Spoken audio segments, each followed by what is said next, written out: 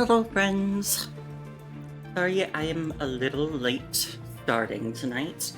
My dinner just went a little bit late, later than I expected. But here I am, and I'm ready to do the third part of Shaper's Ripples, which it seems is focused on Lucia. So, I don't know, I don't really have any other preamble.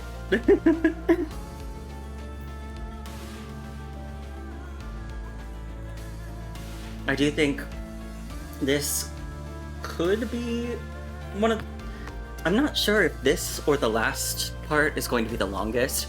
This one has more individual stages, but I feel like the finale is gonna have, even though it has less, they're gonna be long. But anyway,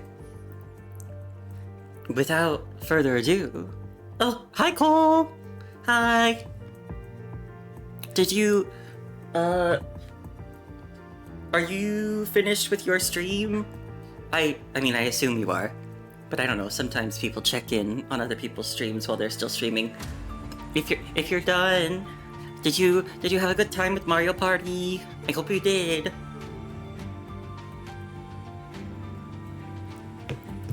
And I was just saying, I was gonna start part 3 of the chapter. So as a brief recap, we're, you know, inside the Inver Hetero Tower. We're in a time loop, I believe, perhaps? Well, so, at the end, last time was the 75th loop. Oh, you did have a fun time? Good! I'm glad you did. Did you win? But yeah, last time was the 75th loop. And the ending did that same thing where the butterfly flies into the center and it shatters, which would suggest that another loop is starting. But at the end, the key was broken. So I'm not sure if this is the beginning of a 76th loop or something else. But at the end of that loop, once again, the Commandant died. This time, not sacrificing themselves, just a step from being able to escape. Cradle killed them. And almost everybody else except Lucia. And it was sad and depressing. So, not totally sure how we'll pick up. Because like I said, it made it seem like another loop was starting, but the key was apparently not working, so is this a new loop or is this something else? We'll see. Lost in an endless dream, the Commandant of Grey Raven dreamed of his own death.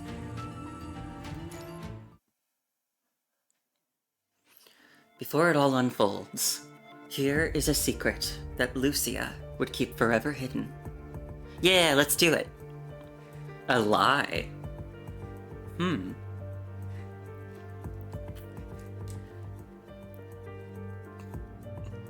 truth, the moment she entered Constellia, her pyroth frame received messages from the future. In those glimpses, she saw 9 different endings that would unfold after leaving Constellia.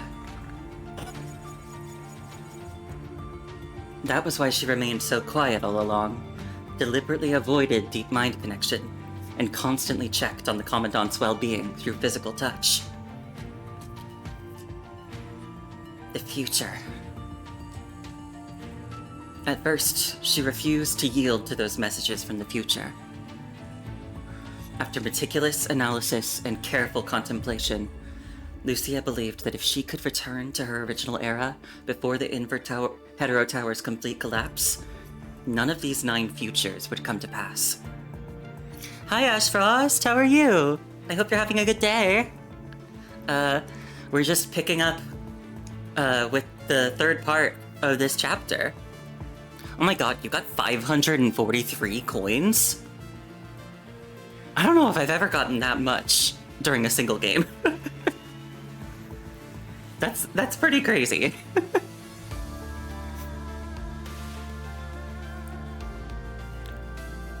Yeah, that sounds crazy.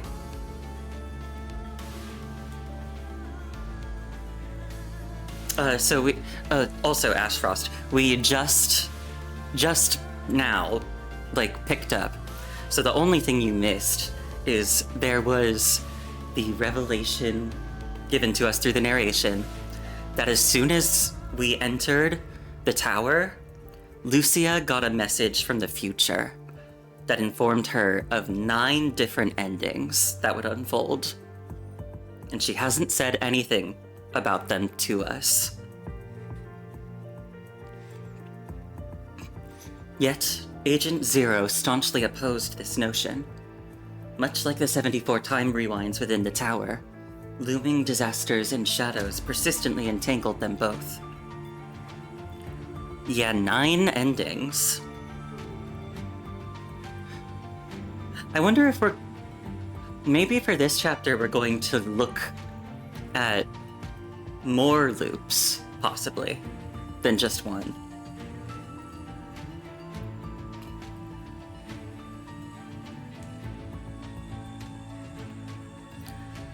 Sometimes it was an overwhelming tide of hetero creatures surging from all directions.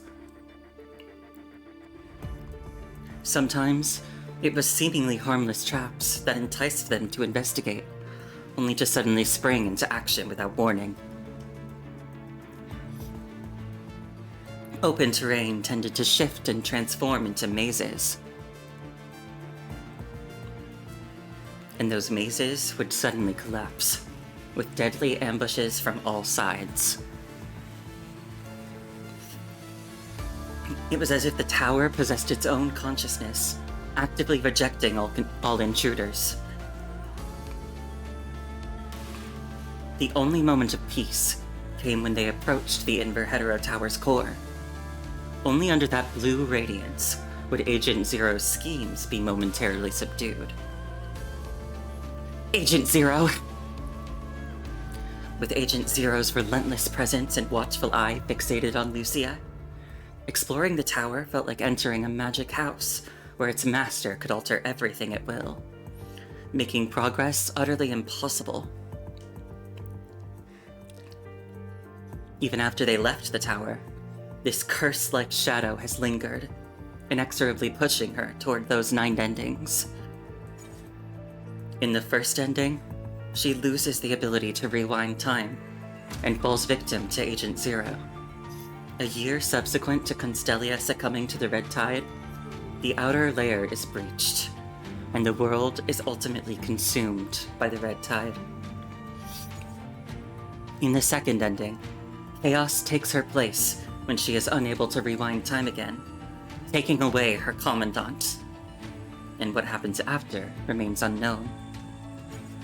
In the third ending, she gives up on rewinding time and returns to Babylonia with all the intelligence and samples from the Inver Hetero Tower. However, she's continuously bombarded by chaotic information from various timelines and unknown corruption, ultimately dying the moment she returns to the Inver Hetero Tower. In the fourth ending, with Vonnegut's temporary aid, she rewinds time to save the Commandant. However, Agent Zero seizes the Hetero Tower's core during the battle, leaving nothing but a field of corpses drowning in blood, devoid of any survivors. In the fifth ending, with Vonnegut's temporary aid, she rewinds time to save the Commandant, and manages to melt down the Hetero Tower's core before Agent Zero can destroy everything. However, you, as the Commandant, choose to merge with Chaos to compensate for the consequences of the core's removal.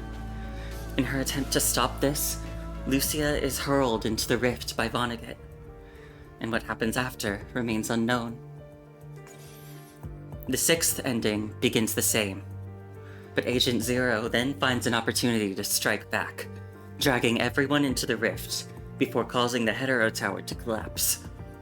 What happens after remains unknown. Is that a knife? You don't like Agent Zero, do you? I don't think you're supposed to. She's very cruel. But it's interesting how it seems like there's a difference between the Agent Zero persona and the Cradle persona. I'm wondering how that's gonna come into play. 'Cause Cradle seems a bit more human, I guess?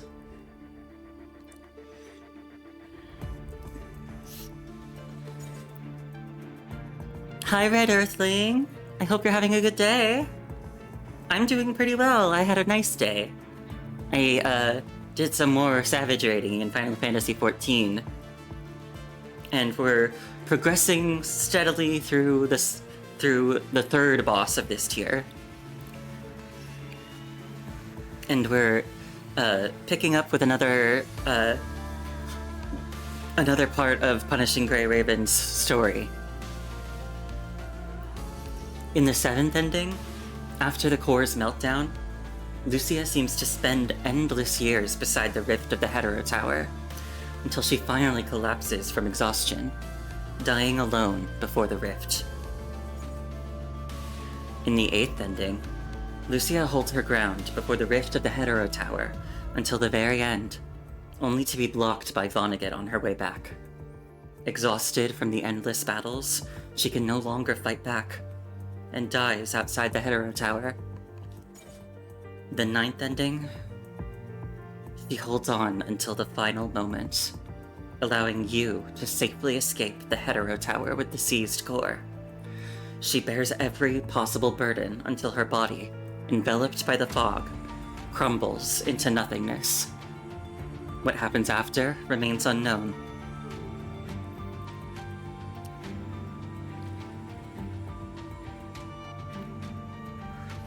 Across these 9 endings, the world's destiny undulates, intricately entwined with that of the Commandant. And yet, for her alone, there exists not even a glimmer of hope for survival. She refused to surrender to these prophetic visions, but here she is, pushed by an invisible force, standing at the crossroads of fate. Should she forcefully rewind time now? None of those cryptic visions reveal a clear path forward. The road to these fragmented glimpses of tomorrow still needs to be discovered, step by step. Is there really no other way?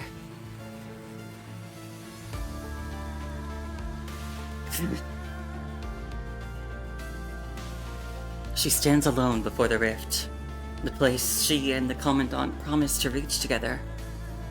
Her hand clutches the nearly shattered, unresponsive key as despair and rage threaten to consume her heart. She cannot fall here. She cannot give up now. Among those 9 endings, only one path hints at a possible solution to save you without destroying the core. Is there a Lucia in Fire Emblem? I mean, that makes sense. There's so many characters. There are a lot of names that have been used, probably. Now I want to look up what the Lucia from Fire Emblem is like. Let's see.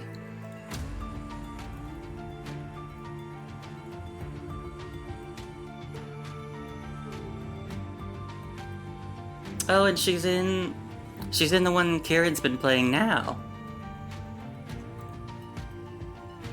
I kind of like her dress.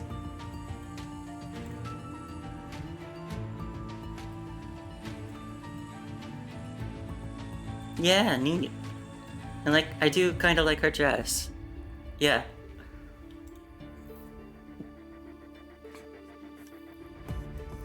I need to take all the data back to our original era first. Back there, she still has Babylonia, the other members of Grey Raven, Science Council, and Gestalt. With everyone's strength gathered, she will find a way to change things, find a solution, even if it still means her inevitable death. I won't give up. Even if I have to break the very time that binds us, I will never give up. Crossing the rift, she steps once more onto this unfinished path home. Over the rifts where the red tide gathers. Avoiding the anomalies born from the Inver Hetero Tower's collapse. Past one location after another, each etched with memories of death and suffering, until the exit, once just within reach, finally appears once more. I'll be back for you soon, Commandant. However, at the very moment of crossing the exit, of leaving the Inver Hetero Tower, the world that slowly unfolds before her eyes is nothing but an unfamiliar wasteland. Flowing lines trace the streets and alleys, voids fill where light and shadow should be, and the faded scenery is now turned into withered paper. Standing before this incomprehensible scene, she is momentarily adrift, losing all sense of direction. What is this place? A space beyond Earth? The fog Vonnegut mentioned? A far too distant future? Or perhaps this is the present, shaped by the red tide within Constellia?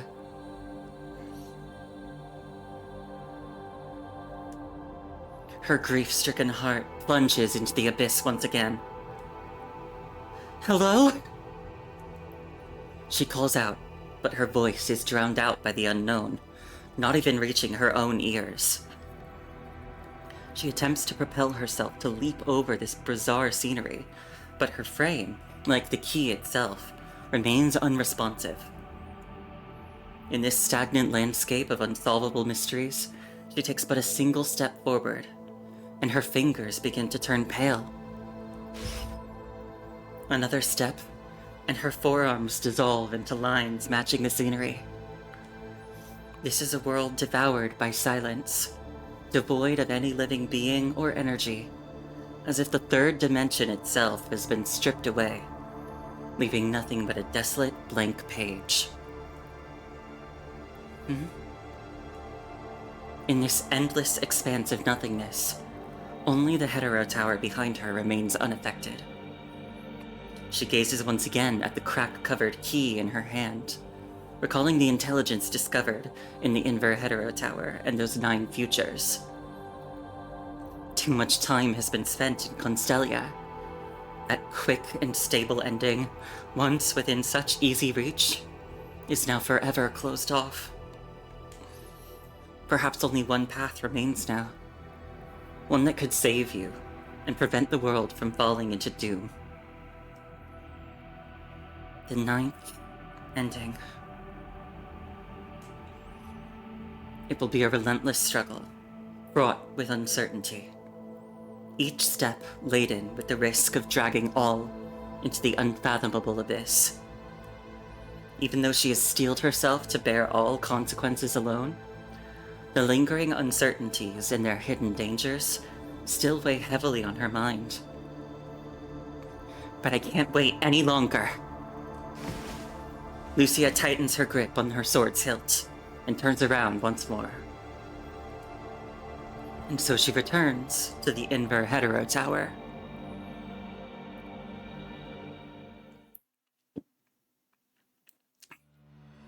After another grueling journey, she once again finds the agent standing near the blue core at its center. Her relentless fury is unleashed into a fierce battle, where Lucia seizes Vonnegut's precious key and holds her blade against her throat or his throat?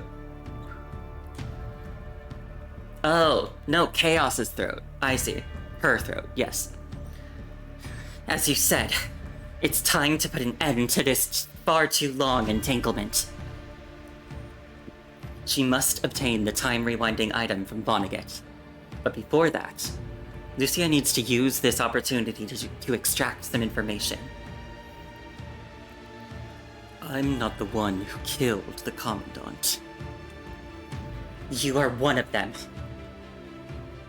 She forces out a near-mocking sneer, directed at all those trapped in their predicament, herself included. Your plan all along was to have Cradle and me slaughter each other. You wanted to use this to separate me from Commandant, so you could carry out your plans without my influence. You not interfering with my time rewinding. It was all just to keep Commandant alive long enough to prepare for fusion, so you could merge Commandant with Chaos. Her unquenchable grief and rage guide her trembling blade into Chaos's neck, leaving a deep wound. What exactly did you do to the world outside? What did you tell Commandant? Why would Commandant suddenly ask me to help you?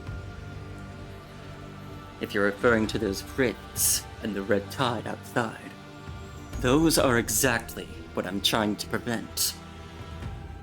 No, I'm talking about the world outside. Why is there nothing left but blank spaces and lines now?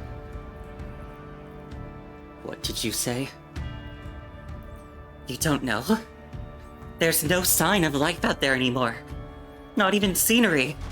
Everything visible has been reduced to just outlines. The Inver Hetero Tower's collapse is more severe than I estimated. Explain yourself!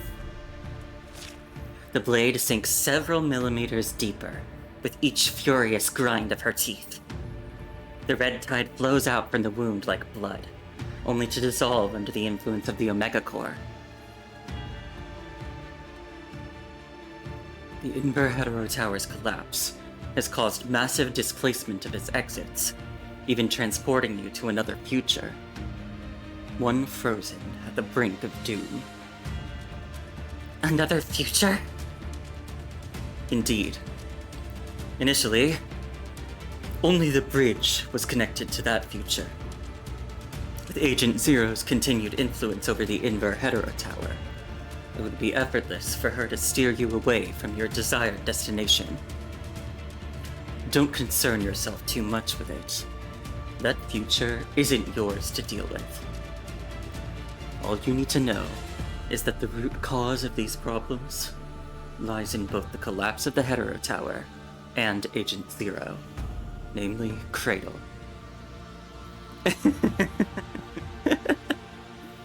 Draw me like one of your French girls, Vonnegut. I wonder if he can draw. Do you think he can? Maybe he's an artist.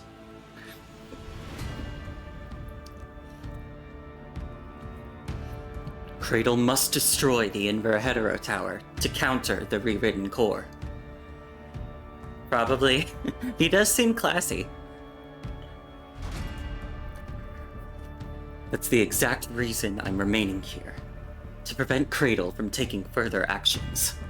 You must have already noticed two things. My hostile relationship with her, and how the Hetero Tower's exits lead to the wrong timelines.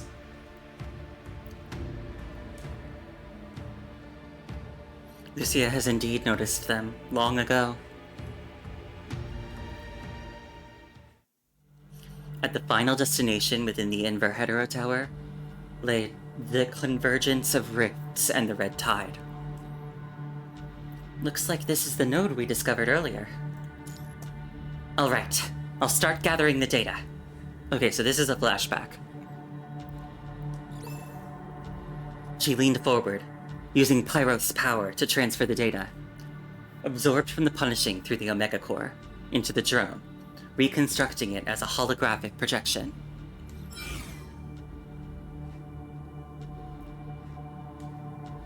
Just as I thought. It's them. Hey, Psycho Reaper! How are you doing? I hope you've been having a good day. We've just been continuing this chapter of Punishing Grey Raven. We're on the feels train. Specifically, crushing despair. You just had dinner? Ooh, what did you have? I had some chicken. My mom and my dad went out to dinner and they brought home some chicken for me.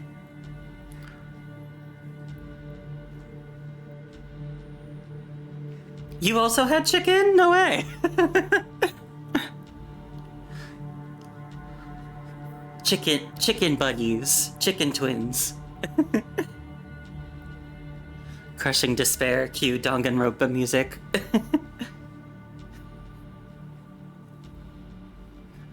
It's making me think of the game Kira's playing, 100 Line, because that's the same creator.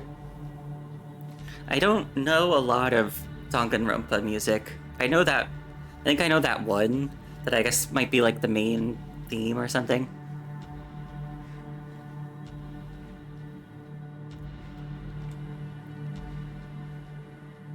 It was a chicken shawarma.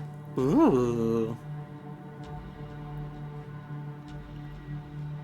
Have I had a chicken shawarma? I don't remember. I remember at one point going on a vacation with some of my dad's side of the family, and I remember there was a chicken shawarma there, and we just had a big talk about the word shawarma. I think just because it's kind of a funny word, shawarma, and how it's spelled shawarma. I don't know. When you escaped through that exit, did you reach the correct time? The doll, bound within the egg-like chamber, responded only with silence. Do you still think that was also my doing? I have but one goal: to make sure you become Agent Zero.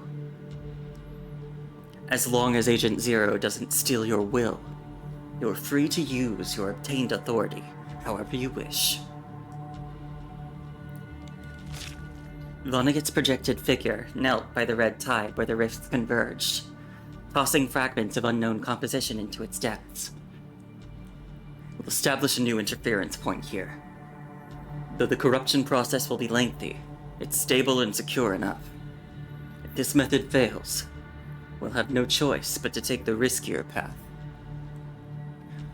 The more she uses the red tide, the more easily she'll consume this information, making the chains of humanity bind her further. When her attention is diverted by trivial matters and insignificant desires, the destruction of the Inverhetero Tower will slow down as well. Besides those messages sent to the past, most of what we found points to this. Vonnegut is interfering with the red tide. Maybe he's trying to stall Agent Zero? When he mentioned taking the riskier path, could he be referring to having you merge with that humanoid hetero creature? Maybe. But there's something else that bothers me more.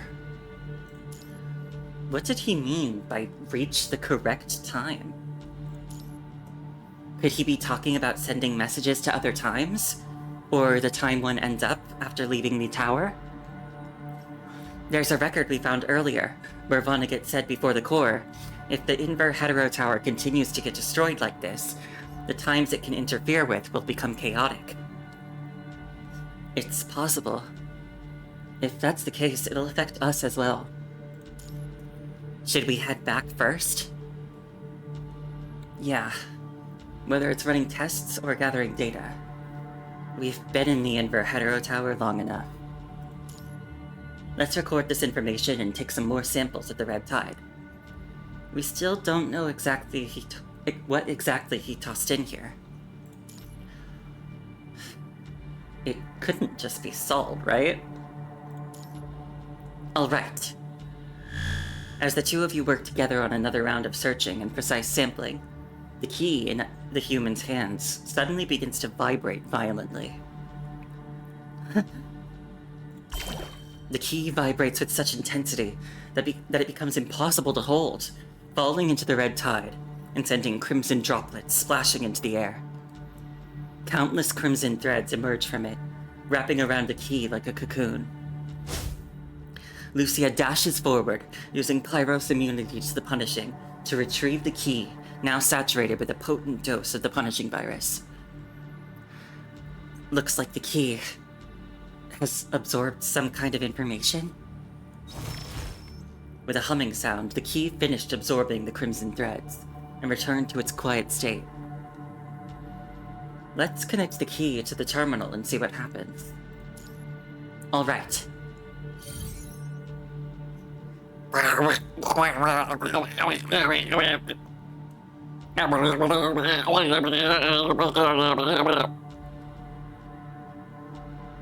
Garbled text? And the sound of someone making noises? It might be a more complex punishing language, beyond the terminal's interpretation capabilities.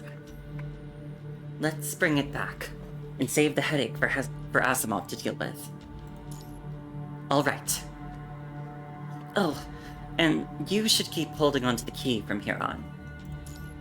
Something so important is safer in your hands.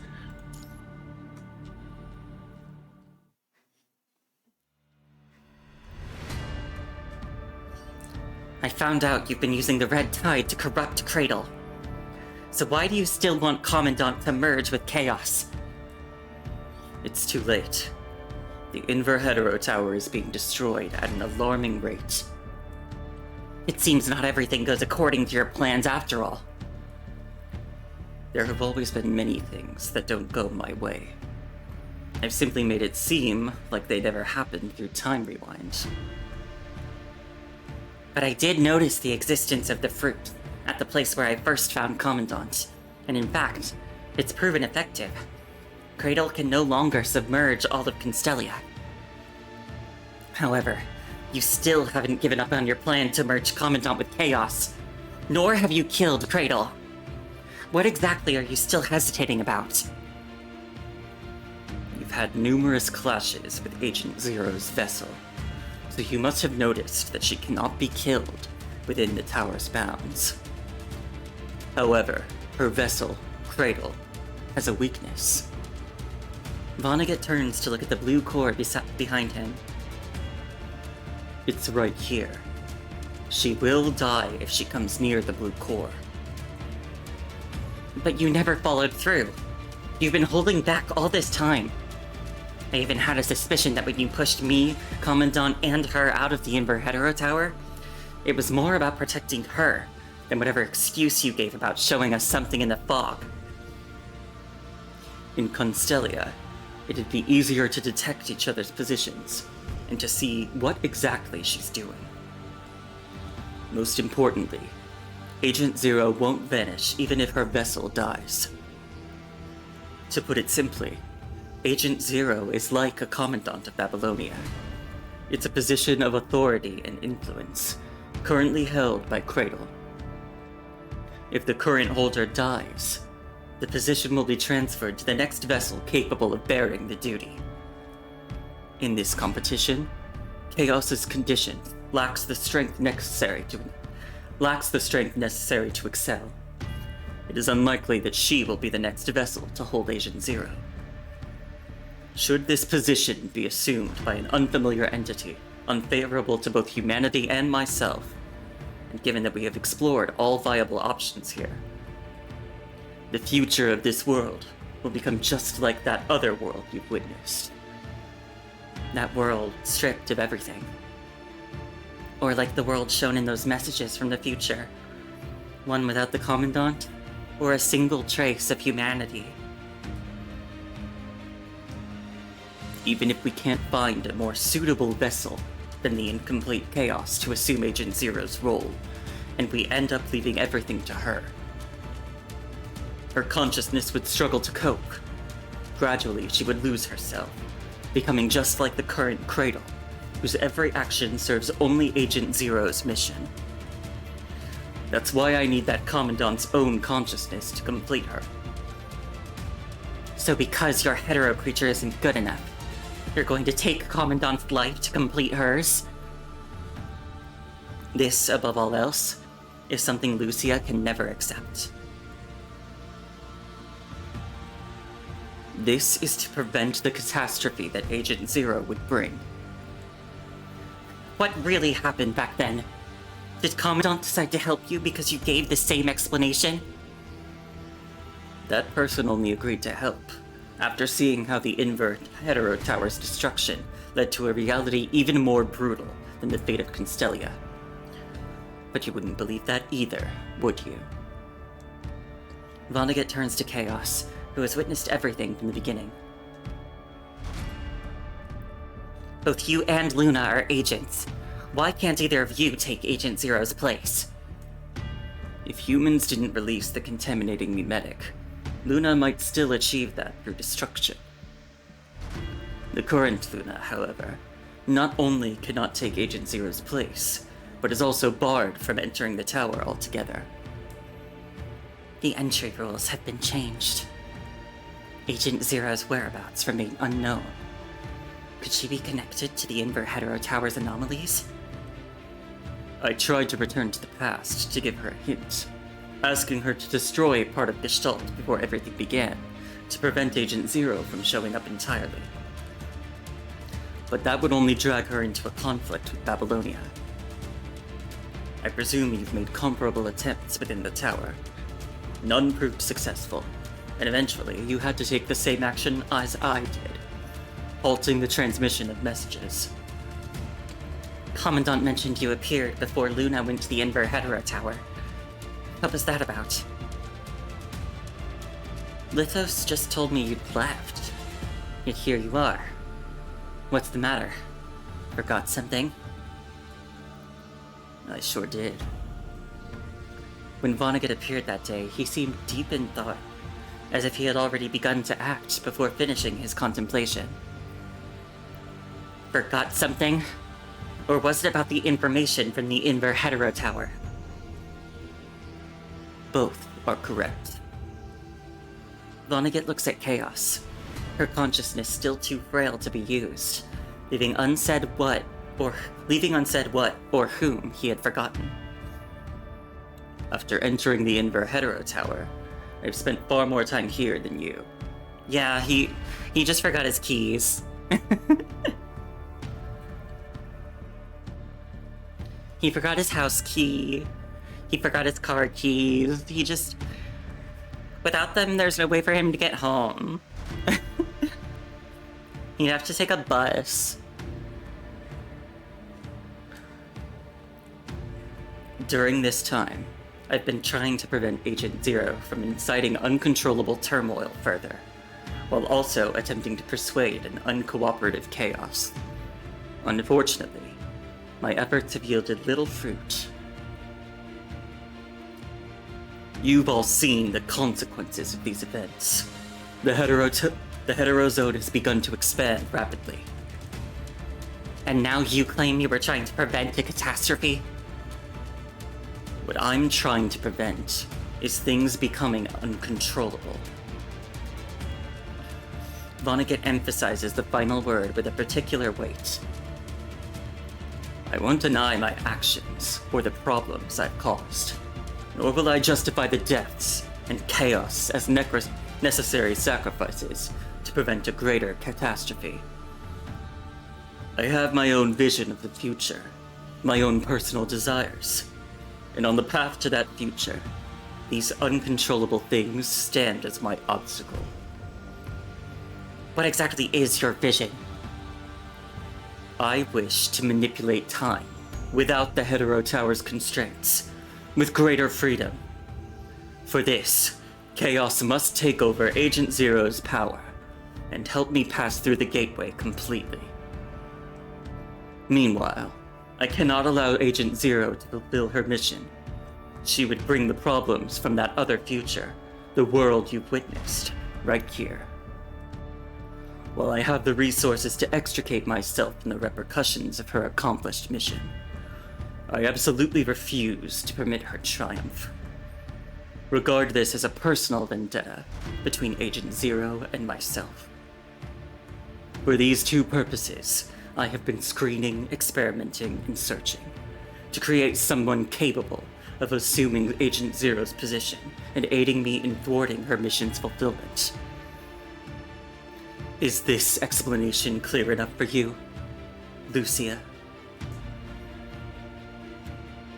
Release Chaos, and make a deal with me instead. There are still too many unresolved issues in this tower. So that's it. She's found it. At this moment, these words from Vonnegut mark the turning point, leading to the ninth ending.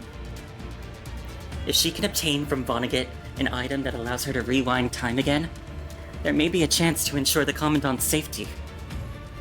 If fortune smiles upon her, and everything goes as planned, every second during the long-standing struggle can be dedicated to where it truly counts. Then, she can finally fulfill her wish to protect everything and everyone she holds dear. And when the end comes, face death without regret. Having Chaos become Agent Zero is the only way to resolve this catastrophe. I harbor no desire to witness the death of that Commandant either. As for you, even if you kill both Chaos and me here, it won't solve anything. Without assistance, you won't even be able to navigate back to your own time. And your leverage is? In response to Lucia's deliberate question, the agent in black produces a peculiar-looking terminal. Your key is unusable because it has lost its operating energy. But the Omega Core in your frame, it originates from the same source as Chaos. Of this, I am absolutely certain. Connect your frame to this terminal, and the key will become operational again. Lucia responds with her silence, waiting for the agent before her to reveal the price of using it. It will severely strain your frame. The first use won't be fatal, but repeated usage will eventually exceed your limits. This is your real intention, isn't it? You've always wanted me to die first in those clashes, so you could take Commandant away alone, but it never went as you wished. Vonnegut remains non-committal. Do you have any other choices?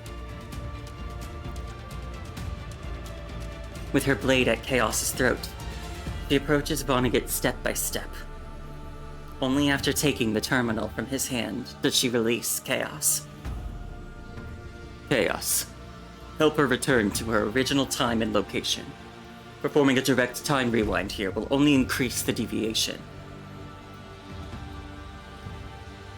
Before I leave, I have one last question for you.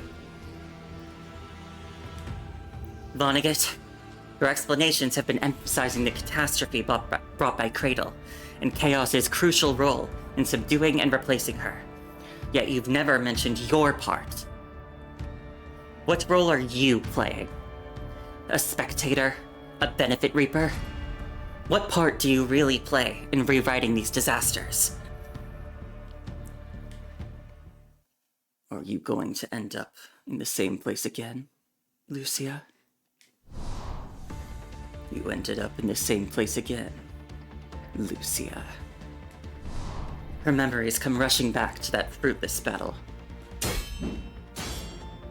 Through countless returns to the beginning and relentless attrition, she finally forced Vonnegut to deploy abilities beyond his force field. Killing me won't change anything. It will only reduce the assistance you can receive in the present. Indeed, killing you won't change anything until Agent Zero is dealt with. The Commandant has made a decision. You should accept the outcome as it is. But I remember everything that's happened along the way. I know your guidance is filled with deception. The sacrifices you demand won't solve everything. In that case, I look forward to seeing you find a more perfect answer. for those you care about. I will. And when that time comes...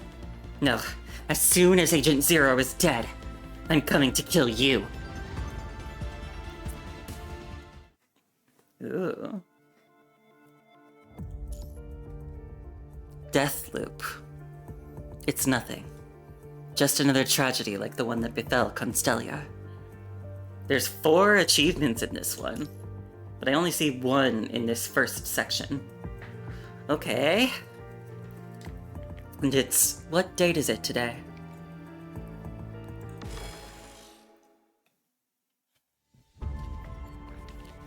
Awakening from a blinding light, Lucia finds herself back in the underground tunnel of Constellia. Nearby, the petite doll is intently operating a device almost as tall as herself. What are you doing? She silently points to the force field at the room's edge, beyond which numerous hetero creatures roam. Is this device generating the force field? Wasn't it something Vonnegut created? The doll shakes her head, then nods. What do you mean? Are you trying to say not just that? She nods, keeping her head down in silence. Is this a contingency measure? She nods again. Can't you just speak? This is frustrating. Lucia can't hide the irritation between her brows. BPL-01. Except for matters concerning your commandant, I have nothing to say to you. At the mention of the frame number she shares with Alpha, Lucia lets out a cold, derisive laugh. Fine. Then tell me. Lucia tightens her grip on her pyro katana and takes a menacing step toward the hetero creature's fragile figure. What actually happened that time? Why did Commandant come back to the Inver Hetero Tower with you and order me to assist Vonnegut? She must gather as much intelligence as possible, eliminating any potential oversights. The doll slightly raises her head, her lifeless eyes staring ahead. Vonnegut looked at you when he mentioned it. Tell me. Cradle took that person out of the Hetero Tower. After that, it was similar to Constellia's situation. After the Inver Hetero Tower appeared again, many rifts showed up across the world. Just as how the red tide surged into Constellia from underground, those rifts brought the red tide to other places as well. I wanted to bring that Commandant back to the Inver Hetero Tower, but instead saw an endless cycle of death.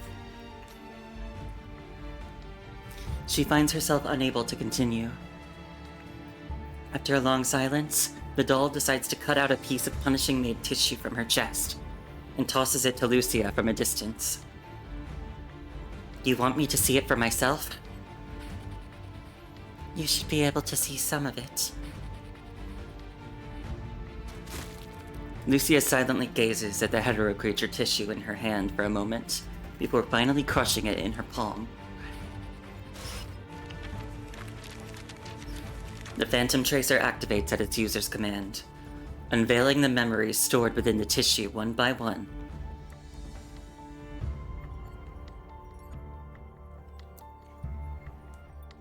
Through Chaos's perspective in the memory data, Lucia sees Cradle trailing behind.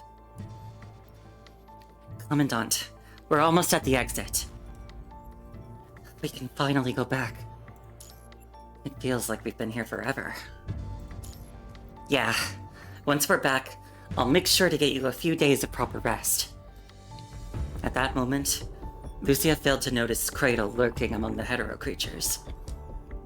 Once you've recovered, she never even noticed when Cradle made her move. Commandant? Was she careless? No, that's impossible. Was it because Cradle used her familiarity with her own territory to prepare everything far too perfectly? Whatever the case, when Lucia turned around, there was no one behind her anymore.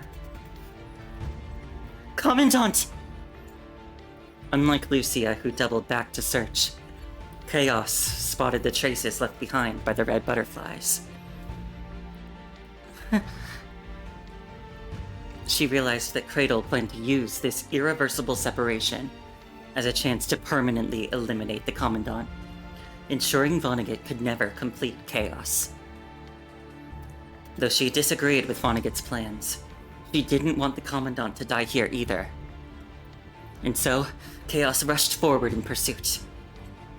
Stepped into the chaotic, never-ending cycle of death.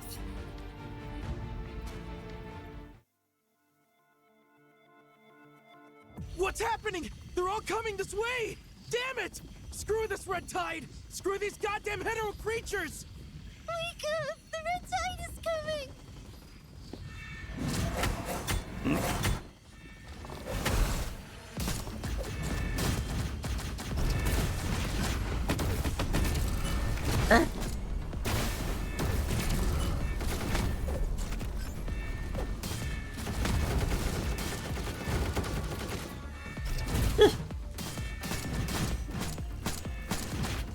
I didn't realize I could jump, actually.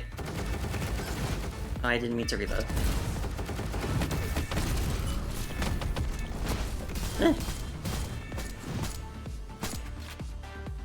Sweet mother of God, that was close.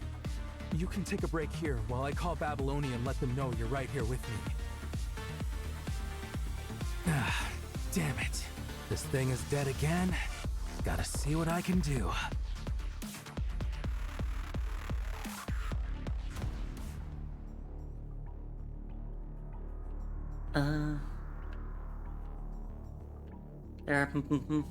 There are a few people here, aren't there? Yeah, I wanna look around and make sure I don't miss anything.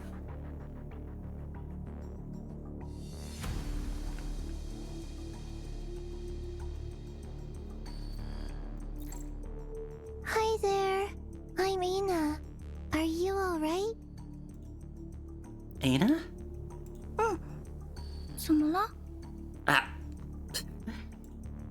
She's alive. But in the correct timeline, Ana hid in a box during the red tide attack in the conservation area and died of severe infection. Neither Lucia nor I could save her.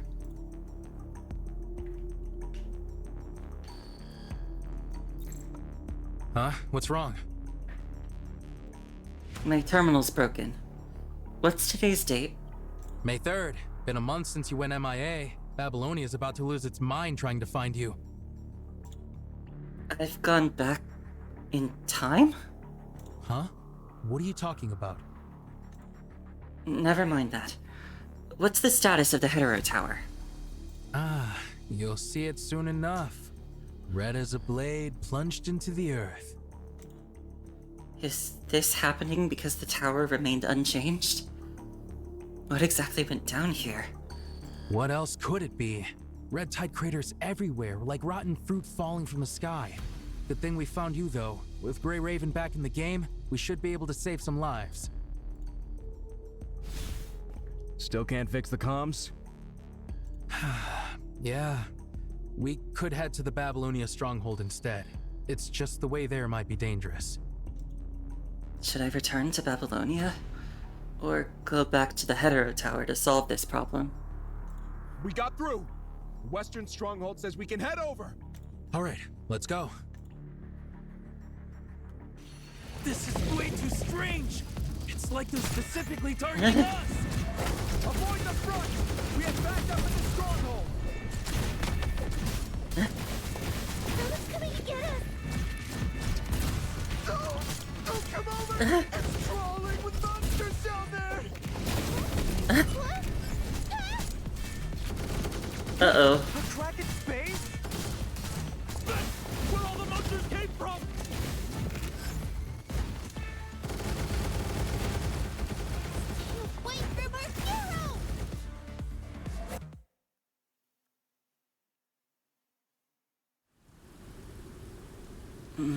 What happened just now?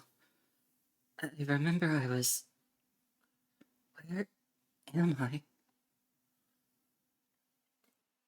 Power armor rebooting.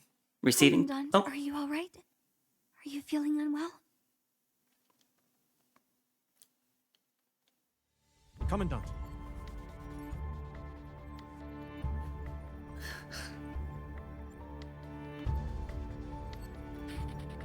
I'm alright. What date is it? May 3rd. You've been missing for more than a month before we finally detected your signal. I'm living through this same day again. Huh? What are you talking about? Oh, right. This is your sword. We found it in the Red Tide nearby. Why do I have Lucia's sword with me? You don't remember? After that red hetero tower appeared, Lucia gave you her sword for protection. Where's Lucia? She's searching for you in another sector. I've already sent her a message, so we should be able to meet up soon. Let's go. Oh. I get to use a katana. Cool. Tap basic attack 5 times. Follow-up combo. Basic attack 5 times. Pause. Then basic attack 3 times. Basic follow-up combo 3. Tap basic attack 4 times. Pause. And then basic attack 4 times again. Hook follow-up. Tap basic attack when flying with the hook. Mid-air combo. Basic attack 5 times in mid-air. Dodge follow-up 1. Basic attack when dodging. Okay. Press and hold basic attack for a thrust. When the bottom sword wave gauge is not full, press and hold basic attack to enter the airborne mode. And switch basic attack and signal orb module. Leap slash. When the bottom sword wave gauge is full, press and hold basic attack to restore 2 signal orbs. Signal orbs, okay. 4 signal orbs in midair, signal orbs when dodging backwards. Press and hold dodge, tap signal orb when locking on an enemy. Blade withdrawal signal orb restoration. No cancellation of post-action of attack. Restores 1 signal orb after withdrawing the blade. Block by tapping dodge. Perfect block. Perfect block counterattack. Forward dodge. Auto enemy lock on. Forward slash. Tap signature to switch between sword and spear forms. Recommended combo, press and hold dodge, press and hold basic attack, ping orbs if possible. Okay, let's see if I got any of that. Ew. Ah! The blade is drawn! Ah! I want to see what the other ones are. The Butterfly of Death and a Tomorrow Set in Stone. Oh, sword waves. Watch out! Another rift! Another one? Don't you remember? These rifts have been appearing ever since the Hetero Tower showed up. They bring nothing but danger. It's worse than last time.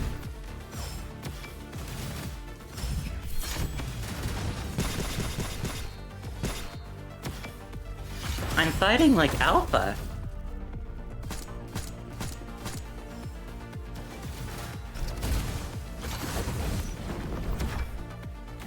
Or is this Plume now? I have Plume's sword.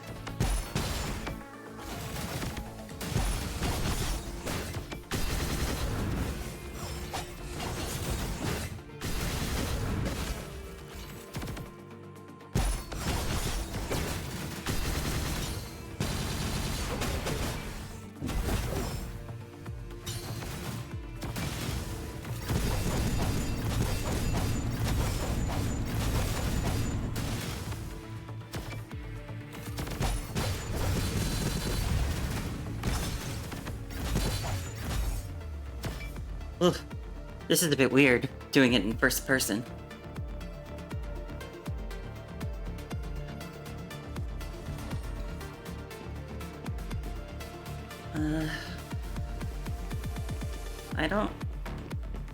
I want to check if there's anything around here.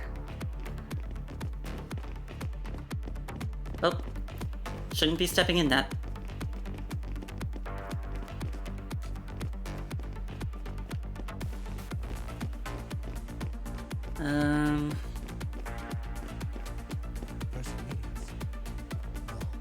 It's a trap.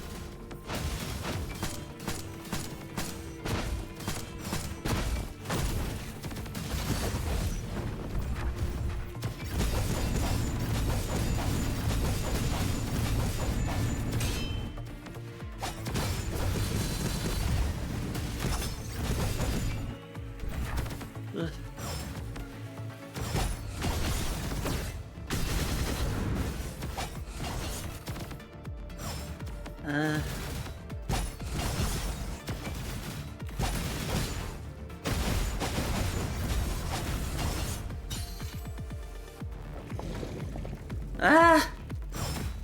It's one of these things. These ones are gross. I'm fine.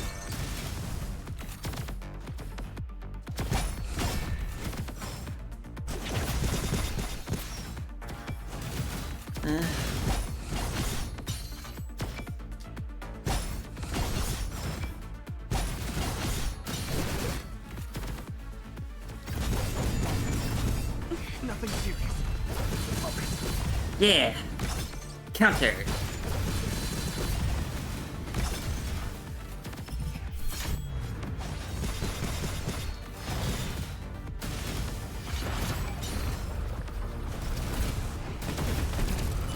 Nothing serious. Focus. Ah! What does this button do? Oh, I can switch guns.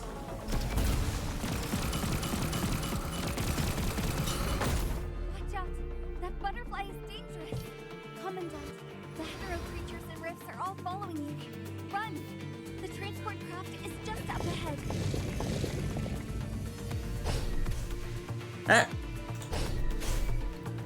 Did I do it in time?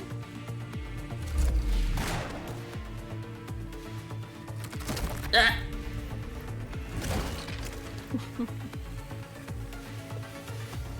I can sense it. She wants this. So let her die in your place this time. Ah! I don't know if I did that in time.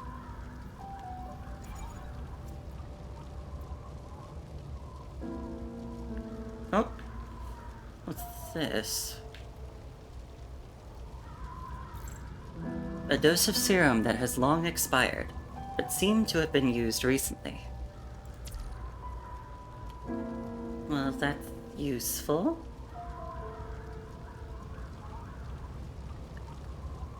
Chaos.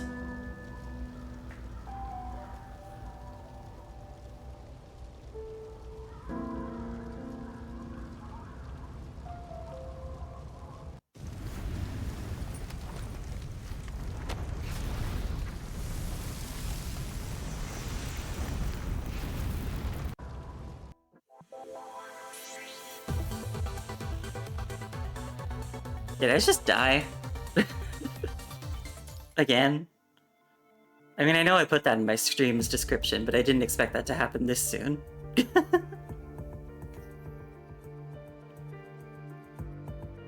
I can't tell if the part where it was like the QTE, I can't tell if I got it or not. Maybe I can look up another video of it. Because I do want to see if I got it or missed it. I just don't want to waste too much time, you know? That was chapter 16?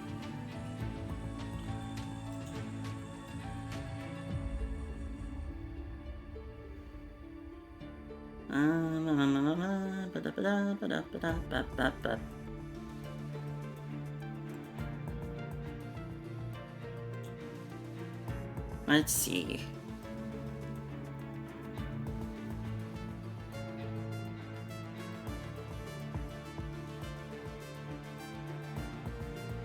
Okay, no, looks like that is what happens when you press it. So, I did press it. I did it in time. Awesome. I just got... pressing the button gets you murked anyway. Birth of planets. In the eyes of the Gate, Earth civilization is but a flawed system, ready to be reaped and reclaimed.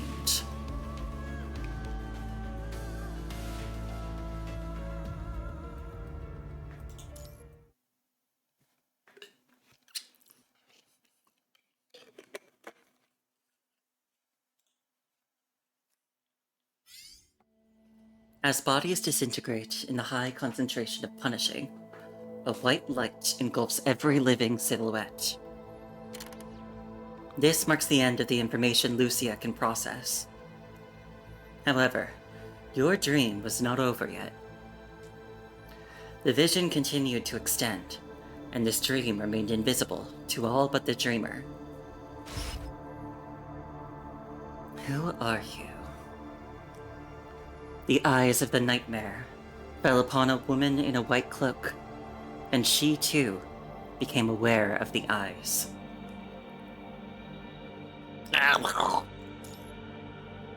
I see. You're still in the dream, unable to control where your eyes wander. Then let us watch this together. Following her gaze, the eyes witnessed countless corpses paving a long path ahead. From above, the city unfolded beneath. Countless threads raced through the streets, frantically carrying countless crimson fragments as they plunged into a bottomless pit of despair. The threads, bearing the essence of Earth's life and civilization, converged and weaved themselves into an expanding cocoon. This planet, too, is ready to hatch. Her words rang with familiarity, as if heard somewhere before. No miracles have happened here, either. She gazed at the pupa, enclosed within the massive cocoon.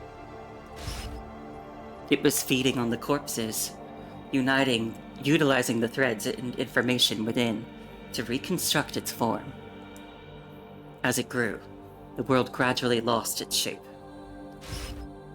The consciousness drifted further away from the ground as it dissolved into nothingness, and her form became increasingly indistinct. As gravity waned, all sorrows ascended, enveloping everything in a denial of liberation or peace for any soul. The ground became unreachable below, while the sea of stars still hung overhead, beyond touch. No salvation, no miracles. Everything once alive would be converted to data, becoming part of the cocoon. Oh, looks like this isn't the true ending. A smile graced her lips as she pointed to the cracking cocoon.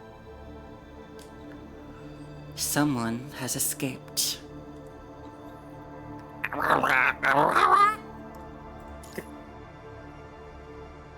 Its purpose is to harvest, to eliminate incorrect civilizations, and bring all their data back to the gate. Of course, what's correct or not is defined by its test. Defeating it earns the right to cross the gateway, though whether one can pass through it intact is another matter entirely.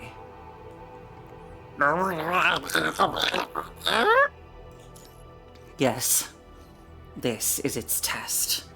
Once mastered, it becomes a ticket to the Sea of Stars. People here call it the Chaos Contamination.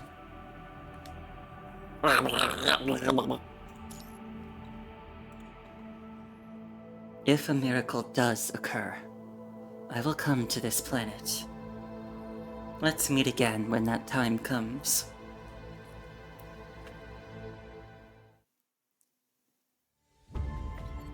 Opening eyes once more, that person returned to the Inver Hetero Tower under Chaos's gaze.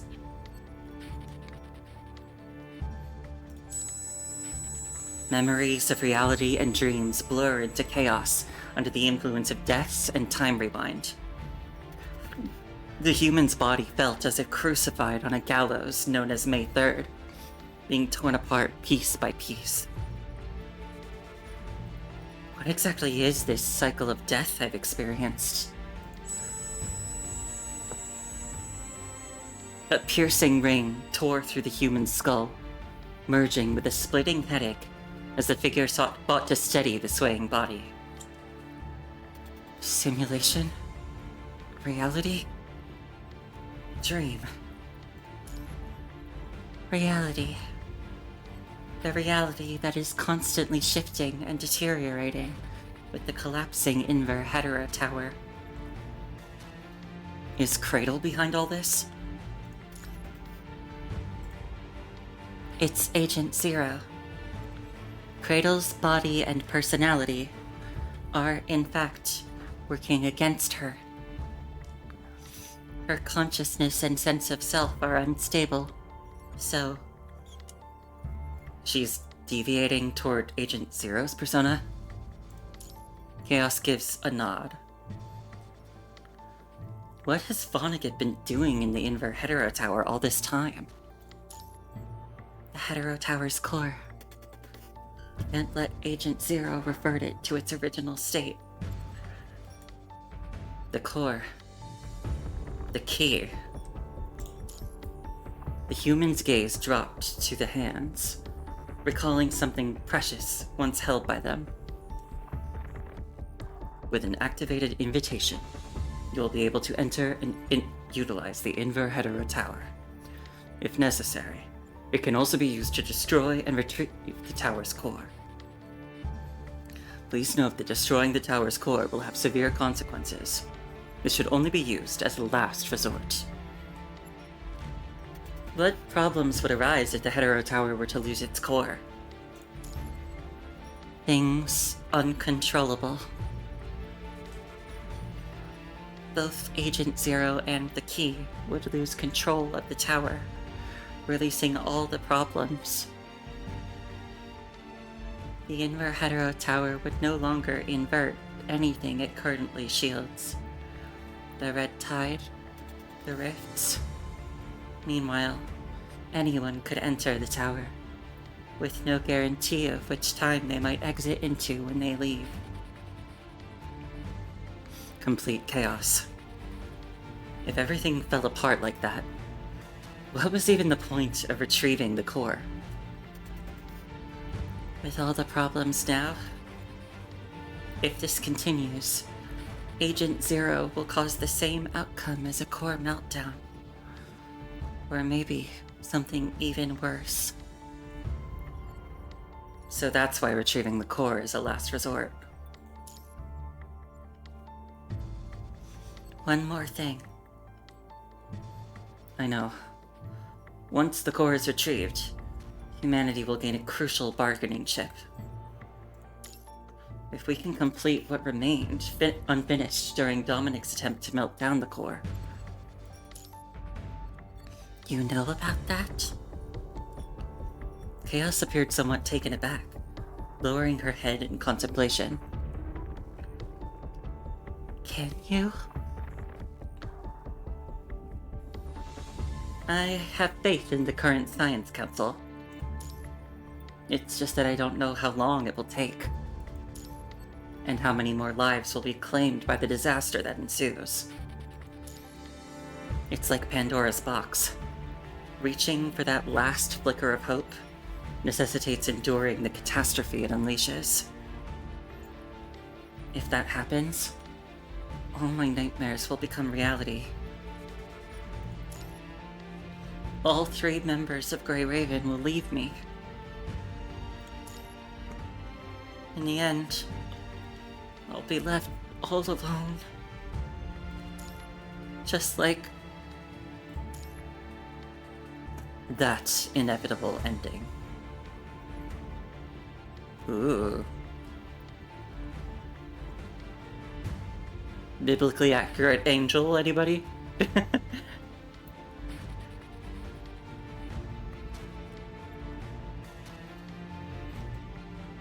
To sidestep this path, to avoid the weight of an impossible choice, only one safe option remained.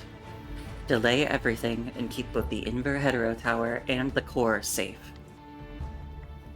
Even if the tower's problems remained unresolved, the delay would buy time to search for a solution. Is there any way to stop Agent Zero from destroying the Inver Hetero Tower? Let me become Agent Zero. She kept the rest to herself, not mentioning that it would require another sacrifice. Or, if you give me the retrieved core, I can take over Agent Zero's authority. Even though with my consciousness stability, I won't last long, just like Cradle. Is there any other choice? If we had more time to try things out, maybe there could be another way.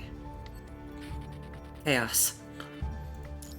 She quietly lifted her lifeless eyes, waiting for you to ask the next question, and yet she was met with only silence. Both the human and the doll standing here knew that this silence carried the weight of countless failures and an inescapable dead end. Through futile attempts and years of torment, the Hetero Tower acted as scissors, cutting down those who dared to tamper with time.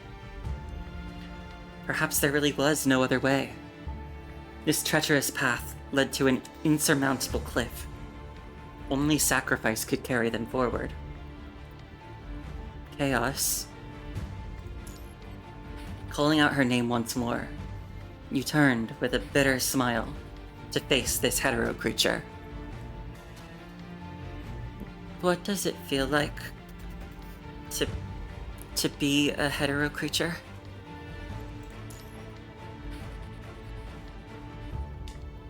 The only answer to this question was an even longer silence.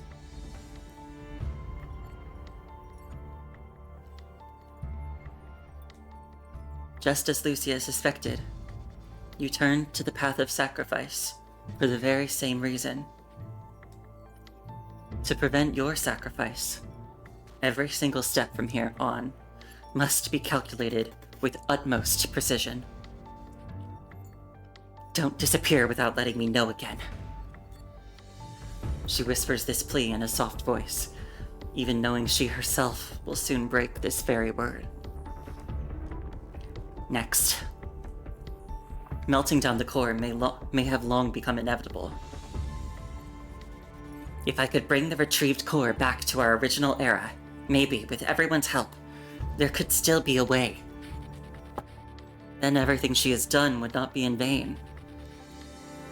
But are they even safe anymore? During the endless cycle of massacre on May 3rd, the Commandant had already witnessed the deaths of Liv and Lee. Something that happened not even in the future, but in the past. As long as Agent Zero lives, she will ensure suffering follows you like a haunting shadow, never ceasing until the end. To deal with Agent Zero once and for all, Chaos must take over her role. For an incomplete Chaos to become Agent Zero, the core must be destroyed first. It's almost a dead loop impossible to break. Since entering Constellia, the only progress seems to be Cradle being held back by the fruit. She tightens her grip on the terminal that Vonnegut gave her, weighing her options. It will severely strain your brain. The first use won't be fatal, but repeated usage will eventually exceed your limits. How many times would it take to exceed her limits? Even if she asked Vonnegut, he wouldn't answer. Best to treat this as a one-time chance. One misstep could spell her demise in the never-ending battle looming ahead. Well then, a plan gradually takes shape in her mind. Chaos. I remember you've always been in contact with Rose.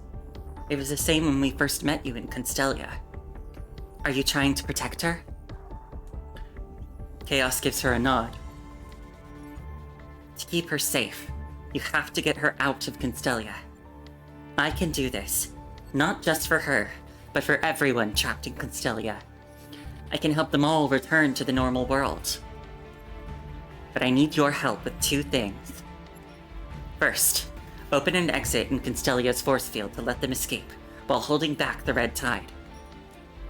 Chaos nods earnestly.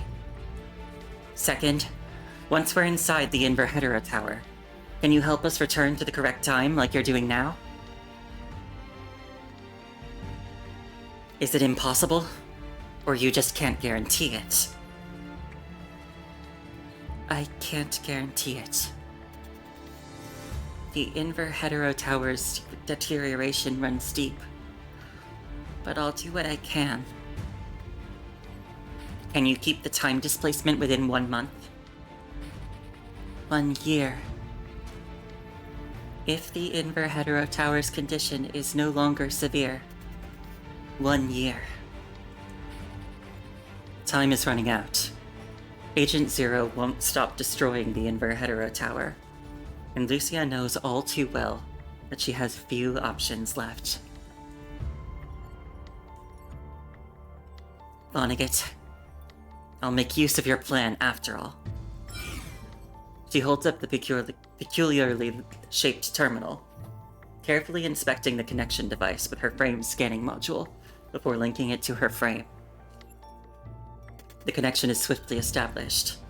Despite encountering intermittent disruptions in energy transfer, the affordable nature of trial and error ensures that the key soon reverts to its initial state. Beneath the newfound radiance, all the cracks appear concealed, and yet she wonders how long this fragile facade can uphold its guise. Let's race, Commandant. I'll use the method you taught me, toward death for the same goal. While Lucia murmurs to herself, Chaos seems to sense a shift in the air. She watches Lucia complete the terminal setup step by step, a desire to speak tugging at her. Yet she only bows her head eventually, words caught in her throat. What were you going to say? The doll, her head bowed, fixes her gaze on a spot in the distance ahead. Just spit it out. That core... Was it made from the egg that Lemia took? As the connected key activates within the Inverhedera Tower's bounds, time begins to flow once more. Just as everything is about to rewind to the beginning, Lucia notices something peculiar about the doll. I've heard that hetero creatures capable of holding complete conversations all retain a relatively intact, cute human consciousness within them. Whose consciousness is inside you? Lucia's question is met with a prolonged silence. This isn't meant to be an interrogation. Lucia harbors no desire to extract such trivial information. She accepts Chaos's silence and begins counting down the remaining moments in her mind. Just as the countdown reaches 0, at the very moment before everything rewinds, the doll finally speaks in a voice weighted like a lament. I forgot. All I remember is that my name is Chaos.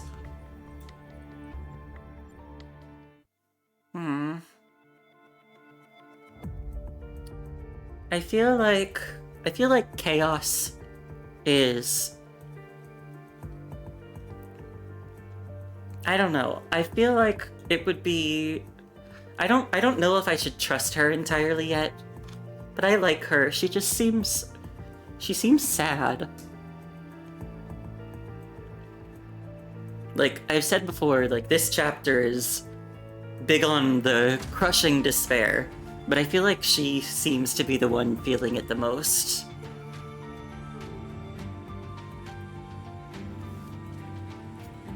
I don't know. I think I like her. Until the sun rises, please, call my name, as I once did, over and over again.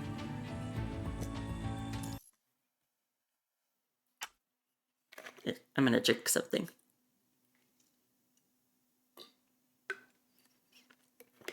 Okay, so here we are.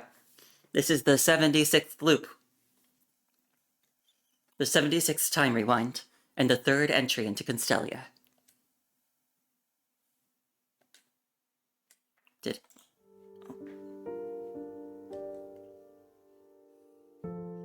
The soft light of dawn gently sweeps aside the veil of night at the city's periphery, casting its gentle glow across the heavens.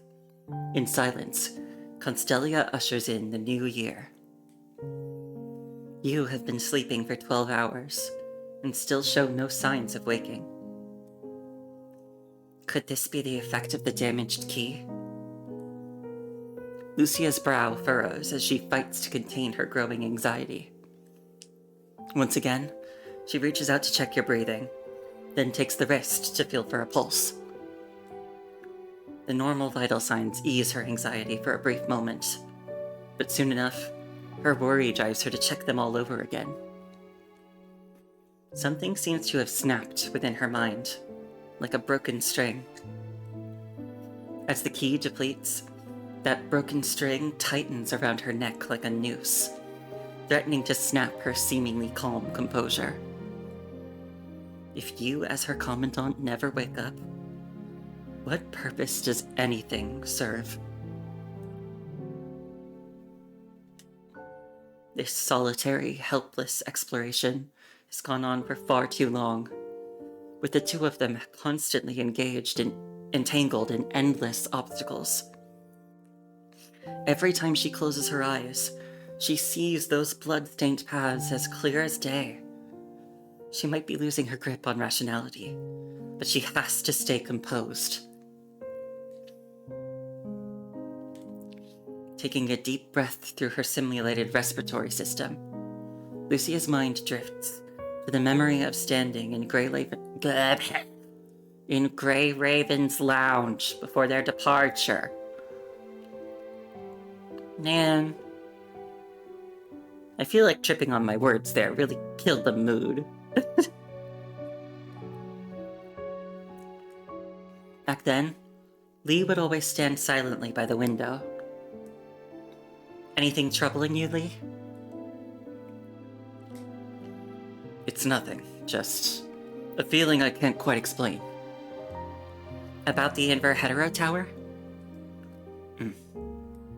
It feels like I forgot everything that happened in the tower because of a certain choice I made.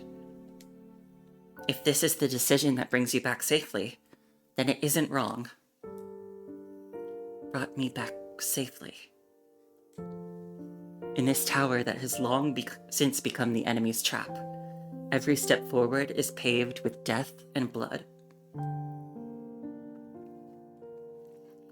Feeling the coldness in those human fingertips, Lucia takes the hand into hers, hoping the warmth from her pyroth frame would seep into the human skin and chase away the chill of that long, cold nightmare. Such a small gesture is all she can do right now. And for that very reason, her heart grows heavier still. The strain from operating her frame weighs heavily upon her. Employing Vonnegut's terminal for time rewind has undeniably added to her load. There is only one shot. If she fails this time, the mounting strain will only further restrict her movements in future operations, limiting her ability to act freely. Commandant, is this all that's left for us? I absolutely cannot let the same mistake repeat itself. She can't bear to suffer such partings again, nor can she let you go through that pain once more.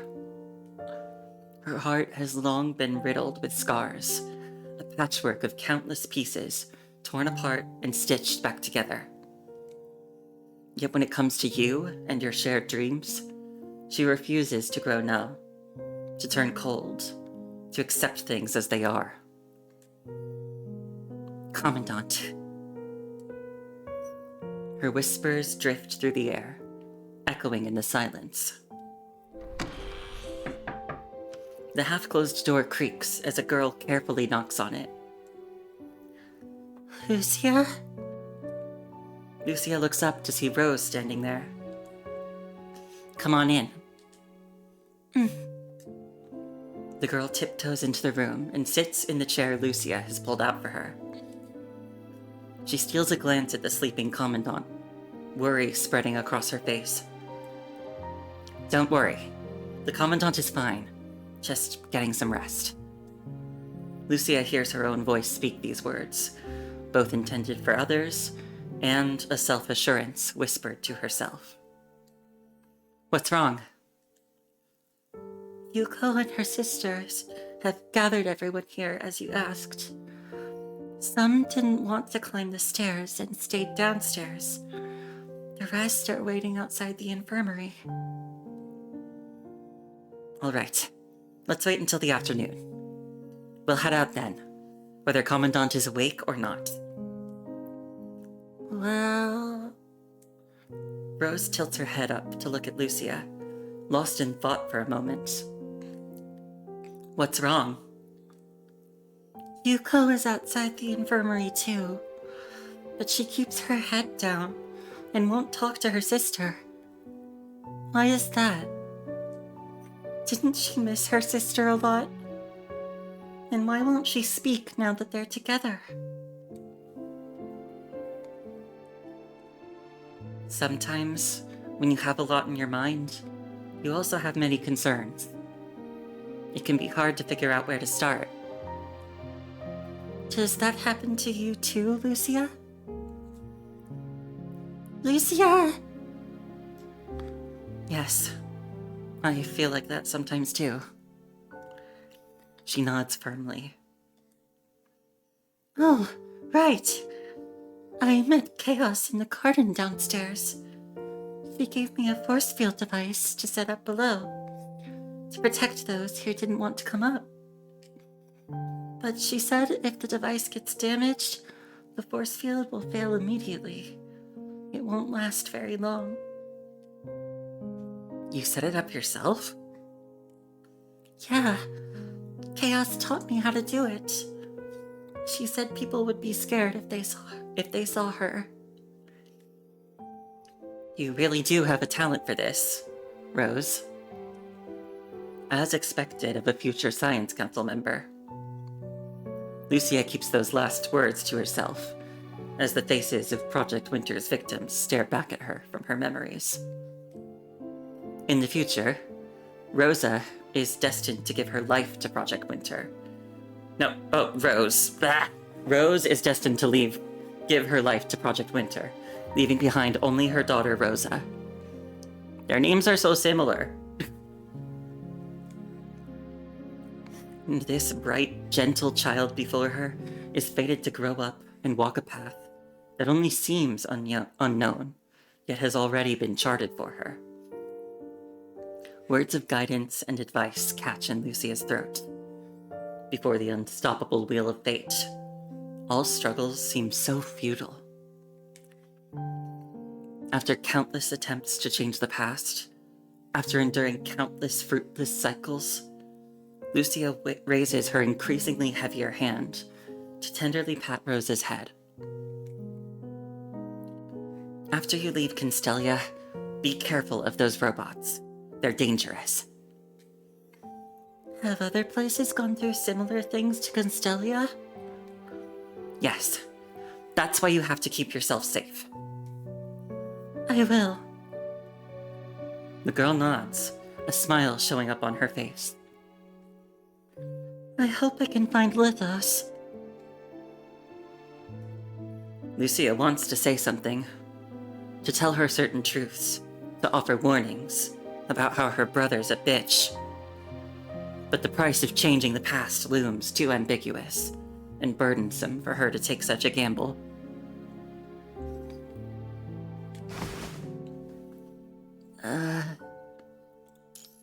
Commandant! She suddenly tightens her grip on the hand in her palm. Ow, ow, ow, ow, ow, ow! Sorry, Commandant. Are you alright? Lucia immediately releases her grip, but unsure what to do with her hands now, she leaves them suspended awkwardly in the air. Well... As consciousness slowly returns, you find your throat too hoarse to speak.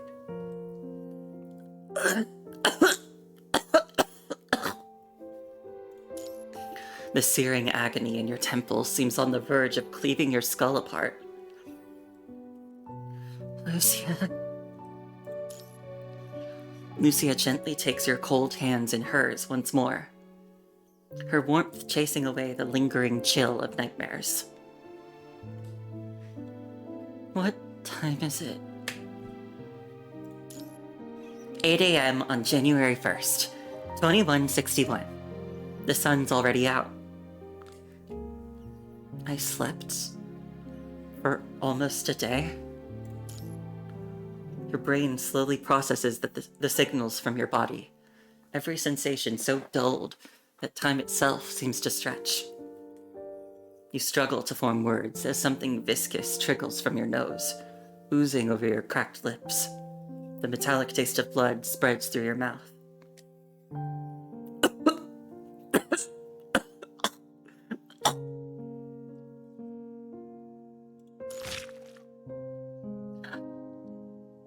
Lucia supports your chin with one hand while using the other to roll up a sterilized cotton ball and carefully insert it into your nostril to stop the bleeding. All right, now tilt your head down. Liv said...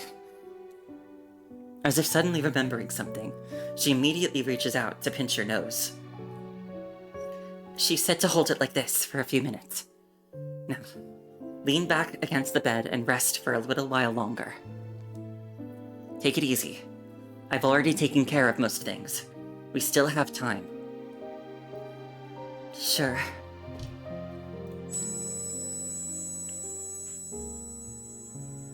Another wave of headache strikes as those lingering nightmares creep in, flooding your vision with countless twisted, chaotic hallucinations.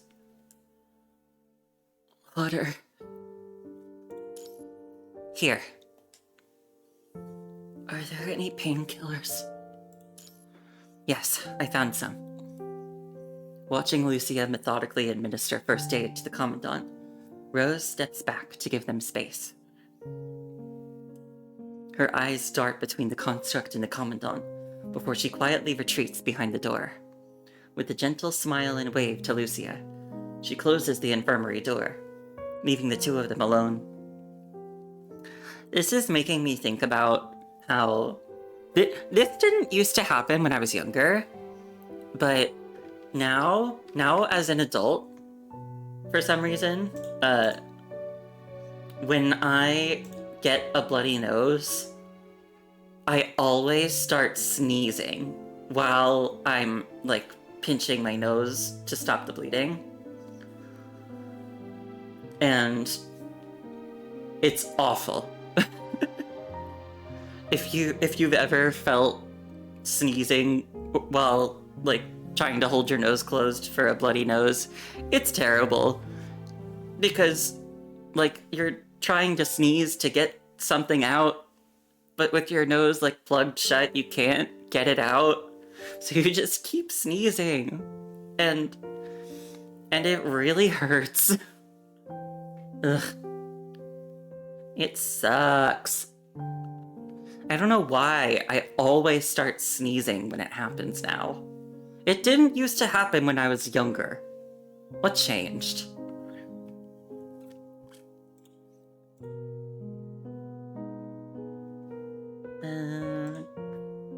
Wait, 1 second. Okay, here. Here you go. You swallow the painkiller she brought with water, the metallic taste of blood still lingering in your throat. After resting on the infirmary bed for a moment, the pain slowly begins to subside. Better now? I feel much better now. Turning your head, you finally notice that Lucia has been holding your hand this entire time. Is she worried about something? I'm alright. You gently brush your thumb over her hand that's holding yours, and Lucia's expression finally softens a little. I had a very long dream. I saw you, Vonnegut, and remembered things I'd forgotten when we just got to Constellia. Liv and Lee back then. They... Don't worry. You went through a time rewind after leaving the Inver Hetero Tower. Lee and Liv should still be fine.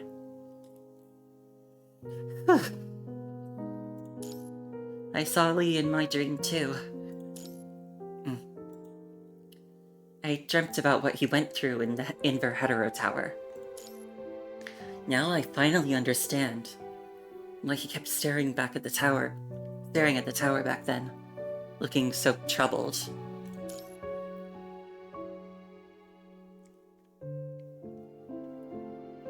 Even though he's forgotten what happened in the tower, I'll remember it for him.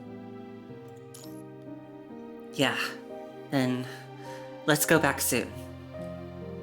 No one mentions the price of return, nor speaks of their silently chosen death.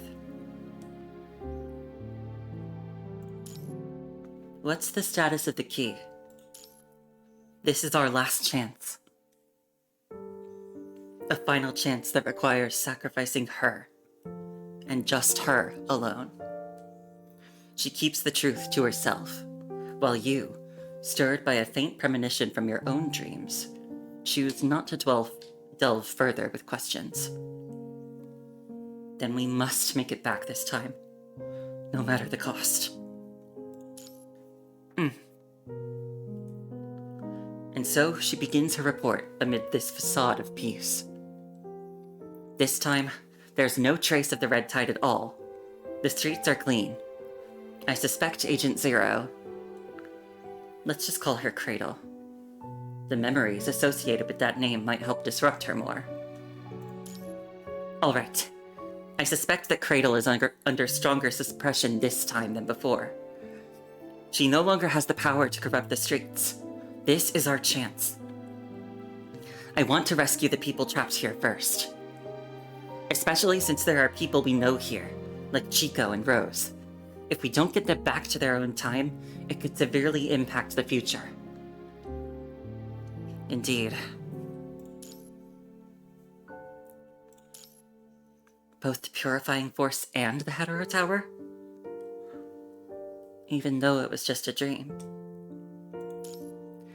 Many of your dreams have already aligned with reality. Instead of brushing them off as just dreams, I think they're more like the influence of the Inver Hetero Tower. Just as I once transmitted messages to my other self through the Inver Hetero Tower, Lee had similar experiences. Though back then, none of us understood what he was going through.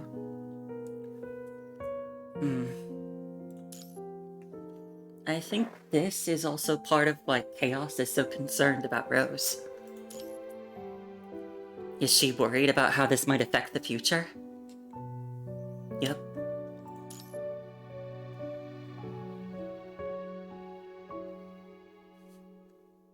The same goes for everyone else. Helping them helps us too. But isn't it Vonnegut's force field that's keeping everyone trapped? I found Chaos. She agreed to help temporarily disable the force field. She agreed? Well, I guess that makes sense, since Cradle can no longer cause catastrophic disasters. Temporarily opening an exit won't pose much risk. Commandant. Hearing this, Lucia's expression grows more solemn.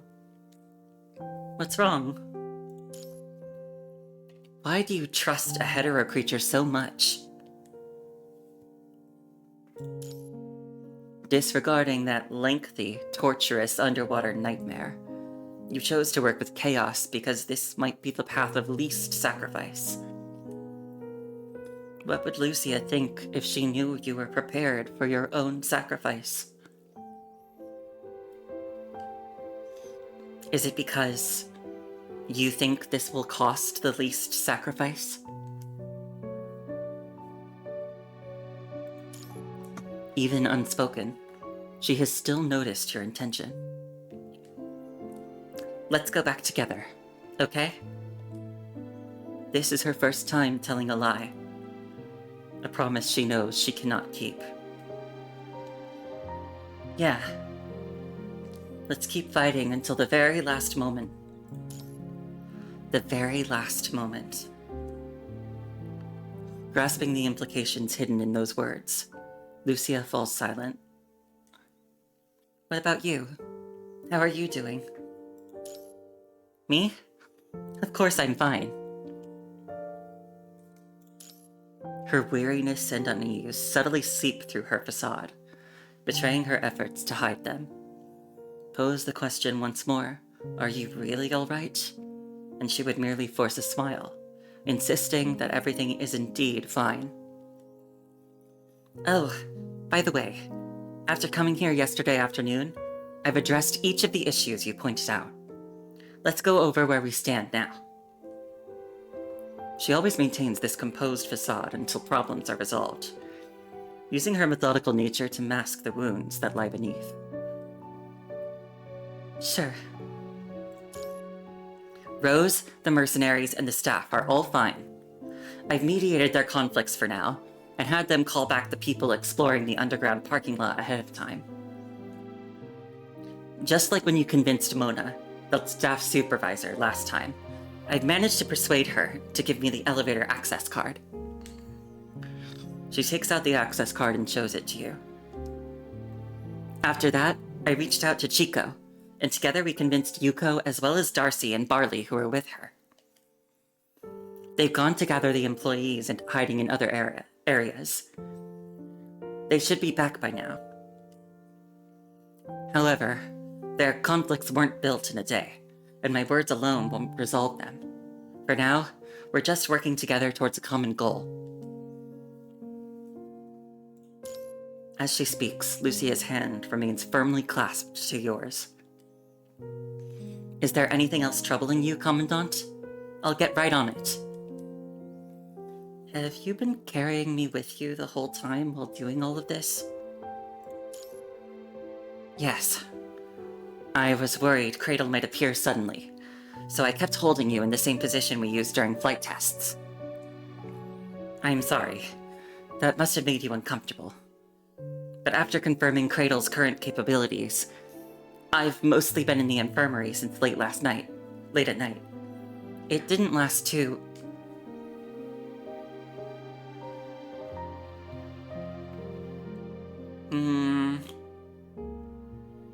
What do you guys think I should do? Should I do a hug or a head pat? I'm leaning towards hug. The only reason the only reason I'm hesitating on the hug is because I sometimes worry about like dialogue options being perceived as romantic ones when I don't want them to be. I like Lucia as a friend.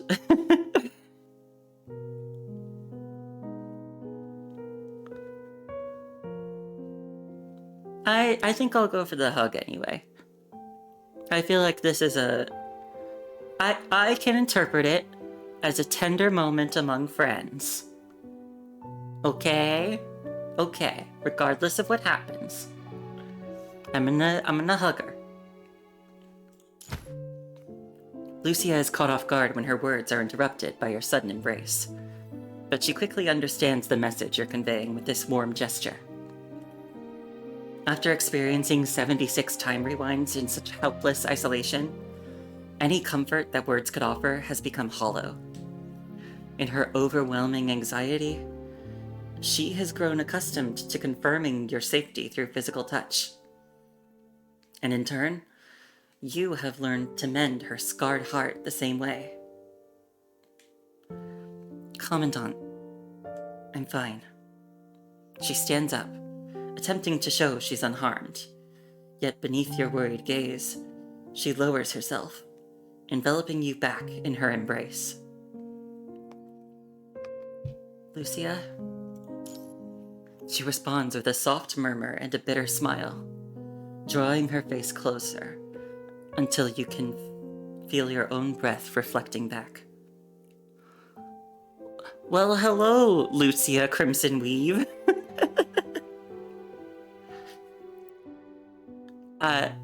Based on your username, I assume you're pretty familiar with this game. Thank you for coming to my stream. I hope you're having a good day. We're playing through the third part of Shaper's Ripples.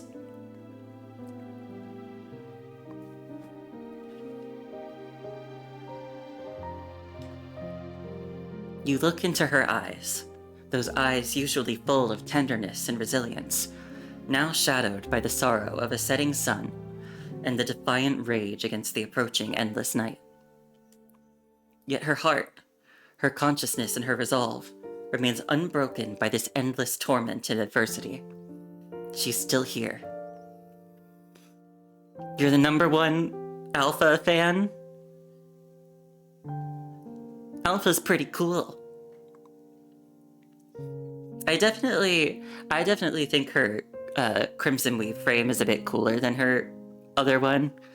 But part of that is because, you know, it was made a lot later into the game's life cycle, so they have a lot more to work with graphically.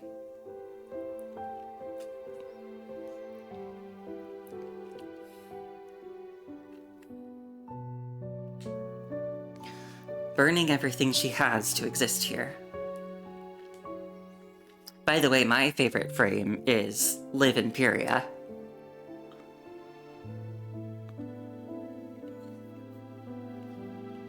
I'm sorry for making you bear so much for so long. If you really want to apologize, then come back with me. Otherwise, I'll never forgive you. The winter wind seeps through the half-open window of the infirmary, bringing with it a bone-chilling cold. She pulls the blanket over, inching nearer. In the distance, the clamor of crowds echoes in your ears, people arguing about recent conflicts and plans after departure, their voices tinged with joy or sorrow. In this firm embrace, the two of you share the silence here. One prepared for sacrifice, the other knowing death was certain from the very beginning. Yet neither speaks of it. You exchange silent glances, offering solace through the shared embrace, as though striving to etch every word unspoken onto each other's souls. Her silent chest yearns for the beating of a human heart, while all the reluctance to part and desperate longing are swallowed down. this shouldn't be the end. Sure. Now, let's go over everything since we started, just in case my memory fails me again. Sure. Let's begin. My frame replacement was completed on March 30th, and we entered the Inver Hetero Tower on October 3rd. During this period, aside from regular test missions, we noticed that both the Red Tide and Heterozone were spreading much faster than before, and their patterns of expansion had become unpredictable.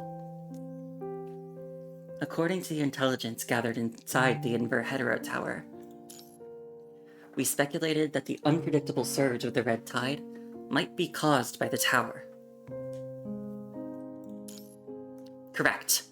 On October 3rd, we entered the Inver Hetero Tower to investigate. Our path was constantly hindered by hetero creatures, making both our investigation and attempts to alter the past rather difficult. Vonnegut acted multiple times, attempting to merge you with Chaos, and for that purpose, he made you die. Many times. At the mention of these still fresh wounds, Lucia's voice begins to tremble. All of it was to ensure Chaos had significant consciousness stability, to take over Agent Zero's authority, and to suppress Agent Zero's original will. At that time, none of us realized the truth, nor were we in any state to listen to Vonnegut's explanations. We tried to return to our original era, but the collapse of the Inver Hetero Tower and Cradle's sneak attack dragged me into the past instead. Which was 1 month after that April Fool's Day. After returning, you seemed convinced that merging with Chaos was the only solution. You stopped me from fighting both Vonnegut and Cradle in the Inver Hetero Tower, and instead had me assist Vonnegut in dealing with Cradle. But Vonnegut was worried about Cradle being killed at that point. Yes, because Chaos wasn't ready yet to take over Agent Zero's authority. To buy time and extract himself from this three-way conflict, Vonnegut used the Inver Hetero Tower's core and his key to expel us from the tower and cast us into this era. The collapse of the Inver Hetero Tower delayed us by 10 days. Cradle arrived earlier, and had already made preparations in this city, inciting some civilians to obstruct our way.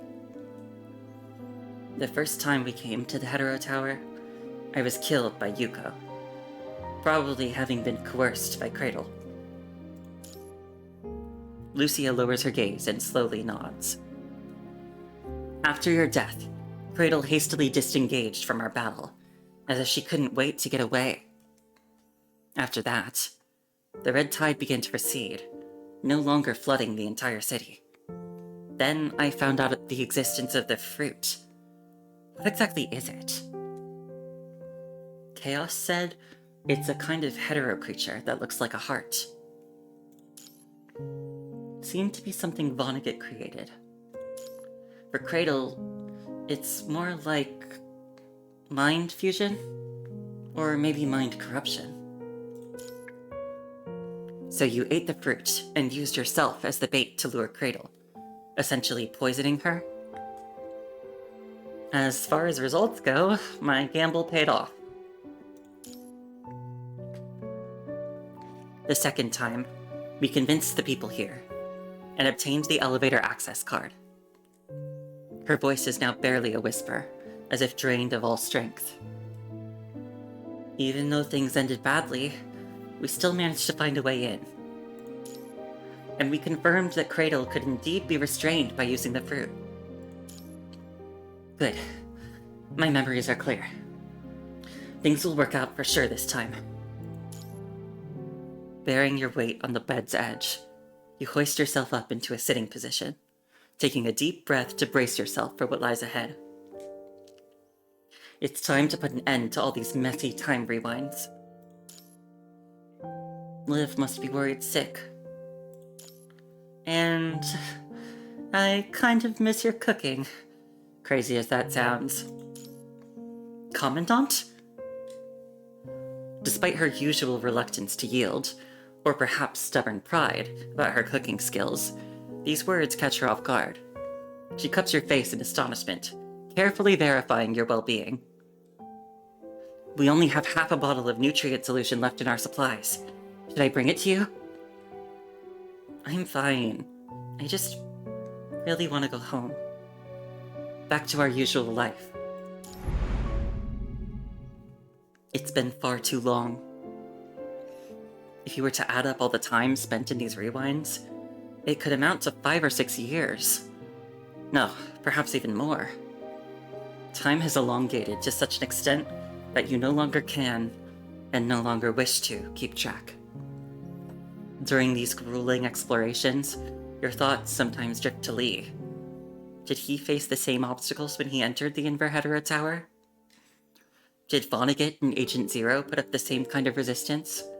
Or perhaps, he faced entirely different challenges.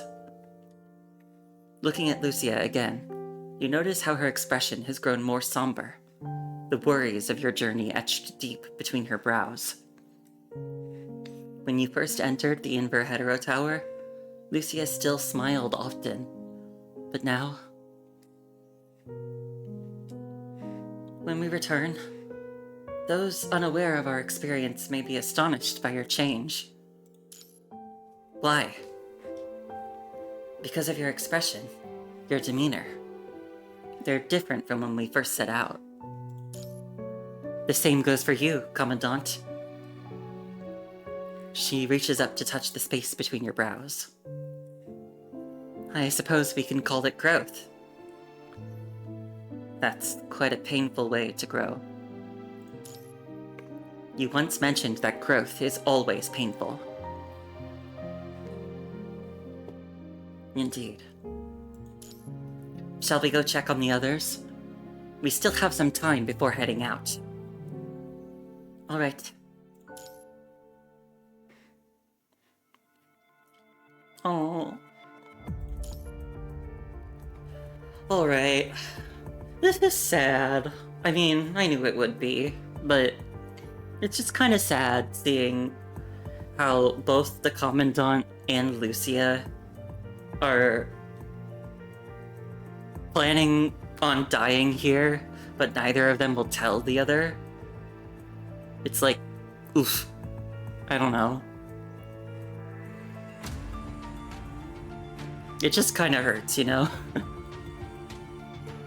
Oof, I need a drink.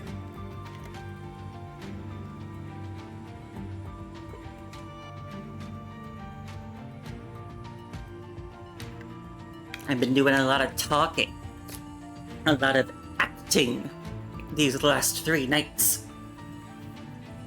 My acting. Gotta make sure I stay hydrated so I don't strain myself too much. Okay, Froggy and the 4-leaf clover. The 4-leaf clover may not bring miracles, but the quest to find it will surely lead to one. One good thing about the acting that I've been doing the past few days is most of the characters that show up in this chapter so far are ones that I don't really do voices for that really strain me. Probably the only one that does is Vonnegut, because he's got like a really deep voice, and that's a little hard for me. But anyway. Onward!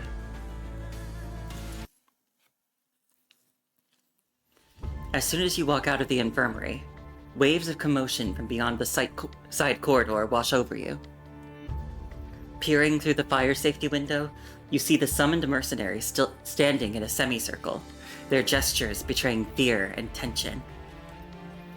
Some clutch their weapons close to their chest, scanning their surroundings as if expecting some great threat to emerge at any moment. Yeah, Kuro Games is too cruel. They like stomping on my little heart.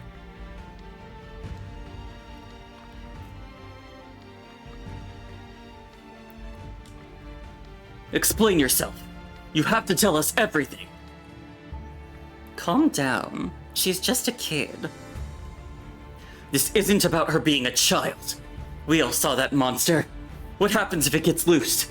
How can we ensure our parents and loved ones stay safe? You weren't exactly a saint while you were beating people up and stealing our stuff. Yeah, we were desperate and hungry, so we stole some food. Once we're out, we'll accept any legal consequences. If we have to serve time, none of us will run for it. But those monsters are a completely different story. What's going on? Lucia gives a slight shake of her head, signaling you to wait and see how things unfold. You asked about that device, so I told you the truth. Chaos gave it to me. She said we could use it to protect ourselves. This she you're talking about, she could use that thing to protect us, or she could use it to trap us. Isn't that the exact same thing that's kept us trapped here for so many days? We didn't understand before because we'd never seen it, but now we get it. Chaos. It's right to be wary of hetero creatures, but we need to cooperate with her for now. Why don't you go talk to them? They should be more familiar with you this time. All right. Lucia pushes open the door, her expression remaining stern. Smile, Lucia. Just like before. Stay calm and composed. Oh, look who's up. The wimp who had to be carried around yesterday.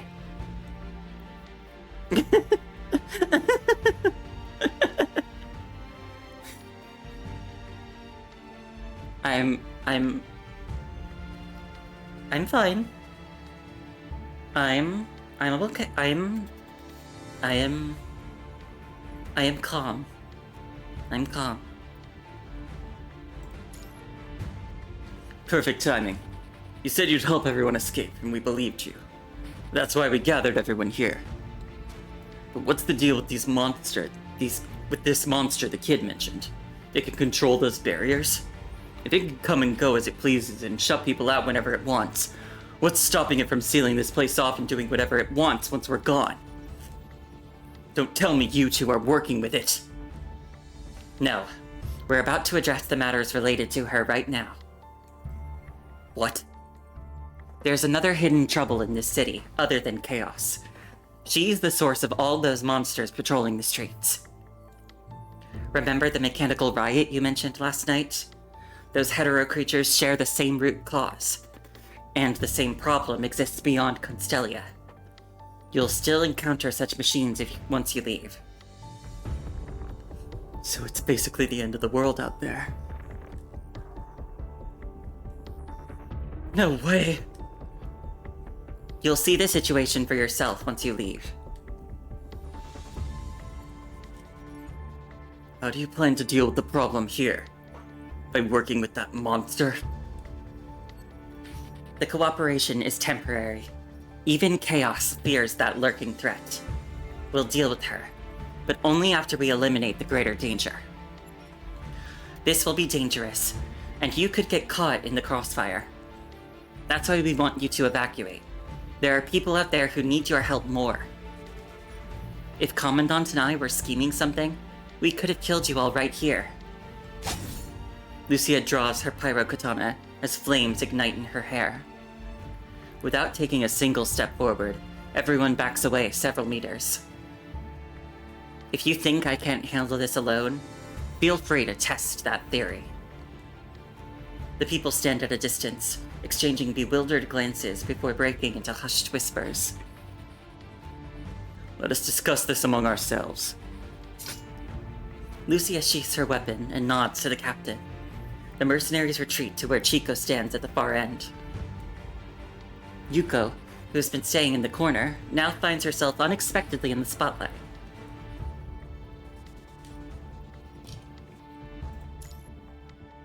Hi.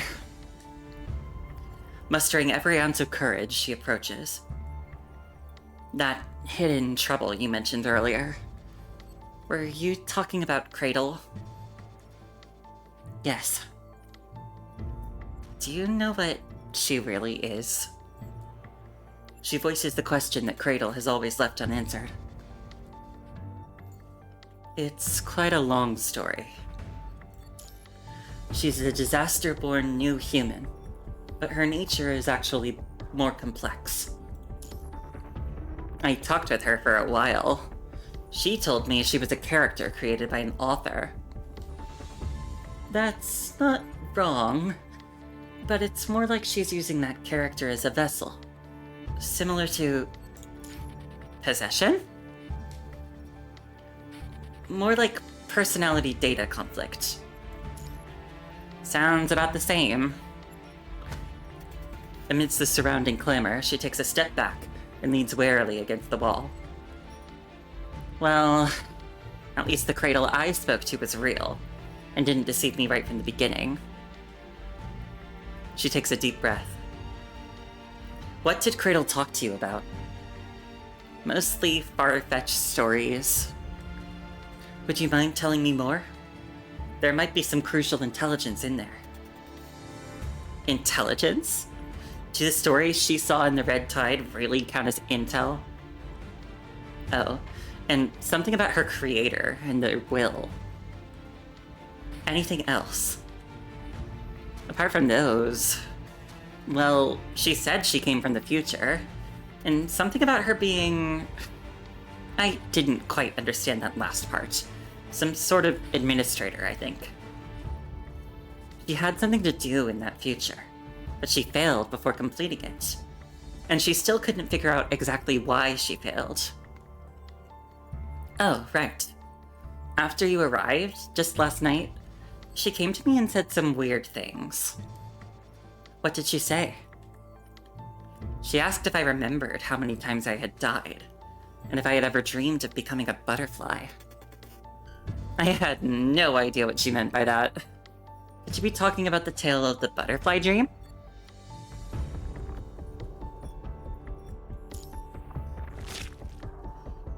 Maybe she meant something more literal. After you experienced death once in Constellia, there were times in your dreams when your vision followed the butterflies, as if you had become one of them. So what is it?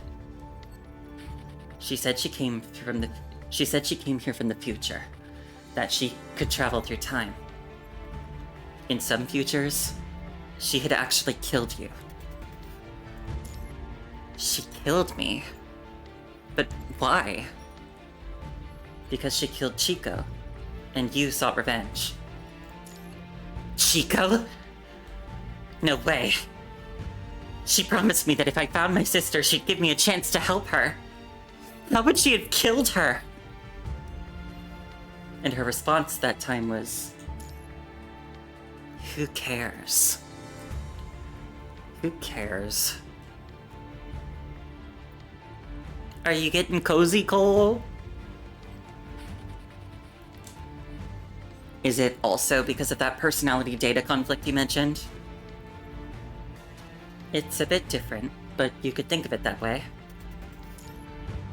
Is there any way to bring back her original self? It might be possible, but I don't know how exactly. She has not completely forgotten you. She turned your consciousness into one of those butterflies around her, and willingly swallowed it.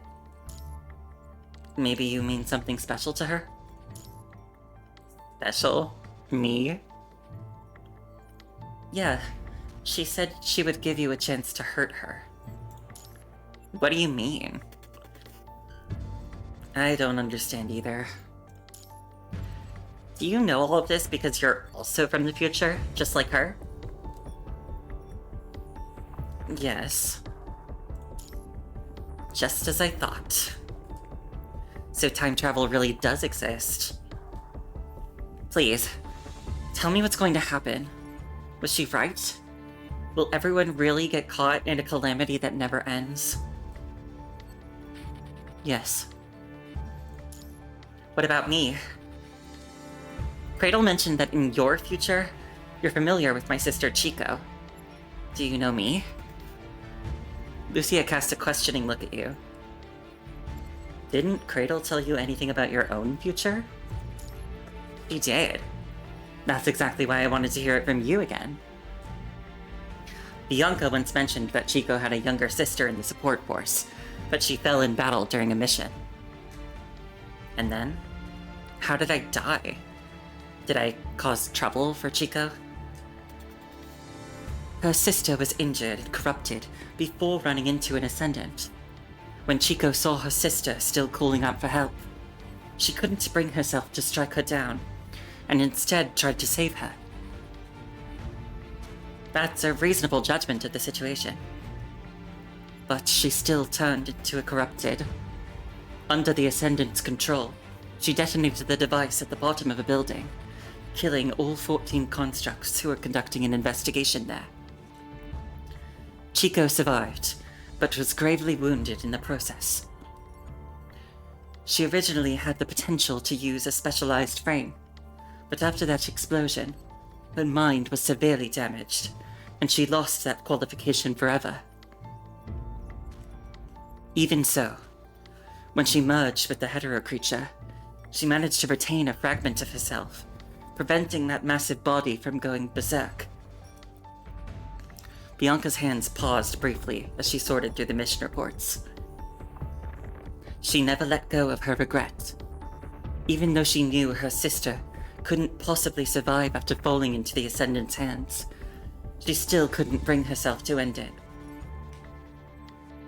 To make someone give up before they fought till their last breath, that would be too cruel. I'm sure that's what Commandant would say. But for most people, the ability to fight until the very end is a privilege reserved for heroes only. Though even as I say this, if I were faced with making that same choice about someone important to me, I'd probably hesitate for that crucial moment too. Can you tell me? You fell during a rescue mission of the support force, and before that, you had saved many lives. After you were gone, even the captain of the support force would still speak of you. You haven't answered my question. Did I get many people killed by working with the wrong side? Just like now? No one could have controlled their fate in that situation. It was an accident, not intentional harm. In the future, you'll meet many people whose lives you'll save. Don't blame yourself for something beyond your control. Though Lucia speaks these words, her brow remains tightly furrowed. Through countless cycles of death, she has witnessed the pain Yuko brought, even understanding the circumstances and inner turmoil behind those actions. The wounds torn into her heart run too deep to simply absolve with a smile. In the face of inescapable desires and suffering, all words of reason and forgiveness shatter like fragile glass. So it's true. Cradle wasn't lying to me. Thank you for being willing to share it with me. Go talk to Chico. Tragedy isn't inevitable. We've talked already. She told me she kept her distance because of the sensitive nature of her work, and she realized those mercenaries died because I sought help from Cradle. Her gaze drifts to Chico in the distance, their shared silence speaking volumes about the rift between them. If you had a sister like me, would you forgive her? Lucia lowers her eyes as distant memories surge before her, like relentless waves. I'm not in any position to answer whether your real sister would forgive you or not. Looking at Yuko, Lucia speaks these words as much to herself as to Yuko. If my sister were in your situation, I think, rather than answering on behalf of the victims whether to forgive her, I would want to tell her, the her from the beginning, something else entirely. Huh? Your existence alone has meaning. You don't have to sacrifice something just to justify your right to live peacefully. That's not kindness. It only harms you in the end.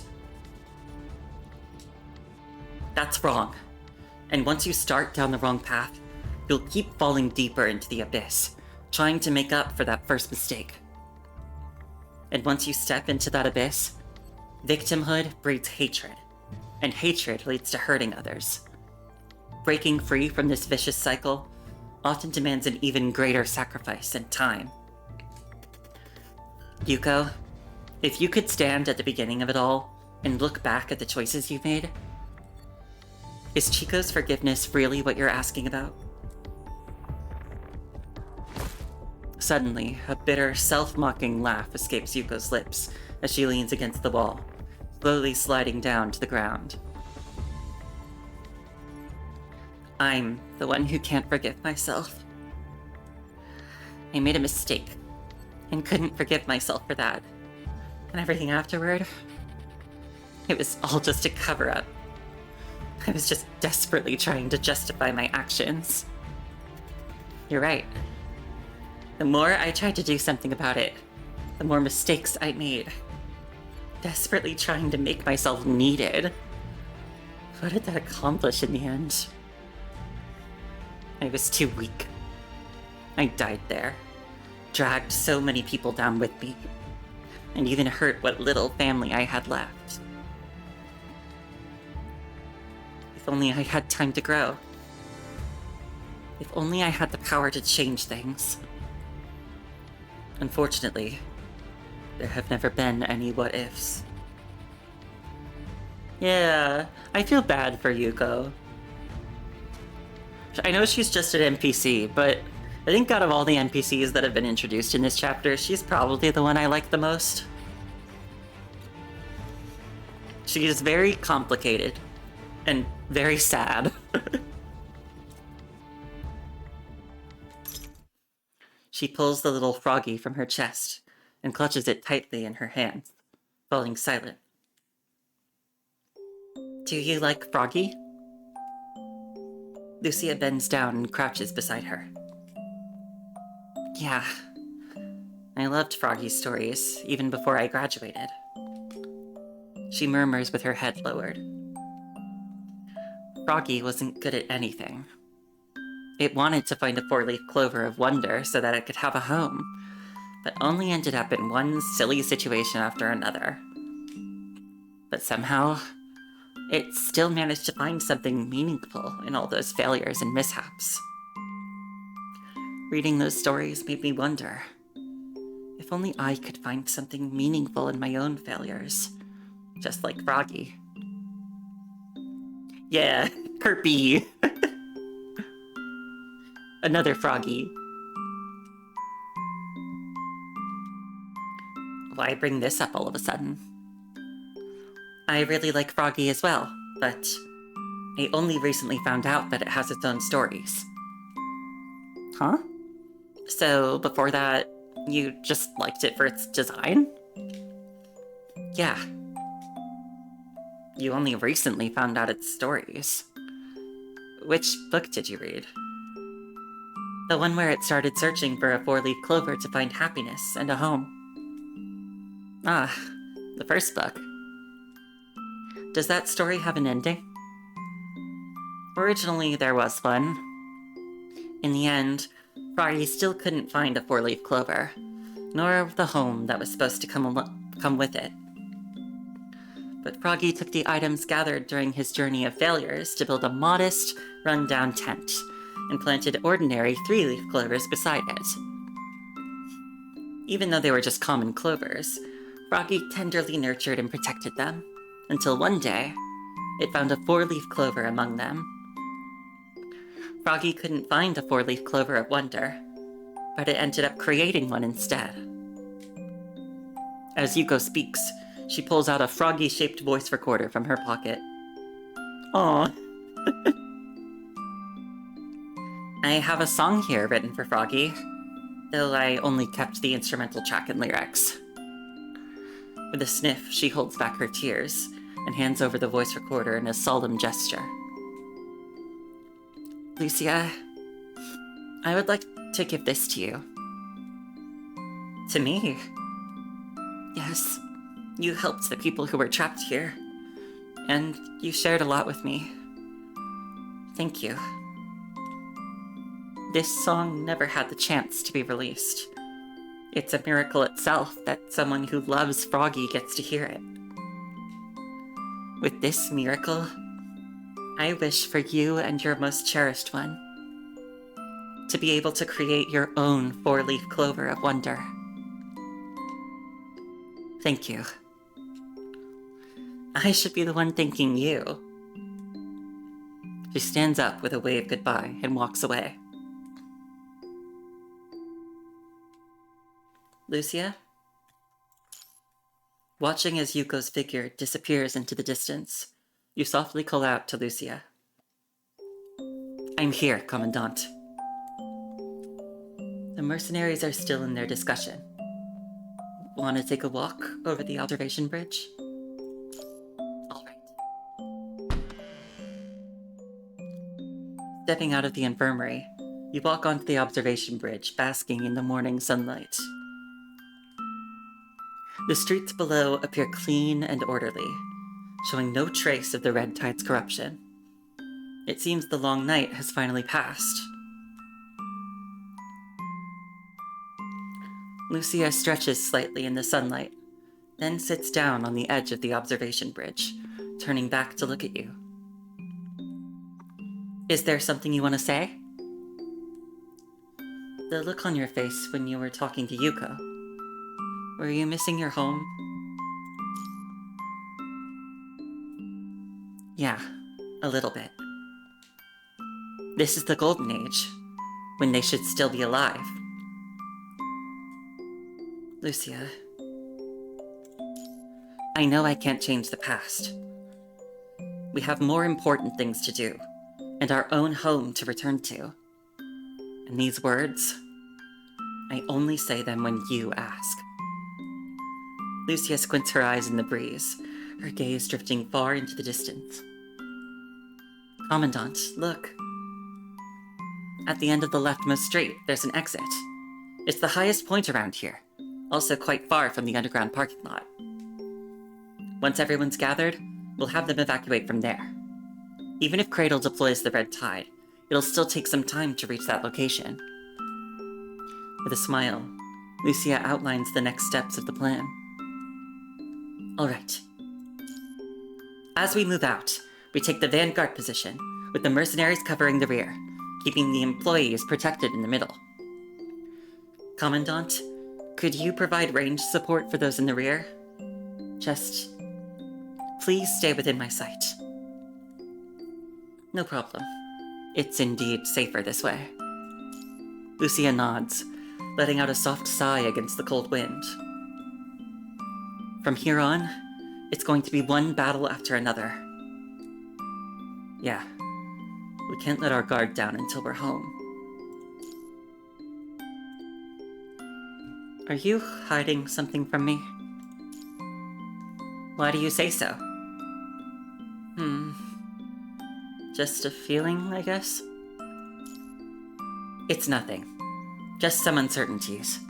There's no point in discussing them now. We'll only know once we're inside the Inver Hetero Tower. In the end, she chooses to keep her thoughts to herself. And so, standing beside her, you also remain silent about the plans for when you enter the Inver Hetero Tower. Winter sunlight breaks through thin clouds, and the force fields enveloping Constellia, casting a radiant golden hue over the city. She reaches out as if to grasp something in the wind before her, then lets out a soft sigh at its intangible nature. Time to go home, Commandant.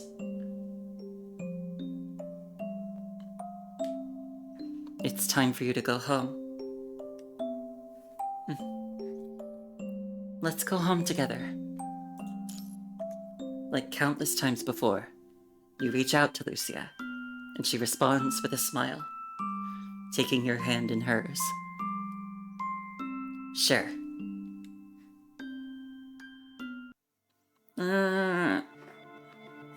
They're both saying, let's go home together, but they're both lying.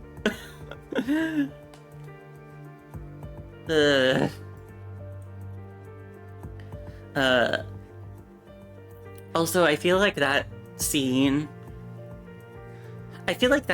is something a lot of stories sometimes get wrong. Just by like the kind of nice scene with Froggy and Yuko, and then talking to Lucia on the Overlook. Because I feel like a lot of like dark post-apocalyptic stories focus far too much on like everything being shitty all the time, you know? And it's just like bad things, one after another, after another, after another. And I think you really need like those light, tender moments to kind of, I guess, like remind yourself what's, I don't know, what's at stake, what's worth fighting for. But yeah, I feel like a lot of stories kind of fail to include that and end up putting people off because they're just like too dark.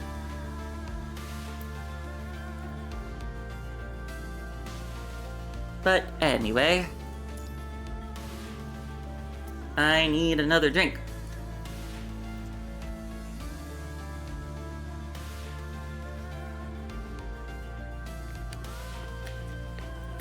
Okay. A canal that leads to the galaxy. How many more of these righteous deaths will it take before our wounds carve a canal to the galaxy? And there's 2 achievements. Light fades and all falls silent, and we're doomed if she catches up. I wanna check something quickly. Because there are...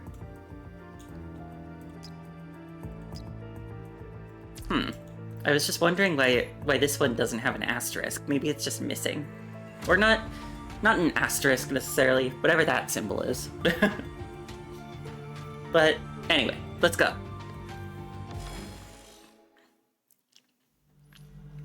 Hey. As soon as you return to the infirmary, the mercenary captain approaches. We've finished our discussion. Everyone trusts you and agrees to this operation. If the outside world remains safe, we'll send reinforcements to assist you. But if, like you said, everyone's struggling to survive, then we'll prioritize helping them first. Alright, let's do it. Right then. I leave the big trouble here in your hands. If things get out of control, don't hesitate to call for backup. Yes, sir. It will be. Let's go. Most of them are already waiting on the 2nd floor. All right. Lucia turns around and gives you a warm smile. Commandant. Yeah, it's time.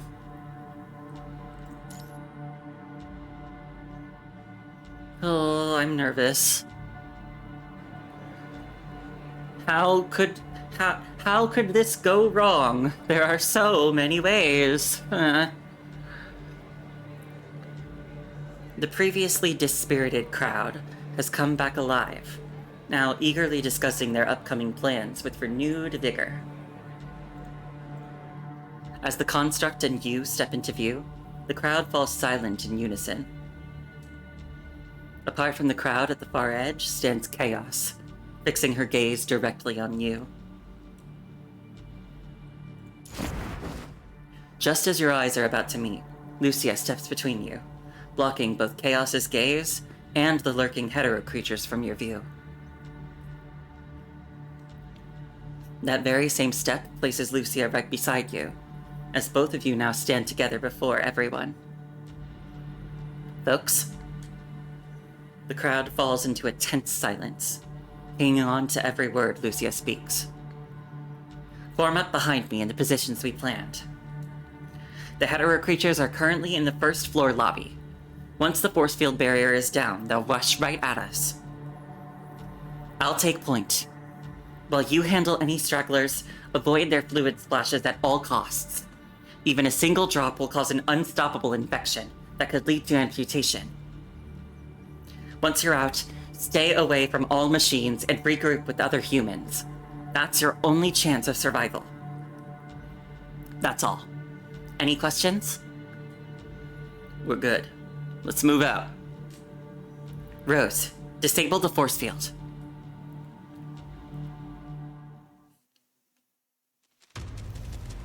Hidden in the shadows, the girl listens to the thundering footsteps above, while crimson butterflies dance around her string-playing hands. By deliberately containing the red tide, they've fallen right into my trap, thinking I've lost control over it. The Grand Plaza shall be the perfect stage for your mass funeral. She smiles as Lucia's strike blasts through the inner doors of the exhibition hall, the shockwave carving a path through the sea of hetero creatures, all the way to the first floor stairs. The glimmer of hope vanishes as quickly as it appears. The remaining monsters surge forward to seal the gap, causing the hetero creature's formation to contract by one ring. With an icy gaze, Cradle runs her fingers across the strings. In response, crimson butterflies soar over the monsters' heads, while the trembling strings echo with lingering resonance. Through the carnage and scattered crimson, Lucia at the vanguard pierces through the chaos with her gaze fixed on the girl lurking in the shadows. It's time to end this, Cradle! Dazzling flames burst forth, their radiance instantly dispersing the surrounding gloom.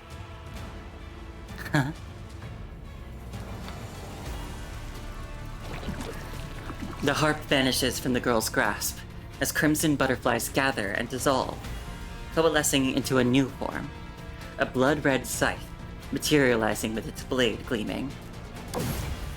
As the scythe takes form, Lucia has already closed in on Cradle, her powerful strike slicing through the air with a frenzied howl. The blade flashes, descending in a devastating overhead strike.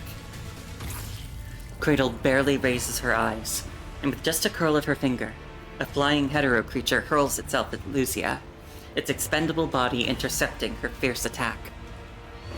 2, 3, 4. At Cradle's call, every hetero creature marks Lucia as their prey, lunging desperately at this radiant beacon of light. Surrounded by the hetero creatures, Lucia raises her other hand and firmly grasps her second blade. You're not taking another step forward. The light of the blades flashes, cutting through the encroaching prison of monsters. Serpentine dragons of roaring flames weave a violent dance, incinerating the grotesque enemies until nothing remains. Lucia deflects Cradle's strike with one blade, as she swiftly eliminates a weakened hetero creature with her crimson blade. The fierce wind sends her frame's ribbons fluttering. In a swirl of blazing light, her twin blades flash in a synchronized arc, shattering the ever-looming despair.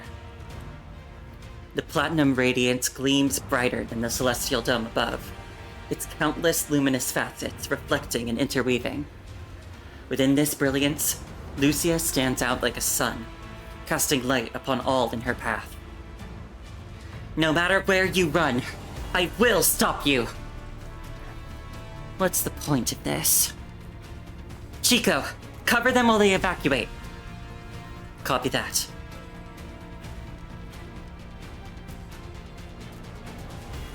Yuko also leaves the hiding spot, joining the crowd's escape.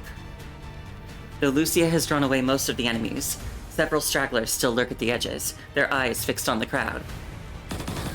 As the mercenaries form a protective circle around the employees, herself included, their gunfire keeping the stray hetero creatures at bay, her thoughts suddenly drift back to Cradle. If only she had discovered the truth sooner, she would have never let Cradle help them fight off those mercenaries, and they would still be alive. If you still hate me after this, then I shall give you a chance to hurt me. Would she hate Cradle? If she saw Chico being killed, she surely would. Caught in the middle of the crowd, Yuko watches Chico as she maintains suppressing fire against the remaining monsters alongside other mercenaries, her eyes fixed on the battlefield. In the end, she's still the one being protected. She thought things were different when working with Cradle, believing she could secretly offer food and protection to everyone. Only now does she realize the folly of her actions. She was still just relying on others. In that moment, the ground suddenly trembles with a thunderous roar, like a beast awakening from its long slumber, the violent shaking scattering the evacuating crowd. Shit. An earthquake now of all times? Watch out! The ground is cracking. The red tide bursts forth from the ground's fissures, surging outward in an instant. Hetero creatures emerge from all directions, shaking off the tide from their bodies before charging forward with savage momentum. Those at the back of the group cry out in terror, their screams mixing with desperate footsteps as they run for their lives, afraid of being consumed by the crimson tide. Move forward. Watch your step. We'll cover you.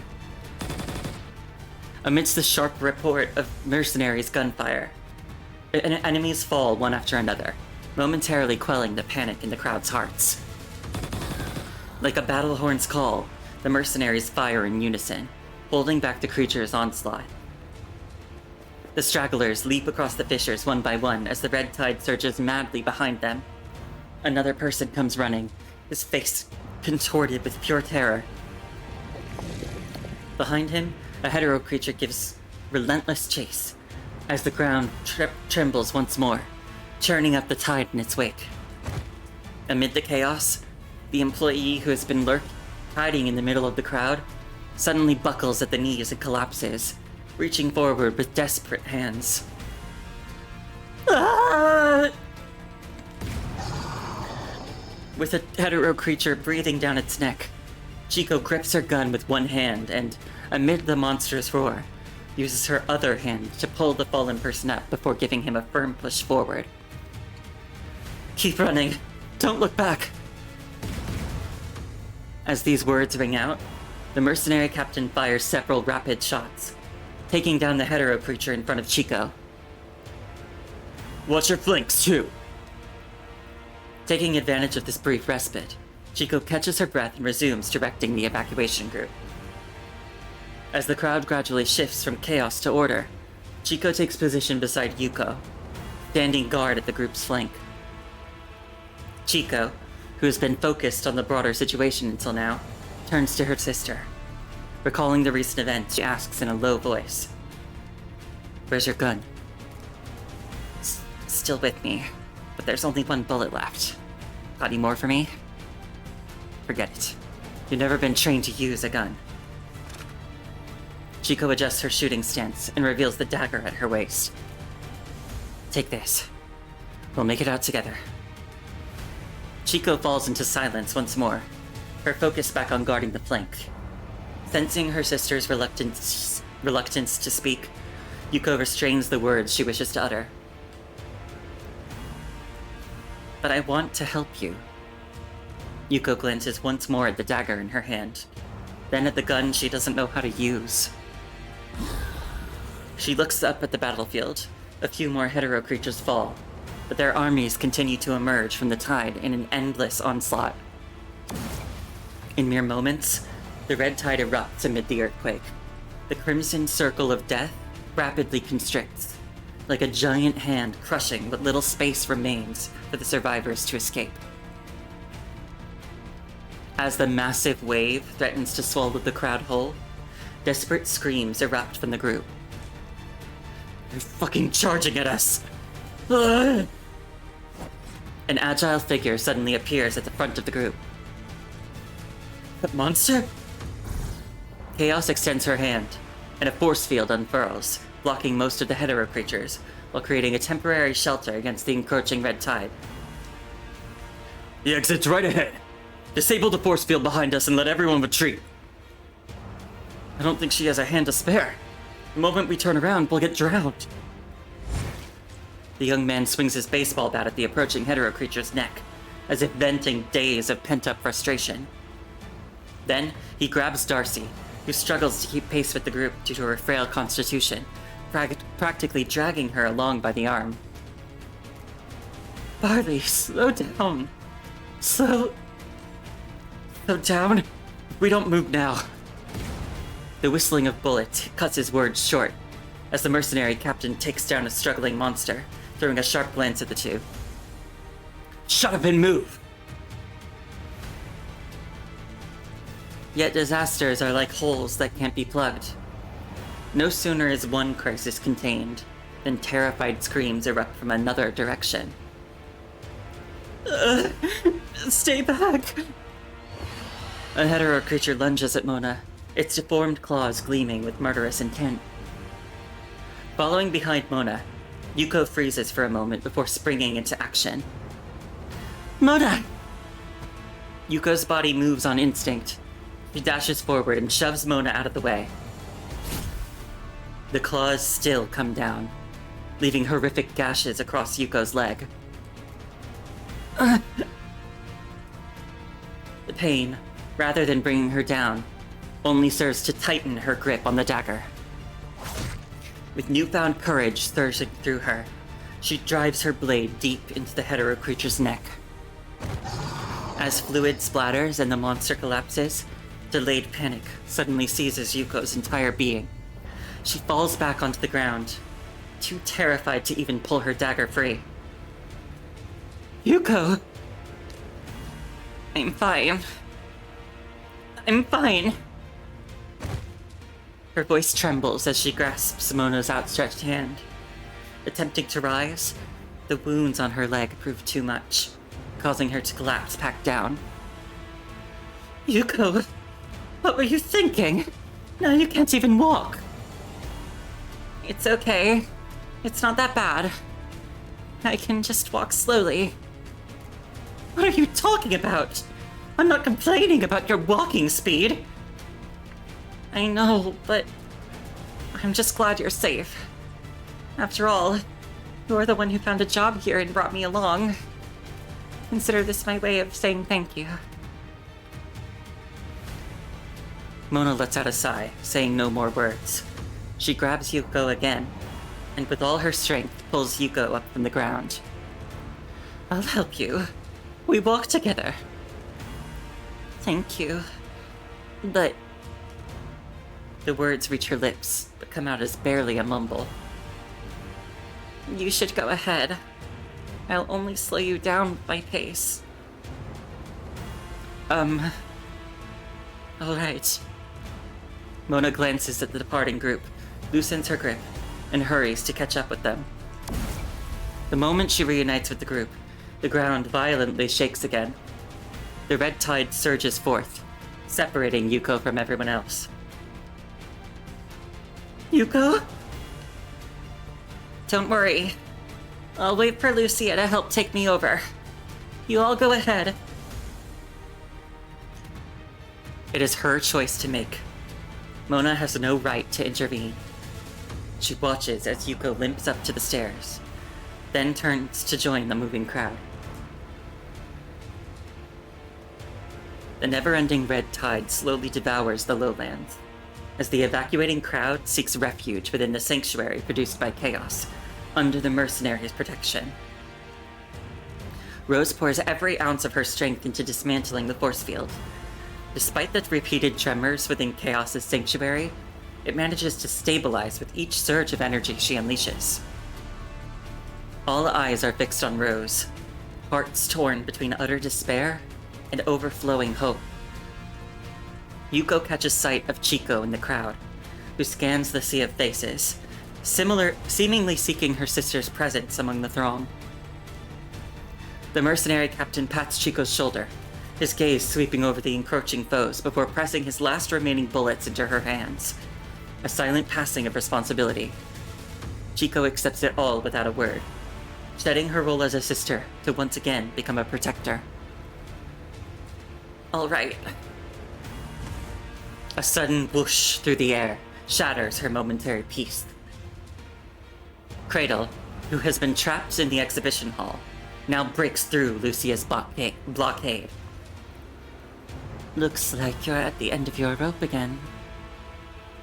She doesn't even spare another glance at Yuko on the stairs, her eyes fixed on the sea of people, and the construct standing in her way.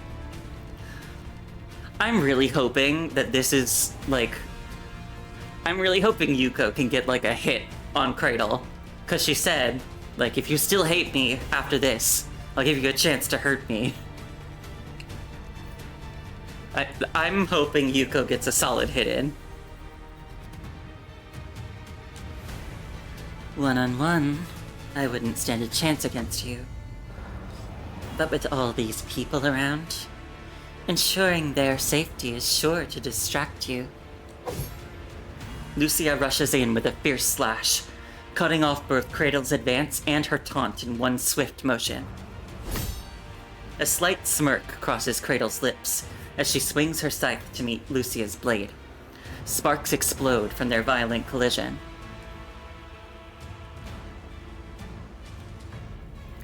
What exactly are you, Cradle? In her daze, she recalls the question she once asked. My name is Cradle. Who I am is a more difficult question to answer. But I think I lost my creator, and because of that, I've been searching for stories of other creators. It's not my mission. Just consider it a regret, or maybe a hobby. Cradle had shown her kindness before. When exactly did she start to change? It's more like she's using that character as a vessel. Similar to... possession? More like personality data conflict. Two different personalities dwell within her body. The kindness Yuko felt back then wasn't a lie. Is there any way to bring back her original self? It might be possible, but I don't know how exactly. She turned your consciousness into one of those butterflies around her, and willingly swallowed it. Maybe you mean something special to her? Special? Me? Yeah. She said she would give you a chance to hurt her. That butterfly. Is it still there? Her murmurs are interrupted by shouts from behind. Turning around again, Yuko sees that the evacuating group has opened both the barrier and the disaster containment wall. The red tide surges forward another step, as if eager to drown everyone's hopes, forcing people to scream and push their way out as death inches ever closer. Evacuate one by one. Those who can still fight, stay behind to cover. Everyone else go first. Yuko! Her sister calls out to Yuko, finally noticing the insurmountable red tide that separates them. Yuko! To Yuko's surprise, her sister, whom she views as capable of overcoming any challenge, stands frozen in place, only able to utter her name once more. Once again, she finds herself becoming a burden to Chico. Chico, you know what? Cradle told me that in the future, I'll still end up becoming a burden to you and everyone around you. Huh? Chico sees Yuko break into an inexplicable smile, but can't make out what she's saying. I've been thinking about what someone like me could possibly do. But no matter how much I rack my brain, I just can't find an answer. Across the distance, her words fail to reach the other side again. Speak up. I can't hear you. Yuko, hurry up and get Lucia to bring you over here. We're running out of time. This exit needs to be sealed right now. Half of the crowd has already pushed and shoved their way out, and Mona, after shouting her warning, squeezes through the narrow exit. Yuko! Answer me! How could she possibly answer? What words could give her legs the strength to cross this uncrossable river? All she can do is gaze at Chico, listening to the sounds of combat between Cradle and Lucia draw closer and more frantic. Perfect. Since you've opened the barrier, I might as well take advantage of this chance. You're not getting past here! Oh, really? Then let me present you with a trolley problem I've been planning for a while.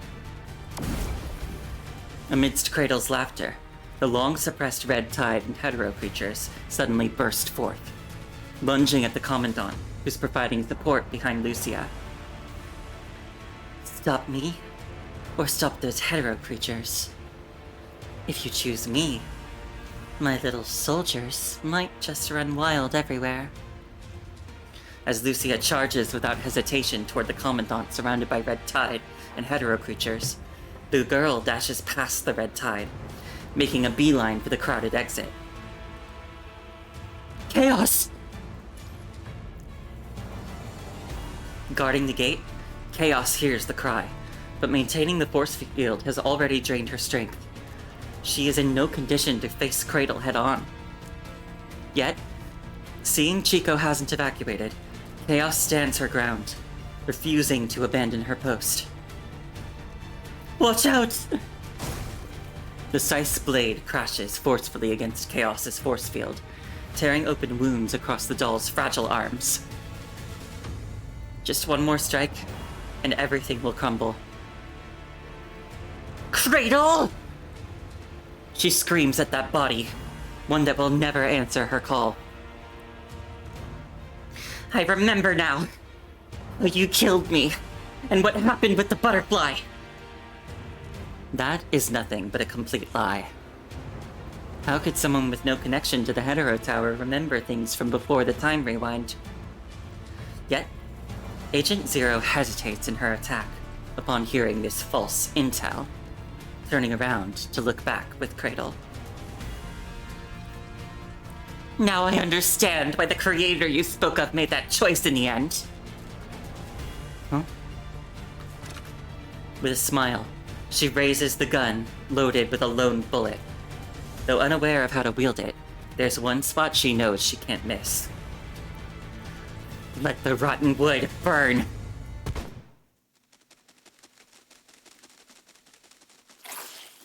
Blood erupts like flames, blooming into a single-winged red butterfly from Yuko's loose hair. With countless words of worthless wishes and farewells left unsaid, she crumples heavily onto the ground and rolls into the red tide. Yuko! A familiar ringing emanates from the butterfly she had once swallowed, compelling Cradle to lower her hands. Run! Chico!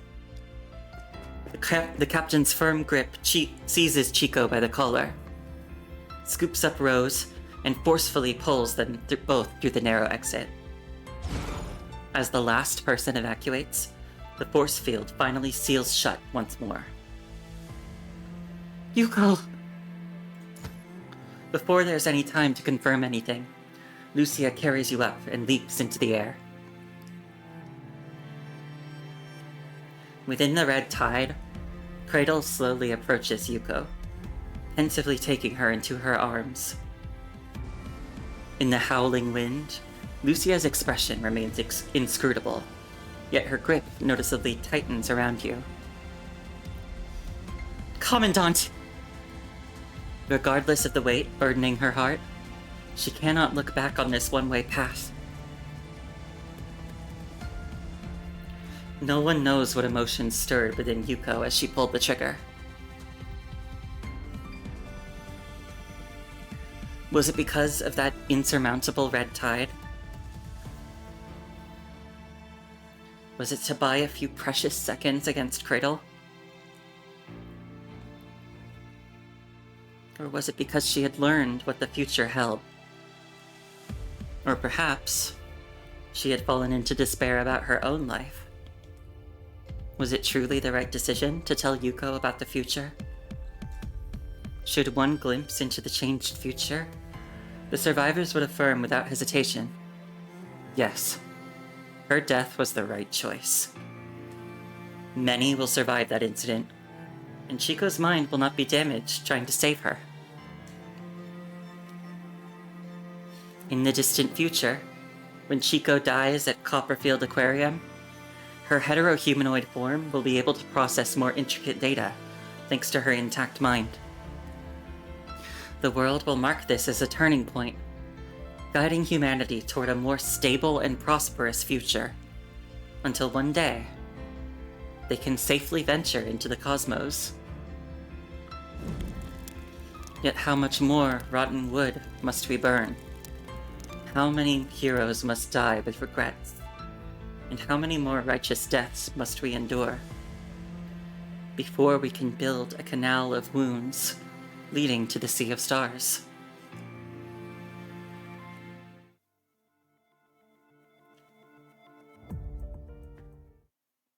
No, I will not skip this stage.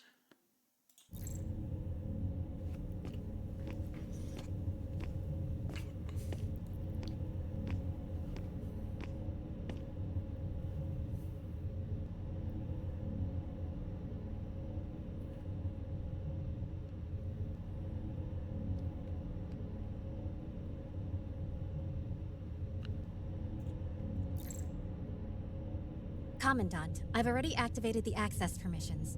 Just take the elevator down from the underground parking lot.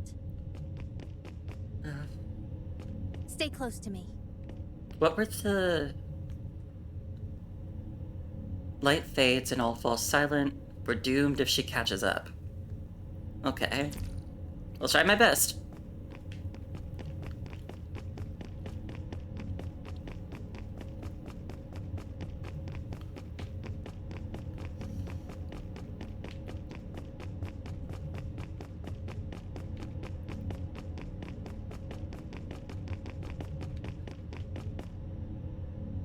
She can even do that now?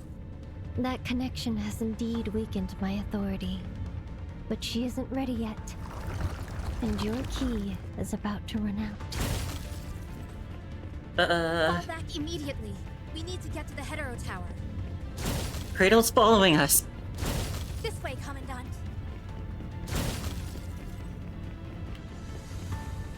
Let's have another dance, shall we?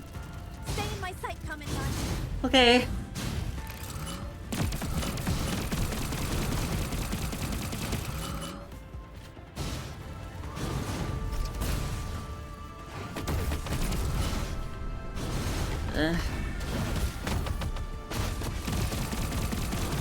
She's blocking our path.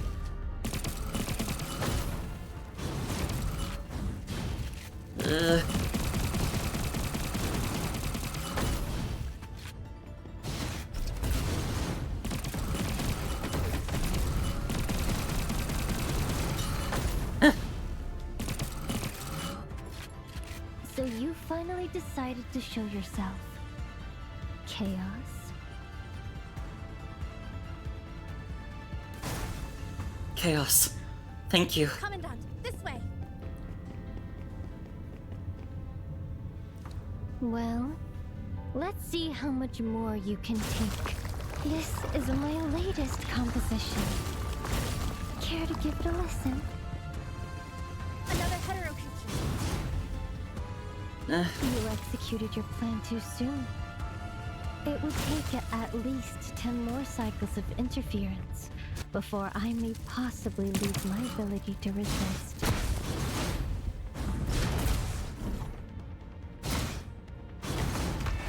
Is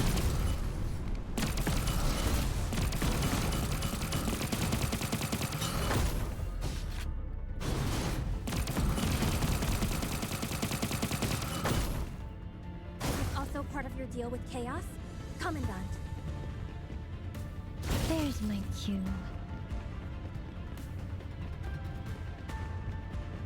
Almost there. In the end, the dying shepherd stumbles back into the sheep pen, but is too weak to fend off the ever-present packs of wolves. Does that count as leading wolves to the house?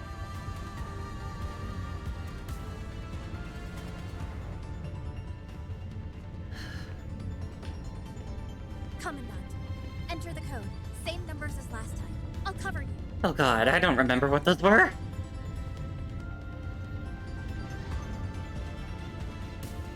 4762?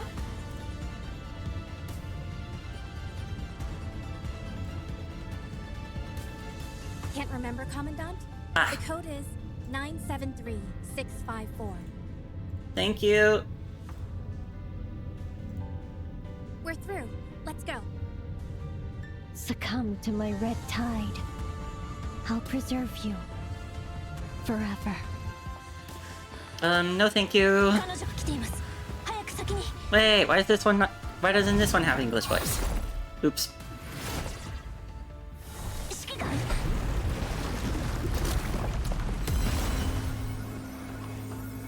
Oh.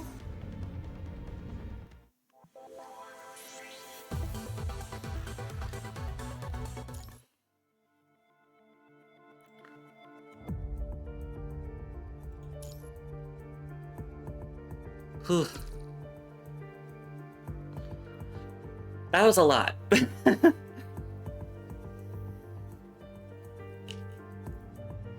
That was a lot.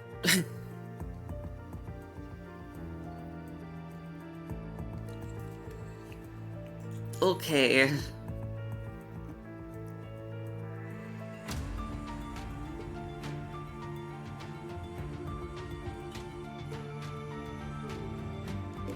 We've still got 3 more more stages left in this part, and I have no idea what could happen next. The search for tomorrow. If only one of us is destined to find tomorrow, I hope it is you. Taking advantage of Cradle's momentary pause, you step once again into the nightmare-shrouded elevator. No sooner do you enter the hidden floor than the red tide surges through the shadowy tunnel alongside its master. Even with the sharp decline in hetero creatures, Cradle, born from both Red Tide and Hetero Tower, remains nearly invincible. Watching as the two figures struggle in the tunnel from the shadows, Chaos suppresses the urge to step in and help again. You're growing weaker.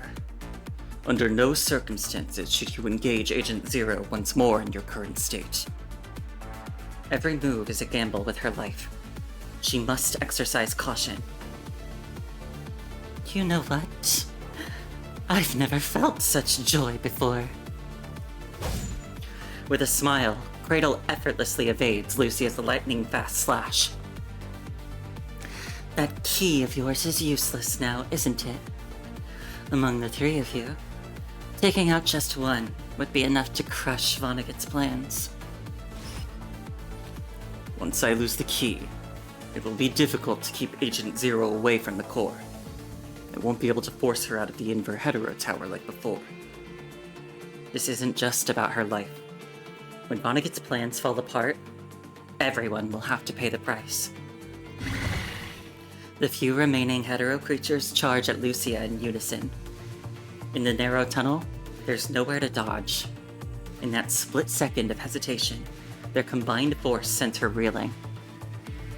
If not for her thruster steadying her just in time, she would have crashed straight into the red tide beside her. It will severely strain your frame. The first use won't be fatal, but repeated usage will eventually exceed your limits. Chaos clearly understands what Vonnegut left unsaid. One more use of his gift means stepping right into the abyss. Now, who should I eat first? Lucia. I've never gotten the chance to finish you off completely. The terrain here works against you. Such a rare opportunity. You'll do nicely. A new cage of spikes erupts from the ground, like demon claws rising from the abyss to drag their airborne prey back to Earth. The punishing crystals explode into an intersecting trap, instantly binding Lucia's joints in their grip. The crystals contract and compress, tackling the captain of Grey Raven until every possible movement is sealed away. Bring it on! Lucia! Deep in the shadows, Chaos clenches both fists. Do you know why I chose clones to make the key?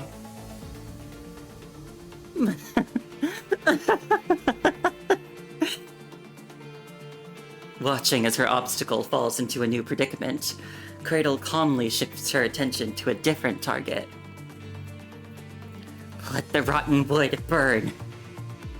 The only chance of survival, the only gamble, lies in the corruption Yuko left behind. A restraint that will last mere moments. Just kidding. I'd rather kill that commandant one more time. If the gamble pays off, she will not die here. If it fails, she will be the only one who does. Stay calm. Do not go out there. This is all part of a greater plan. No, there's no chance left. No chance at all. If anyone dies here, everything will be beyond saving. Why do others have to sacrifice themselves to complete my consciousness? Cradle raises her scythe against the human, who is about to reach the rift. Why am I the only one who can't do it? A flash of red light plummets. Commandant! Yes. An arc of phosphorescent blue takes the fierce assault, dissolving the lethal strike's force bit by bit. The doll raises a force field ahead, her hands trembling as countless wounds appear across her forearms. Watch out! Lucia finally shatters the punishing crystals imprisoning her and dashes over. Sounds nice. The girl swings her scythe upward, its arc of light blocking Lucia's path. Yet its true target is Chaos, now too weak to parry the attack. Before your very eyes, the doll's severed limbs fly past, dissolving into myriad crimson sparks midair. The ghastly wound sends shivers down your spine, while the crystal facets mirror your stunned expression. The fading trails of light appear to sweep away every remnant of Chaos's consciousness. The gamble is lost, and once again she has to meet such a hasty end. Through her dying eyes, Chaos watches as Lucia seizes her chance to dash past Cradle and grab you, the rift now mere inches away. At least you can... The executioner's blade plunges toward her chest, piercing through her body without hesitation. Chaos breaks into a smile, trying to shift her gaze toward the rift, hoping to confirm with her dying breath that you have safely returned to the tower. Is this the first time she smiled? Oh god. Yet, she sees no one there. Instead, a long-forgotten warmth emanates from behind, as someone swiftly holds her shattered body in their arms. Chaos!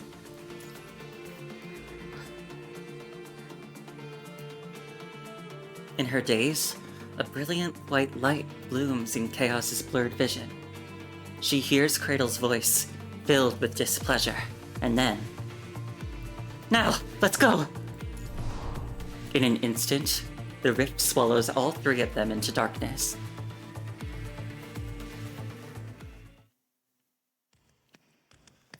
The hollow echo of running footsteps reverberates through the air. Though Cradle no longer pursues them, Chaos lies grievously wounded in your arms. Her condition so severe that even direct contact barely causes any corruption symptoms. In the fading of this shattered form, not only does Chaos's life wane, but the entire Inver Hetero Tower crumbles along with her. Tremors shake the tower as the path beneath warps grotesquely, the surrounding structures threatening to collapse at any moment. Lucia leaps to your side, shattering a protruding crystal brick. Any progress? She's still alive. The traps she set along the way overpower Cradle's attacks. It's because of Yuko. We must find Vonnegut first. He's the only one who can save Chaos. Understood. I'll use the flight mode. Hold on to me, Commandant. Alright. Looking down at Chaos in your arms, her body resembles a shattered porcelain doll with a large piece missing.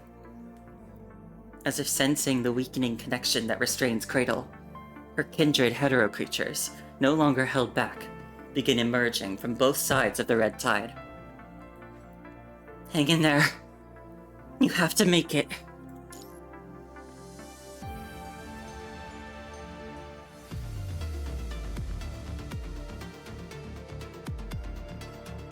The core trembles as its luminescence flickers and shatters.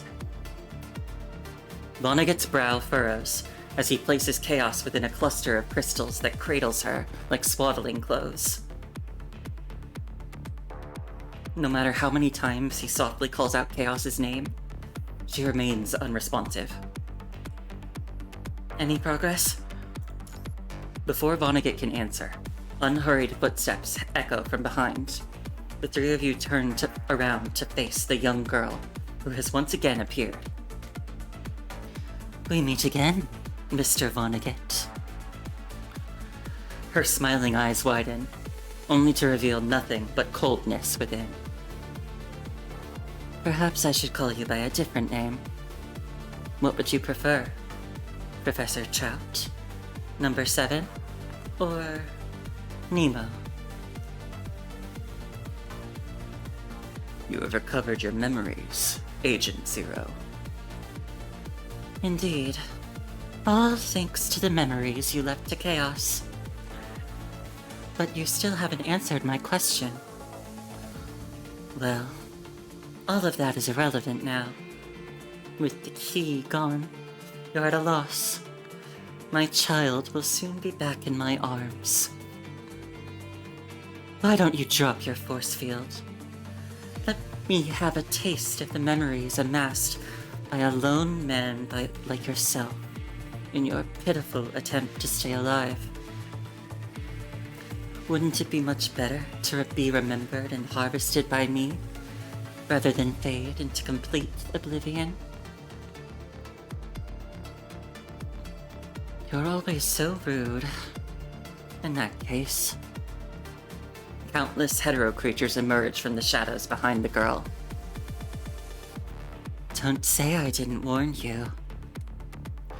Cradle takes a step forward, and all the hetero creatures surge forth at once. Countless fissures spread from beneath Cradle's feet, and menacing crimson light erupts through the splintering ground. The crimson blast shatters against the blue barrier, then clings to every crack like a viscous mud. Surrounded by a tidal wave of enemies, Cradle channels with both hands, forcing the crimson power to tear a collapsing breach in the agent's steadfast shield. Lucia! Roger. A decisive beam of white light plunges into the enemy swarm from above, unleashing a circular storm. Without hesitation, she delivers an aerial slash, shattering the harp in the girl's hands. This open terrain certainly works to your advantage. Cradle clicks her tongue in irritation, her gaze piercing past Lucia, and through all obstacles to fix upon the human commandant protecting Chaos. The moment her gaze finds its target, Vonnegut instantly appears before you, raising his hand to block her piercing stare. Vonnegut. Either find a way to wake Chaos up, or prepare to merge with her. We have no means to expel Agent Zero from the tower. It will turn into an endless war of attrition here. Based on our talks earlier about Vonnegut, I am not entirely opposed to him protecting me.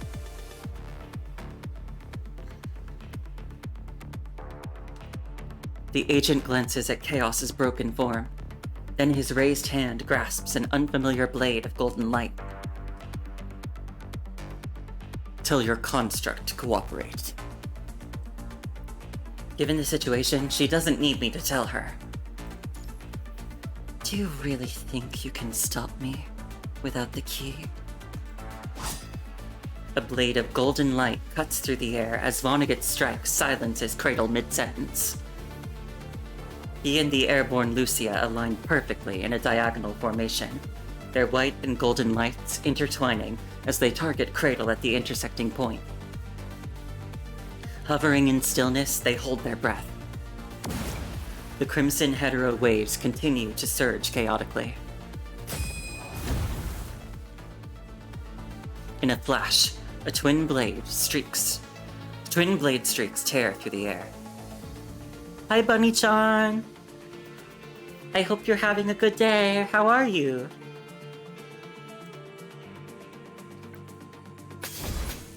Countless blade shadows burst forth simultaneously, cutting off all of Cradle's escape routes, one after another. You're good? Great! I'm doing well too. I've had a nice day. And I'm continuing with the next part of this PGR chapter. It's still pretty sad and bleak, but things are moving along, and that's fun. And, yeah, I'm I'm having a good time.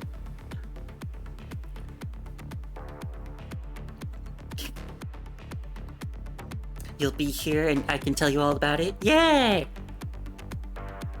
Right now, we finally made it through the rift out of the version of Constellia from like 30 years ago.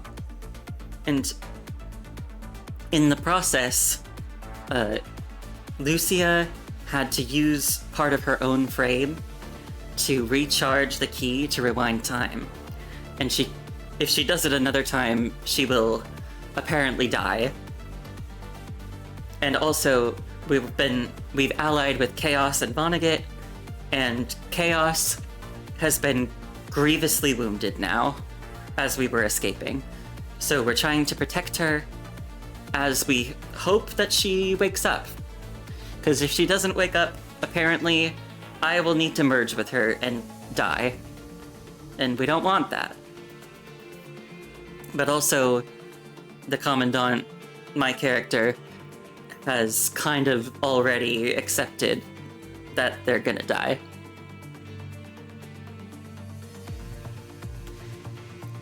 So yeah, that's the situation.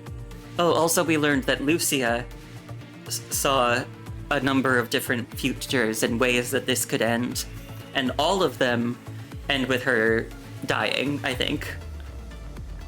So she's also accepted that she's gonna die, and neither of us have told the other, and that's sad. So right now, they're holding back Cradle, trying to protect Chaos. Countless blade shadows burst forth simultaneously, cutting off all of Cradle's escape routes one after another. The girl's form shatters under their combined assault, but all that remains is a contemptuous sneer.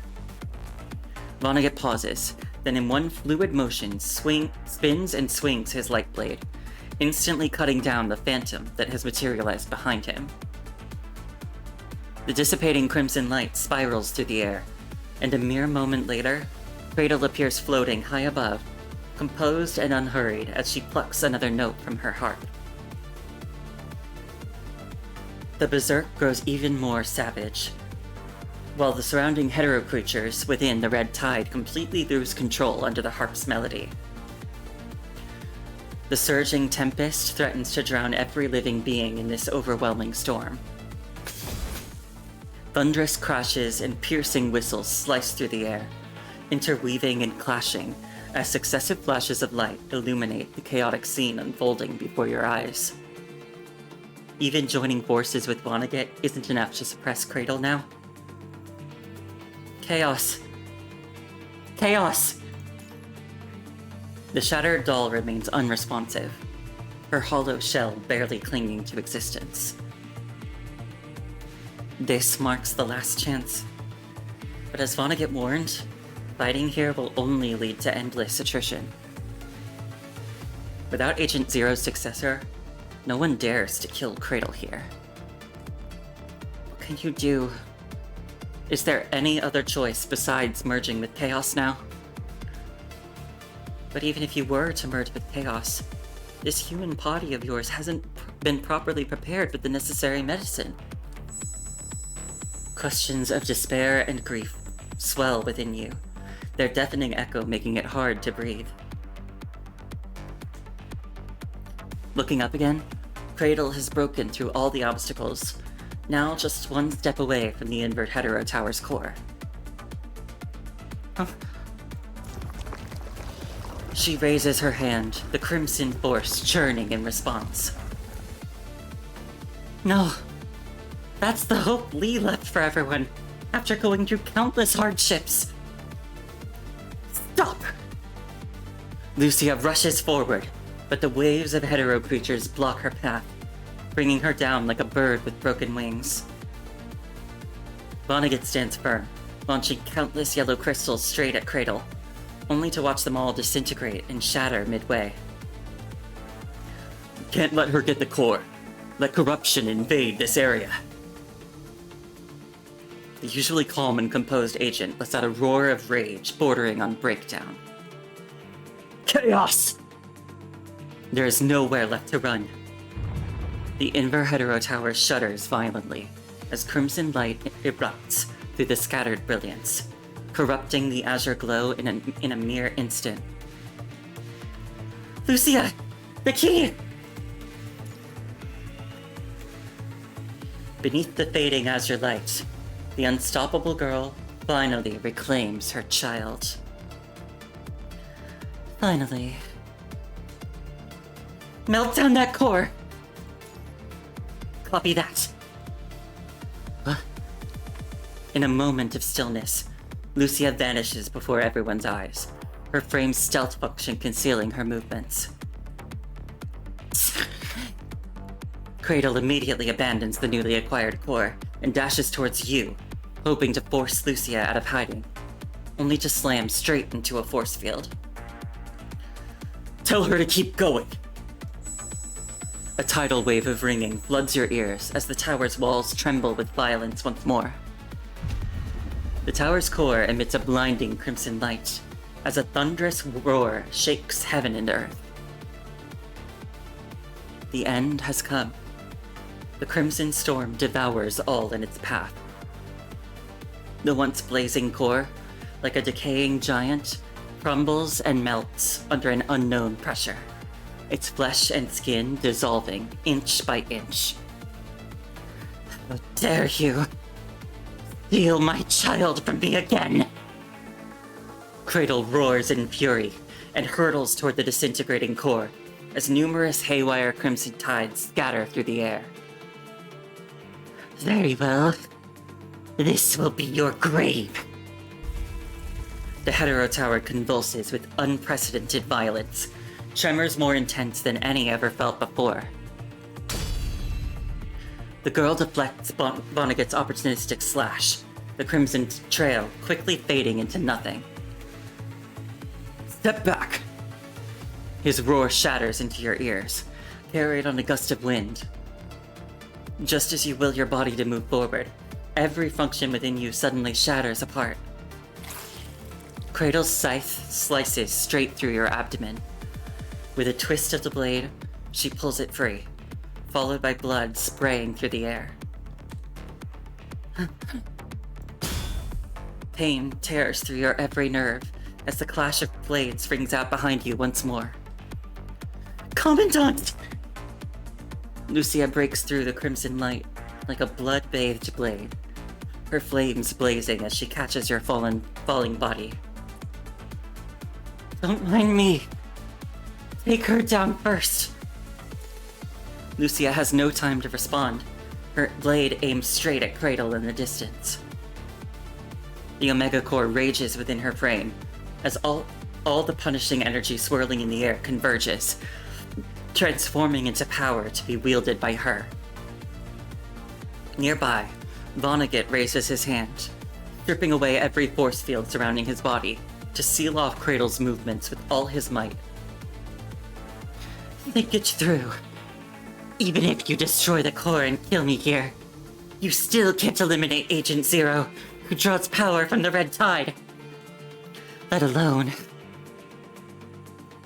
You're the one to die too!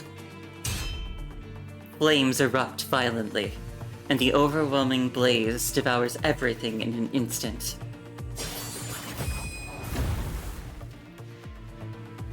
Her unbridled rage, her lingering pain, and the hatred born from her scars. Lucia channels it all into this single strike. Stop it! As the shout rings out, an endless white devours everyone's vision. In that moment of absolute silence, the agent in black raises his arm and violently smashes Cradle's broken body deep into the rift. Immediately after, all the force fields still under his control instantly envelop the rift where the core has vanished. As the white light slowly converges back to its origin, your vision clears to reveal Vonnegut standing before the rift, exerting all his strength to uphold the force fields.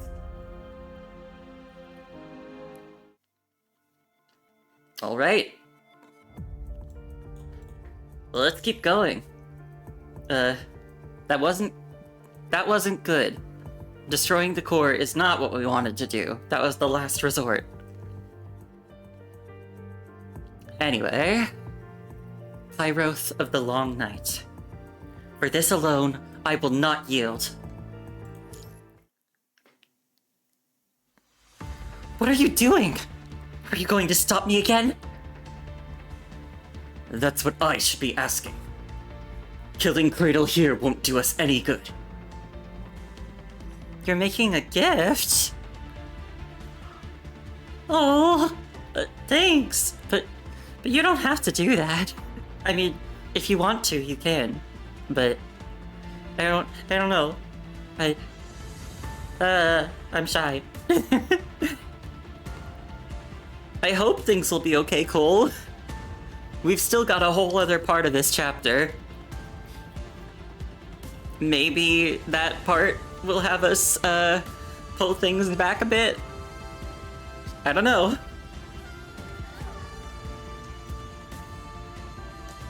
Vonnegut seems to harbor a deep, primal fear of the torn space before him. With his back to the two of you, he focuses entirely on defending against the rift. His usually composed voice now trembles with barely contained grief and anger. Grey Raven Commandant. The Hetero Tower's core is destroyed. Everything is about to go completely uncontrollable. The Red Tide is no longer under Cradle's control. While it won't become her tool to attack other eras, it will continue to breed hetero creatures here endlessly. Those mindless monsters will simply roam the Hetero Tower, advancing into other eras through the same rift where you came from. I must concentrate all my power on upholding the force fields here. The barrier containing all of Constellia is no longer sustainable. The Red Tide and hetero creatures below will eventually enter the Golden Age. Clutching your abdomen, where Cradle's blade had pierced, you fight to sit up and utter words, only to be cut short by the searing pain. Lucia immediately applies pressure to your wound in an attempt to stop the bleeding, but to little avail. What about your ascendants? It's not a viable solution. Given the nature of most ascendants, having them engage in repetitive tasks while being exposed to the Hetero Tower, capable of altering the past, will only lead to further complications. Merge with chaos. Becoming Agent Zero is the only way to stop all this. But you... The barrier before you consumes far less energy than the ones encompassing Constellia. Why are you struggling to maintain it? Because... Before he can finish his words, a luminous spike erupts from deep within the sealed rift. The razor-sharp spike moves with lightning speed, tearing through barrier after barrier with unstoppable force before piercing straight through the agent's body. Huh? Vonnegut? He neither answers nor cries out in pain from the grievous wound.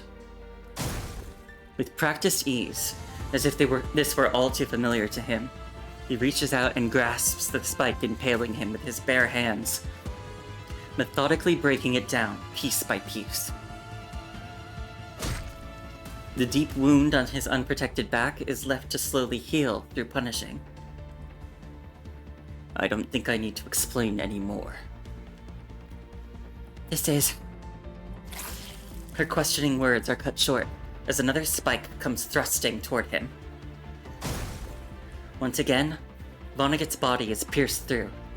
He repeats his earlier motion, crushing the crimson energy piece by piece into nothingness. A new wound tears open beside the unhealed injury, as Punishing's healing capabilities continue to slow down. This is the price that comes with the core's destruction.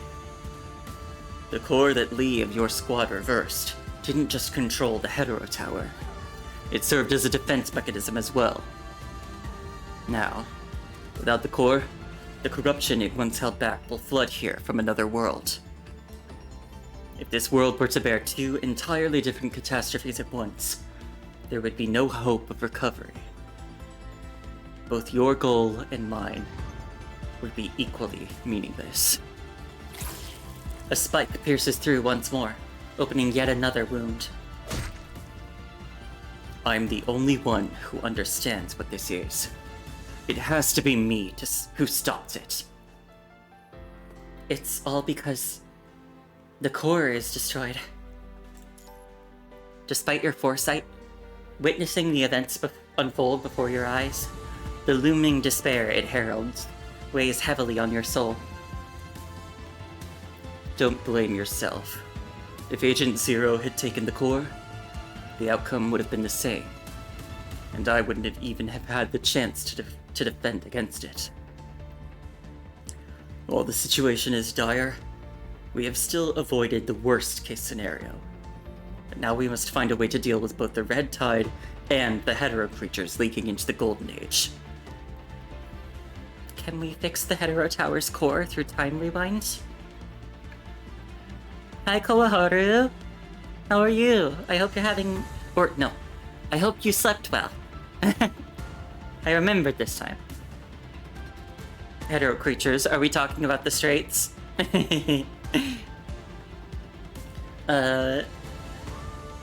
Maybe. The Hetero Sapiens. There are actually enemies in this game called Hetero Sapiens. And it's very fun to make jokes about. There are also some enemies called Hetero Deconstruct Units. I think that's fun. I just think that's a funny set of words put together. You're scared? No, why are you scared?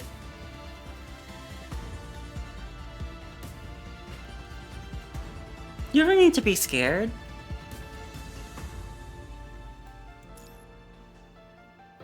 Even with only one path remaining, you will never stop searching for alternatives. Wait, the key. Looking down, she discovers that the key, after absorbing the Hetero Tower's core, is transformed into an eerie cubic crystal. You'll be hiding behind me? Wait, but why are you hiding behind me? And why does the emote you used look sinister? You are a good Good bunny. Trust.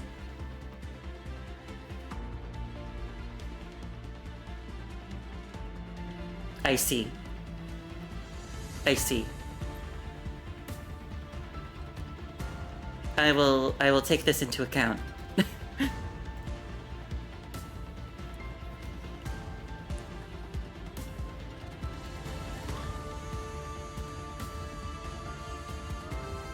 That's the key with the core stored within it. Even if you try to rewind time with it, the Hetero Tower won't be affected. The Hetero Tower is like a long tunnel.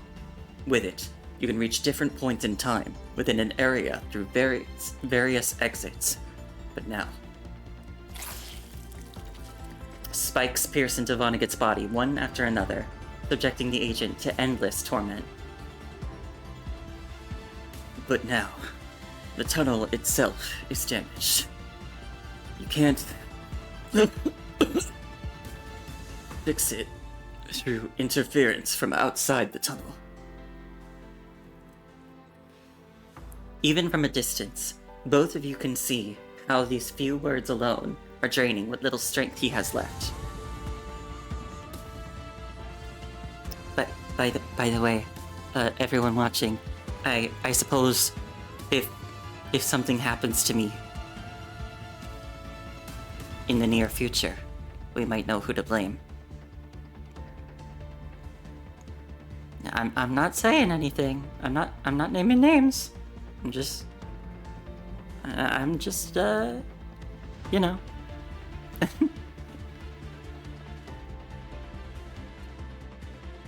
There's no turning back now.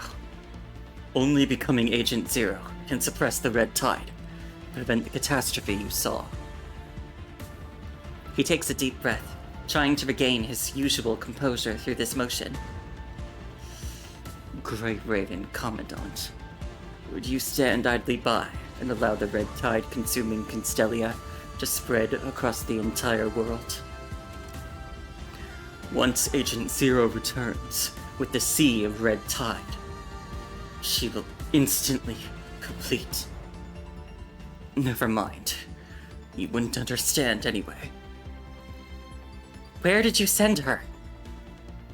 The fog, right behind this rift. There are many ways to enter it. The entire Hetero Tower is a danger zone. Without proper authority or a key, it's nearly impossible to return. What exactly is the fog? It's a zone of temporal chaos caused by corruption. According to... No, there's no time to explain. Agent Zero has the authority to return here. What I'm doing now is only a temporary solution. It's time to make your choice, Grey Raven Commandant. Don't you want to protect the future you've been fighting for?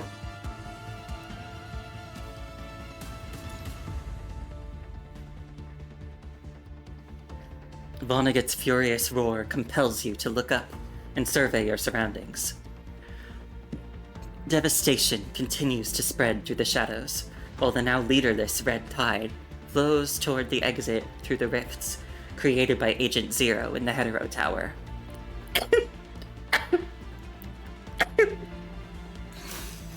Don't worry. Okay. I'll try not to worry too much about getting killed in my sleep by a dangerous bunny. Also, thank you.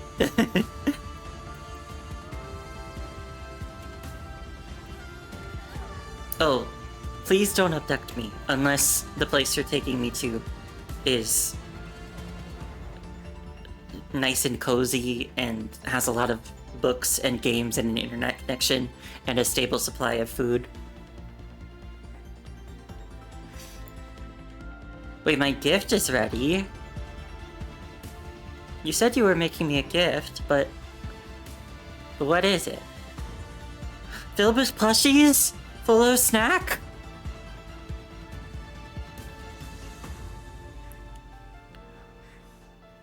Art?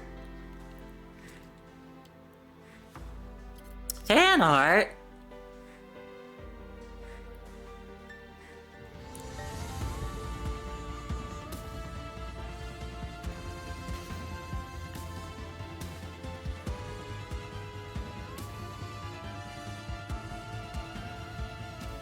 Oh, and you can cook, Koharu? That's nice to know.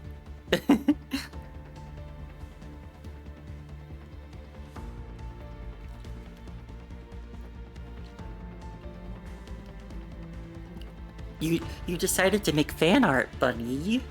That's nice.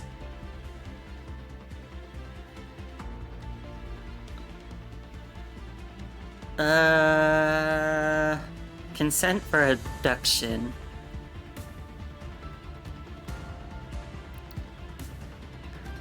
Can we pencil it in as a maybe?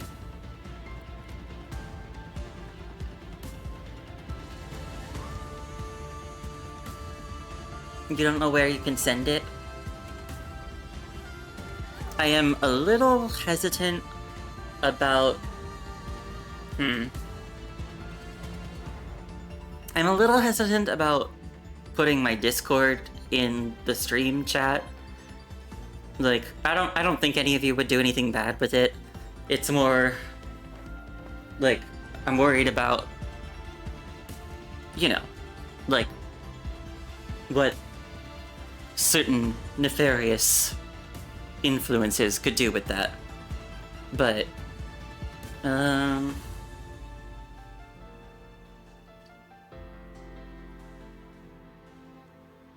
if you have an image link, I would allow you to post it in the chat.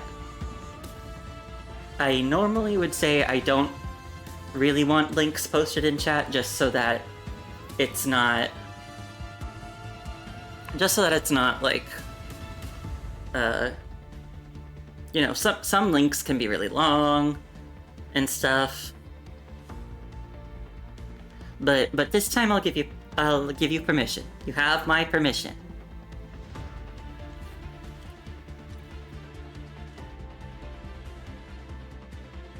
Alternatively, if you have an account on Twitter or Blue Sky, I guess you could DM it to me.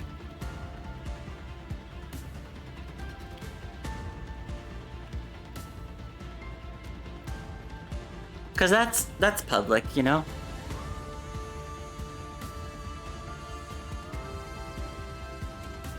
I can link my accounts if you want.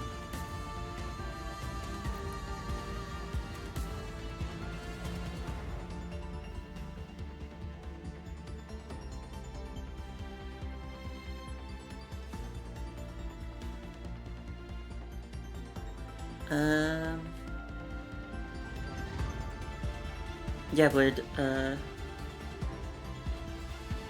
would Twitter or Blue Sky work, Bunny-chan?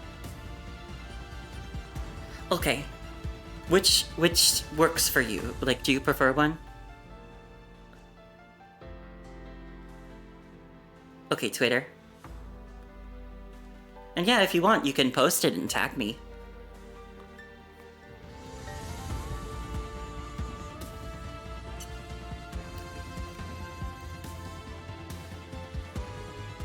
Yay!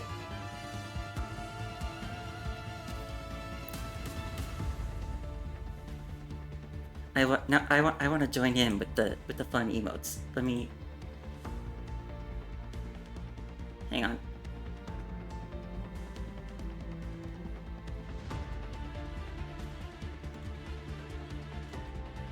There.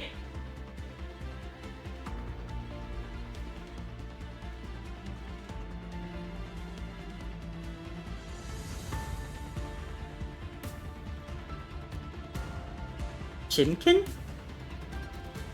What's Chimkin? What? Chimkin what? I'm missing something.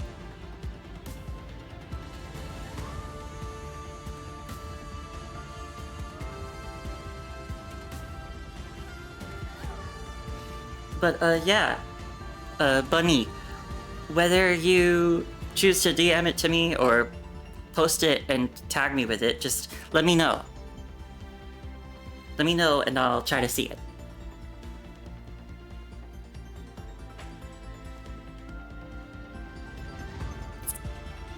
Oh, you mean...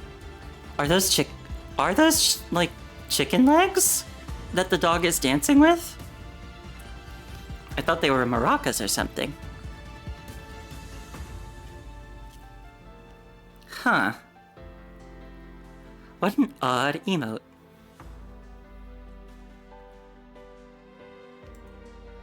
Well, anyway, I'm gonna get back to the story, but again, Bunny, if you do either of those things, let me know in the chat and I'll go look at it.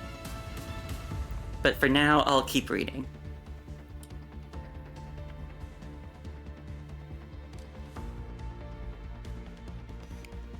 Soon enough, it will surge toward the defenseless Constellia, slaughtering the unprepared people of the Golden Age. Over 30 years since the punishing virus outbreak, countless have already fallen in the struggle. If the Red Tide joins the fray, how many will even survive?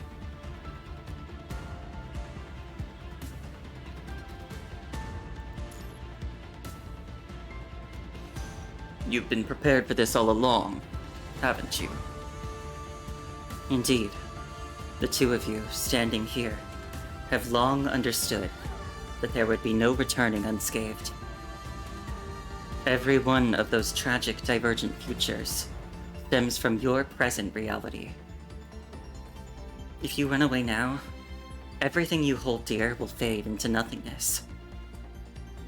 You don't even know if your other self outside the Hetero Tower has already perished in these 30 years. What consequences await if you leave the tower now? Alright. Pressing against the bloody wound in your abdomen, you force yourself to sit up from Lucia's arms. Thank you, Koharu. I saw you just started streaming, so I assume you're going to go stream. So have fun on your have fun with your stream.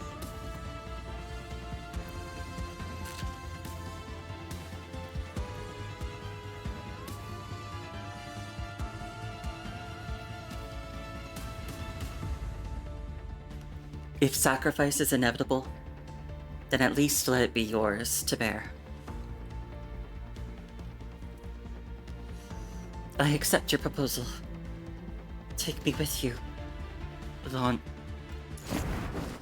Before you can finish speaking, a pair of hands grabs you firmly, nearly causing you to collapse to the ground.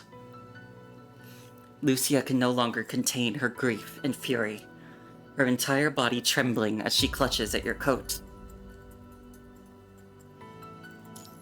Her eyes dart between your eyes and the wound in your abdomen, her mouth opening and closing, yet unable to form a single word.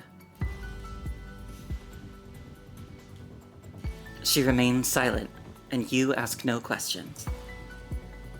As if the two of you are having a conversation through this shared silence. And now comes the time to voice the conclusion.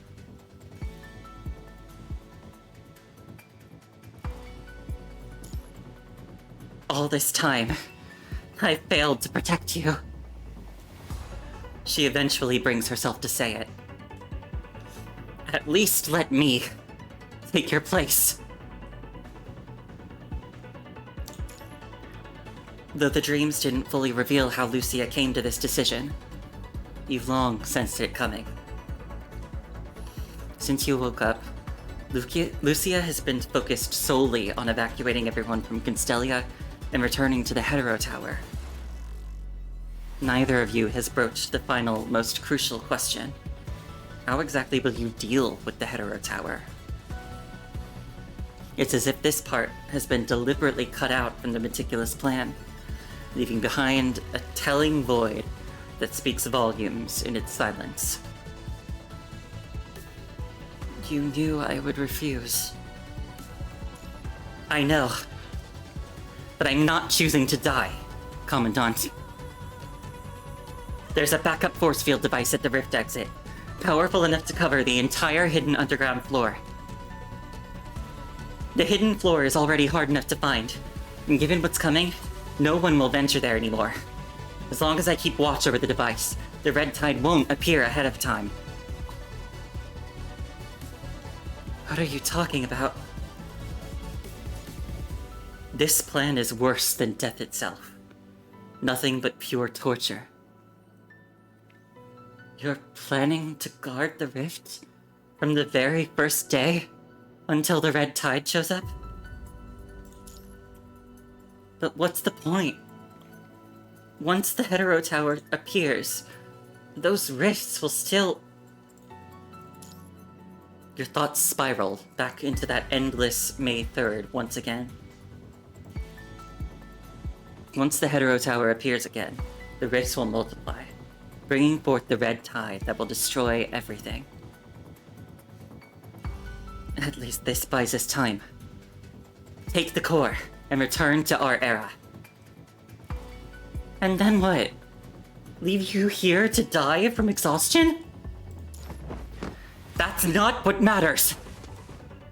Her voice grows more agitated as she stares at the wound, still seeping blood beneath your clothes. As long as you can escape with the core, I'll stand guard until that very moment. Do you have any idea how painful this will be? The Omega Core gives my frame infinite endurance. You can do this. That's not what I'm talking about. It's better than watching you leave. Lucia! You don't have a choice. This isn't up for discussion. Her grip on your coat slowly loosens, allowing you to lean back against the floor. Just as she once checked for a pulse, Lucia now takes your hands in hers, gently pressing them against her cheeks. A final farewell filled with warmth and an attachment she cannot bear to break. I can't watch you die again. I'll do this, even if it means defying your orders, and you won't be able to stop me. Not in your injured state. Go back, Commandant. Return to our time. Return to those you love. You should be surrounded by them, living a long and happy life. This is the future I've always longed for. A peaceful world, and a world where you're there. Wait for me there. I won't keep you waiting long. I'll catch up to your time soon enough. If it means keeping you alive, 30 years is nothing. I hold no fear for whatever lies ahead. 30 years. It sounds like a white lie told to comfort a child. Will you really be able to come back? Whatever happens to me, your safe escape is all that matters. Taking on everything by yourself, that's just arrogance. Then you're doing the same thing right now.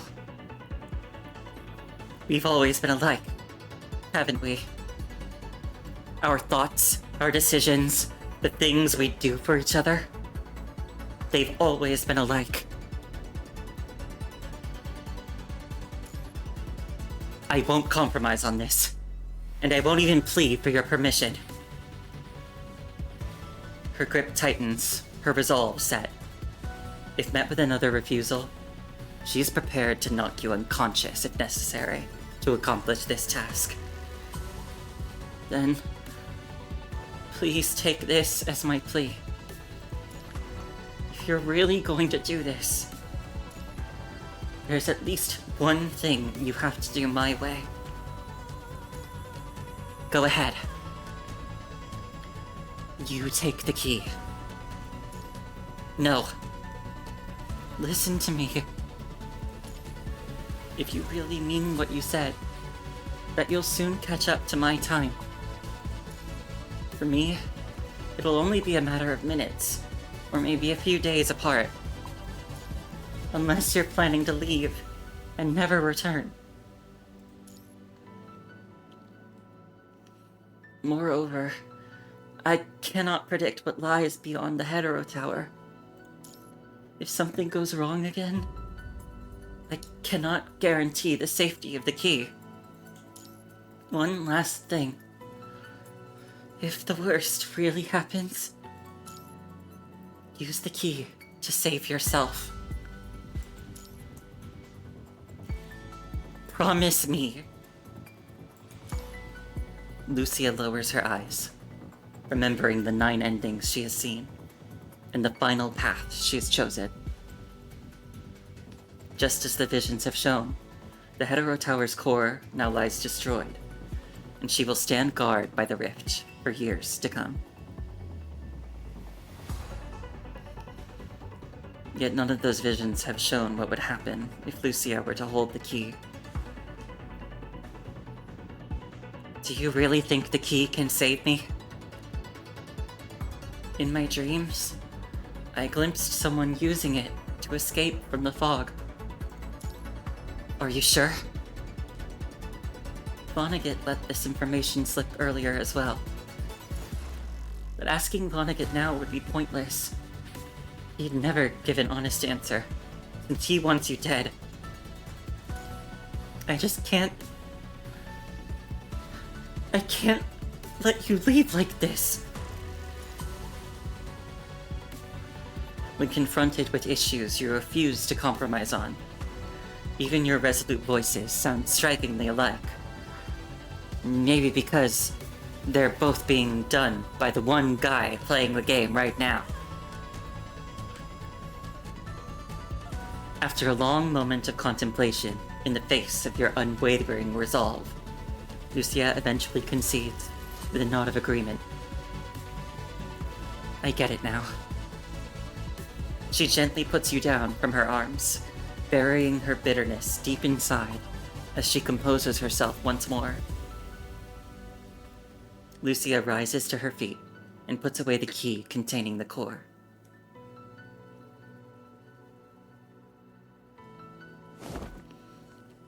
Chaos promised to send us back to the right era. You can do that too, right? I can only guarantee that the bridge will assist you in going back to the moment you return to the Hetero Tower. As for your Commandant, that'll take some luck. Are you certain this plan of yours will work? Of course. And with Commandant's severe injuries, it's simply impossible to complete the fusion preparations you need, even if Commandant stays in the tower. Even with my approval, any mind fusion under these circumstances would be unstable. Do you really want to risk failing again? Alright. I'll do my best to help you both. There's an invisible stairway near the exit on the core level. I'll make it visible for you. Commandant. She bends down and takes out the froggy voice recorder, the gift from Yuko. Hold on to this for me, and return it when we meet again. Sure.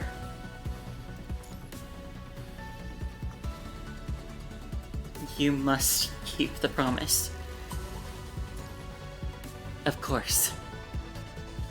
For you, it won't take too long. I'll come find you soon. Let me help send you out of the Hetero Tower. With a forced, bitter smile, she covers your eyes and speaks words that sound all too familiar. See you soon, Commandant.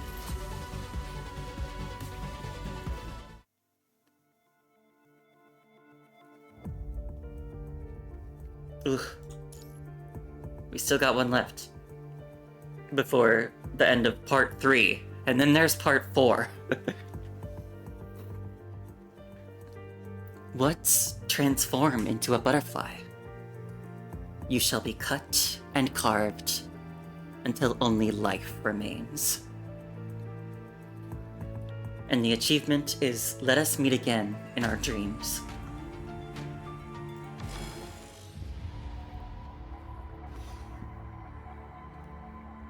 Having bid farewell to her most precious one, Lucia steps into what will become her long imprisonment.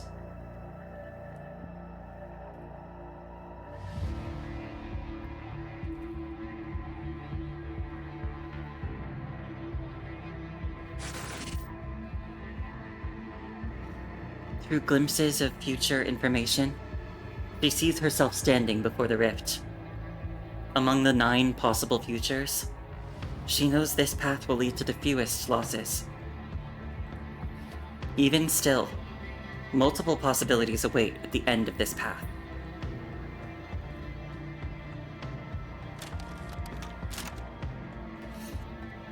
She has seen a future where, after winning the battle, she and her commandant return to the correct era with the core, reuniting with everyone.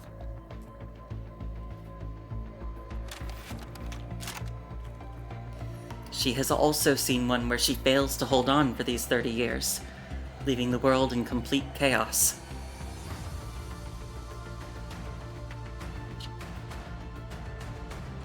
And more often, she has seen herself returning to the Hetero Tower, repeatedly battling Vonnegut, only to fall to his power.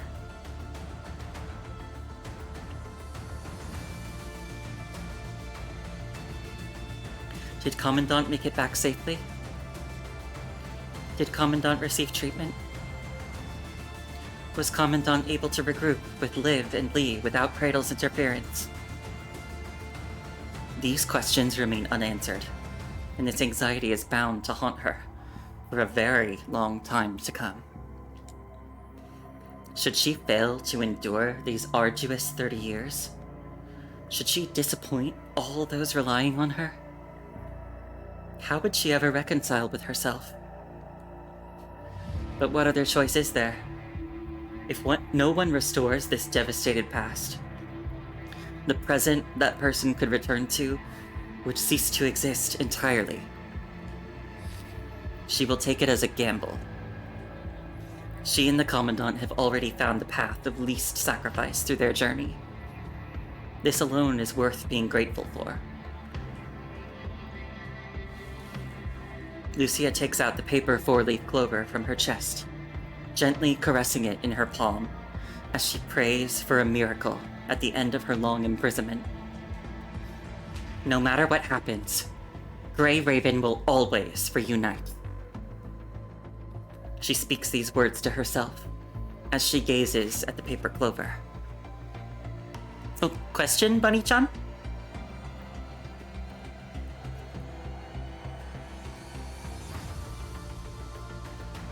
Yeah, what's your question? What's my Twitter thingy? Let me make sure. It's at Twilight Red Mage.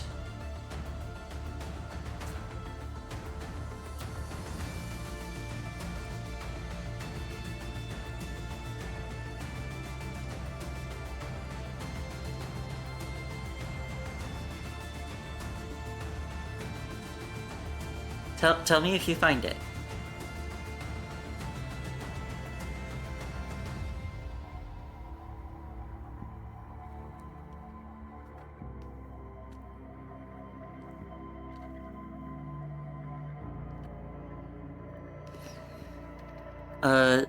The first letter of each word is capitalized, but I don't know if that matters. I don't know if it's case sensitive. But it is spelled like that, yes.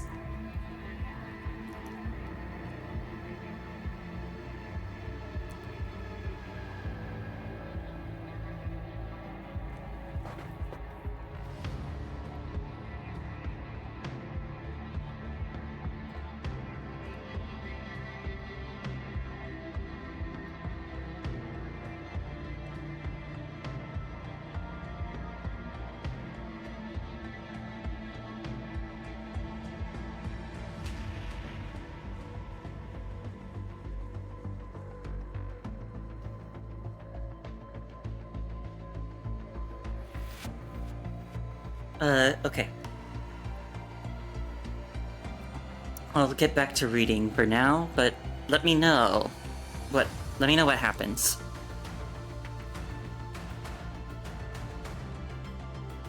She needs to believe these words.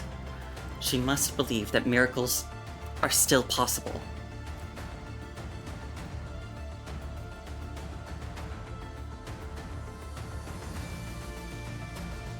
Meanwhile, Oh, you posted it? Okay, 1 second. I'll try and find it.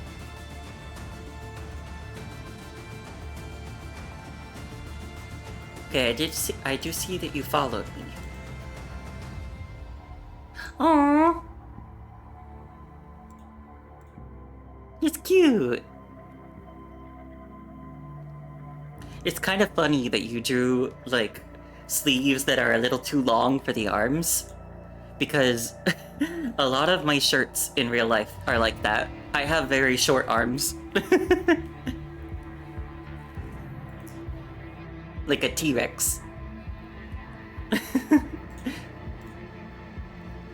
I'm going to finish my stream first, but then afterwards, I'll repost it, not retweet anymore, because it's not, you know, it's stupid.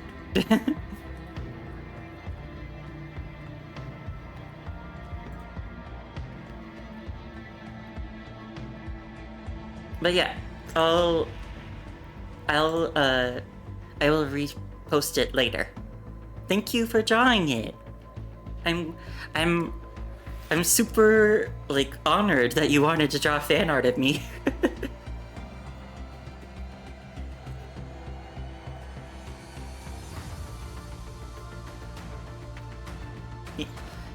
Well, yeah, again, thank you. I'm very, very grateful. Okay. Let's go. Meanwhile, she steels herself for what's to come. No matter what, she must fulfill her final promise.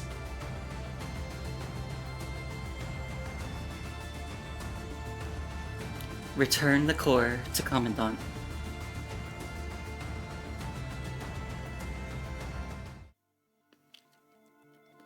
Okay.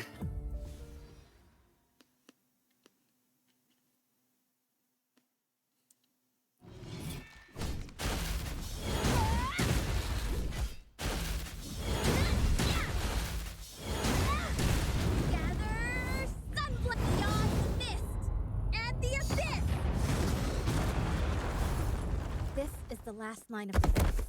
I have to hold this position and nip the red tide in the bud, so the tragedy at Puglia Forest Park doesn't happen again.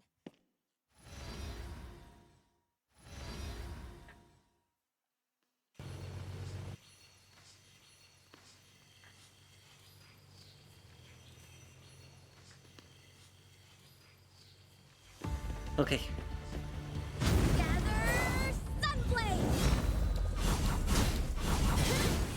Very nice of them to start me off with the electric current gauge that's already almost full.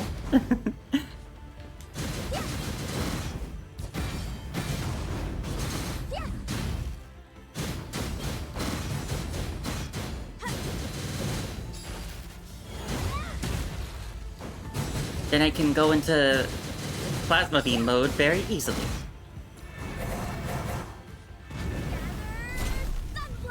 Yeah!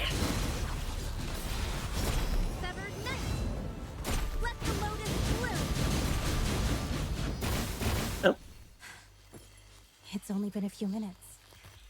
Just how many more years is it gonna be until the Hetero Tower is finally here? Commandant, have you returned to the time we came from? Have you received proper treatment? It's all right. It's all right. I can get through this. This frame is gonna get me through this.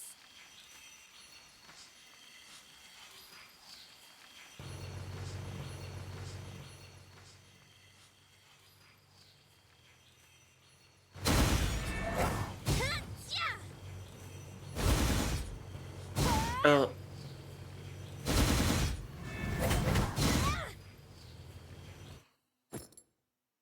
Oh. How long has it been? 20 years?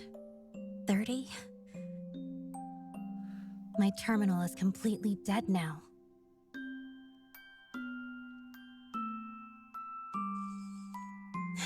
Yeah. I should have said that back then. have to bring this up to Commandant when we see each other again.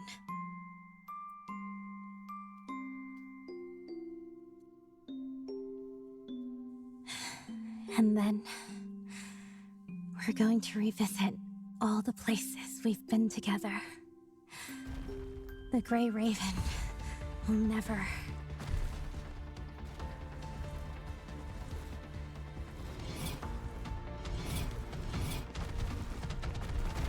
Gather Sunblade!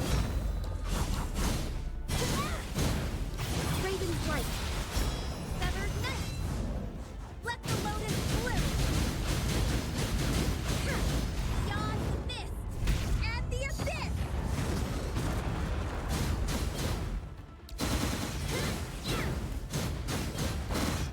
Gather Sunblade!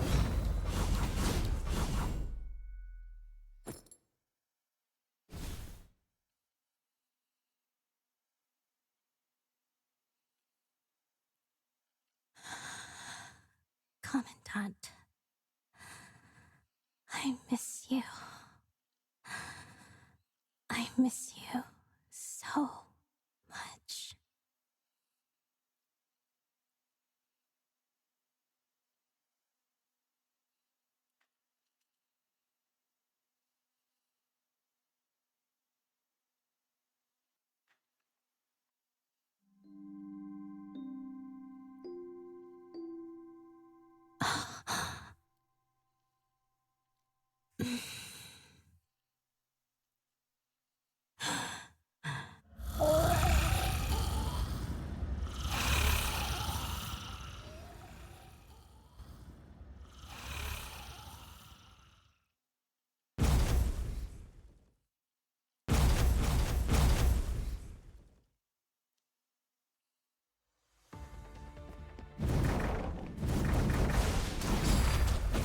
Gather Sunblade! Raven's Light! Severed Night! Rise and fly high!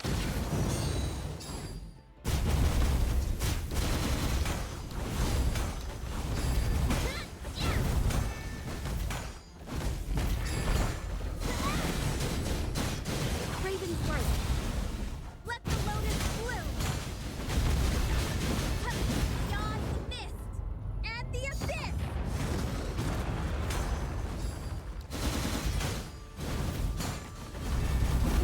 Ah! You fall back first.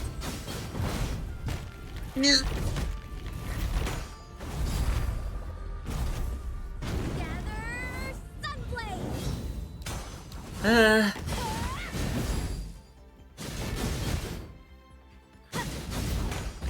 Rise and gather.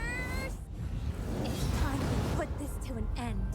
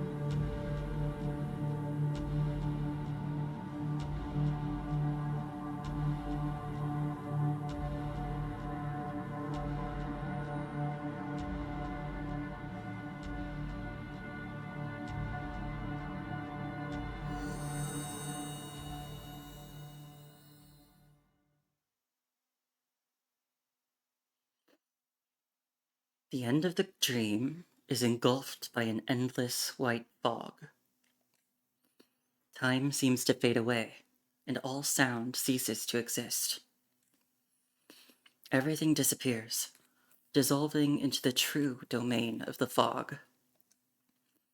Her decision at parting becomes scissors that, over this unending passage of time, ruthlessly sever all that could be stripped away from her, yet peculiarly sparing her life alone.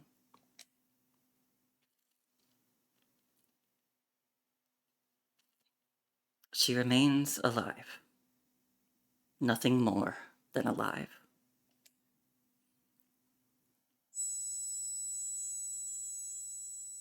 The buzzing key in her hand serves as her reminder. She still has her life left to lose.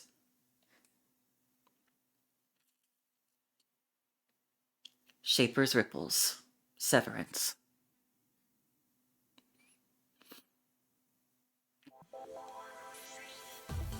Yay! Fun victory music.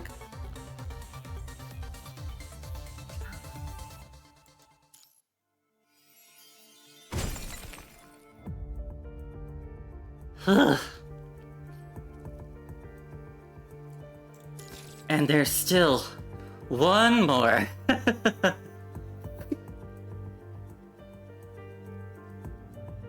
Oh boy. Now that was a lot. Okay. I am a little disappointed that like the pre-rendered cutscenes still had the Japanese voices. I feel like that's probably a glitch or something. Especially because I know one of those was posted on YouTube with English voices. So I don't know why it wouldn't be in the game. Probably just an oversight. But anyway, it's getting late. So I am gonna call it here, and we will continue the finale of this extremely emotional chapter at the very next time. I would like to meet tomorrow. I would like to do it again tomorrow. I'm not sure if I'll have time, so that's not a guarantee. But if tomorrow doesn't work, Sunday, I'm pretty sure should.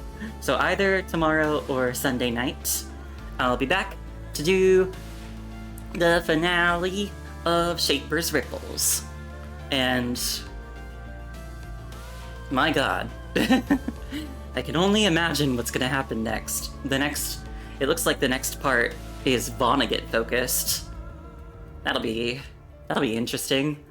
I've been curious about him during this chapter, so I'm excited for him to get a little bit more of the spotlight. And also, it helps that he's easy on the eyes. Okay.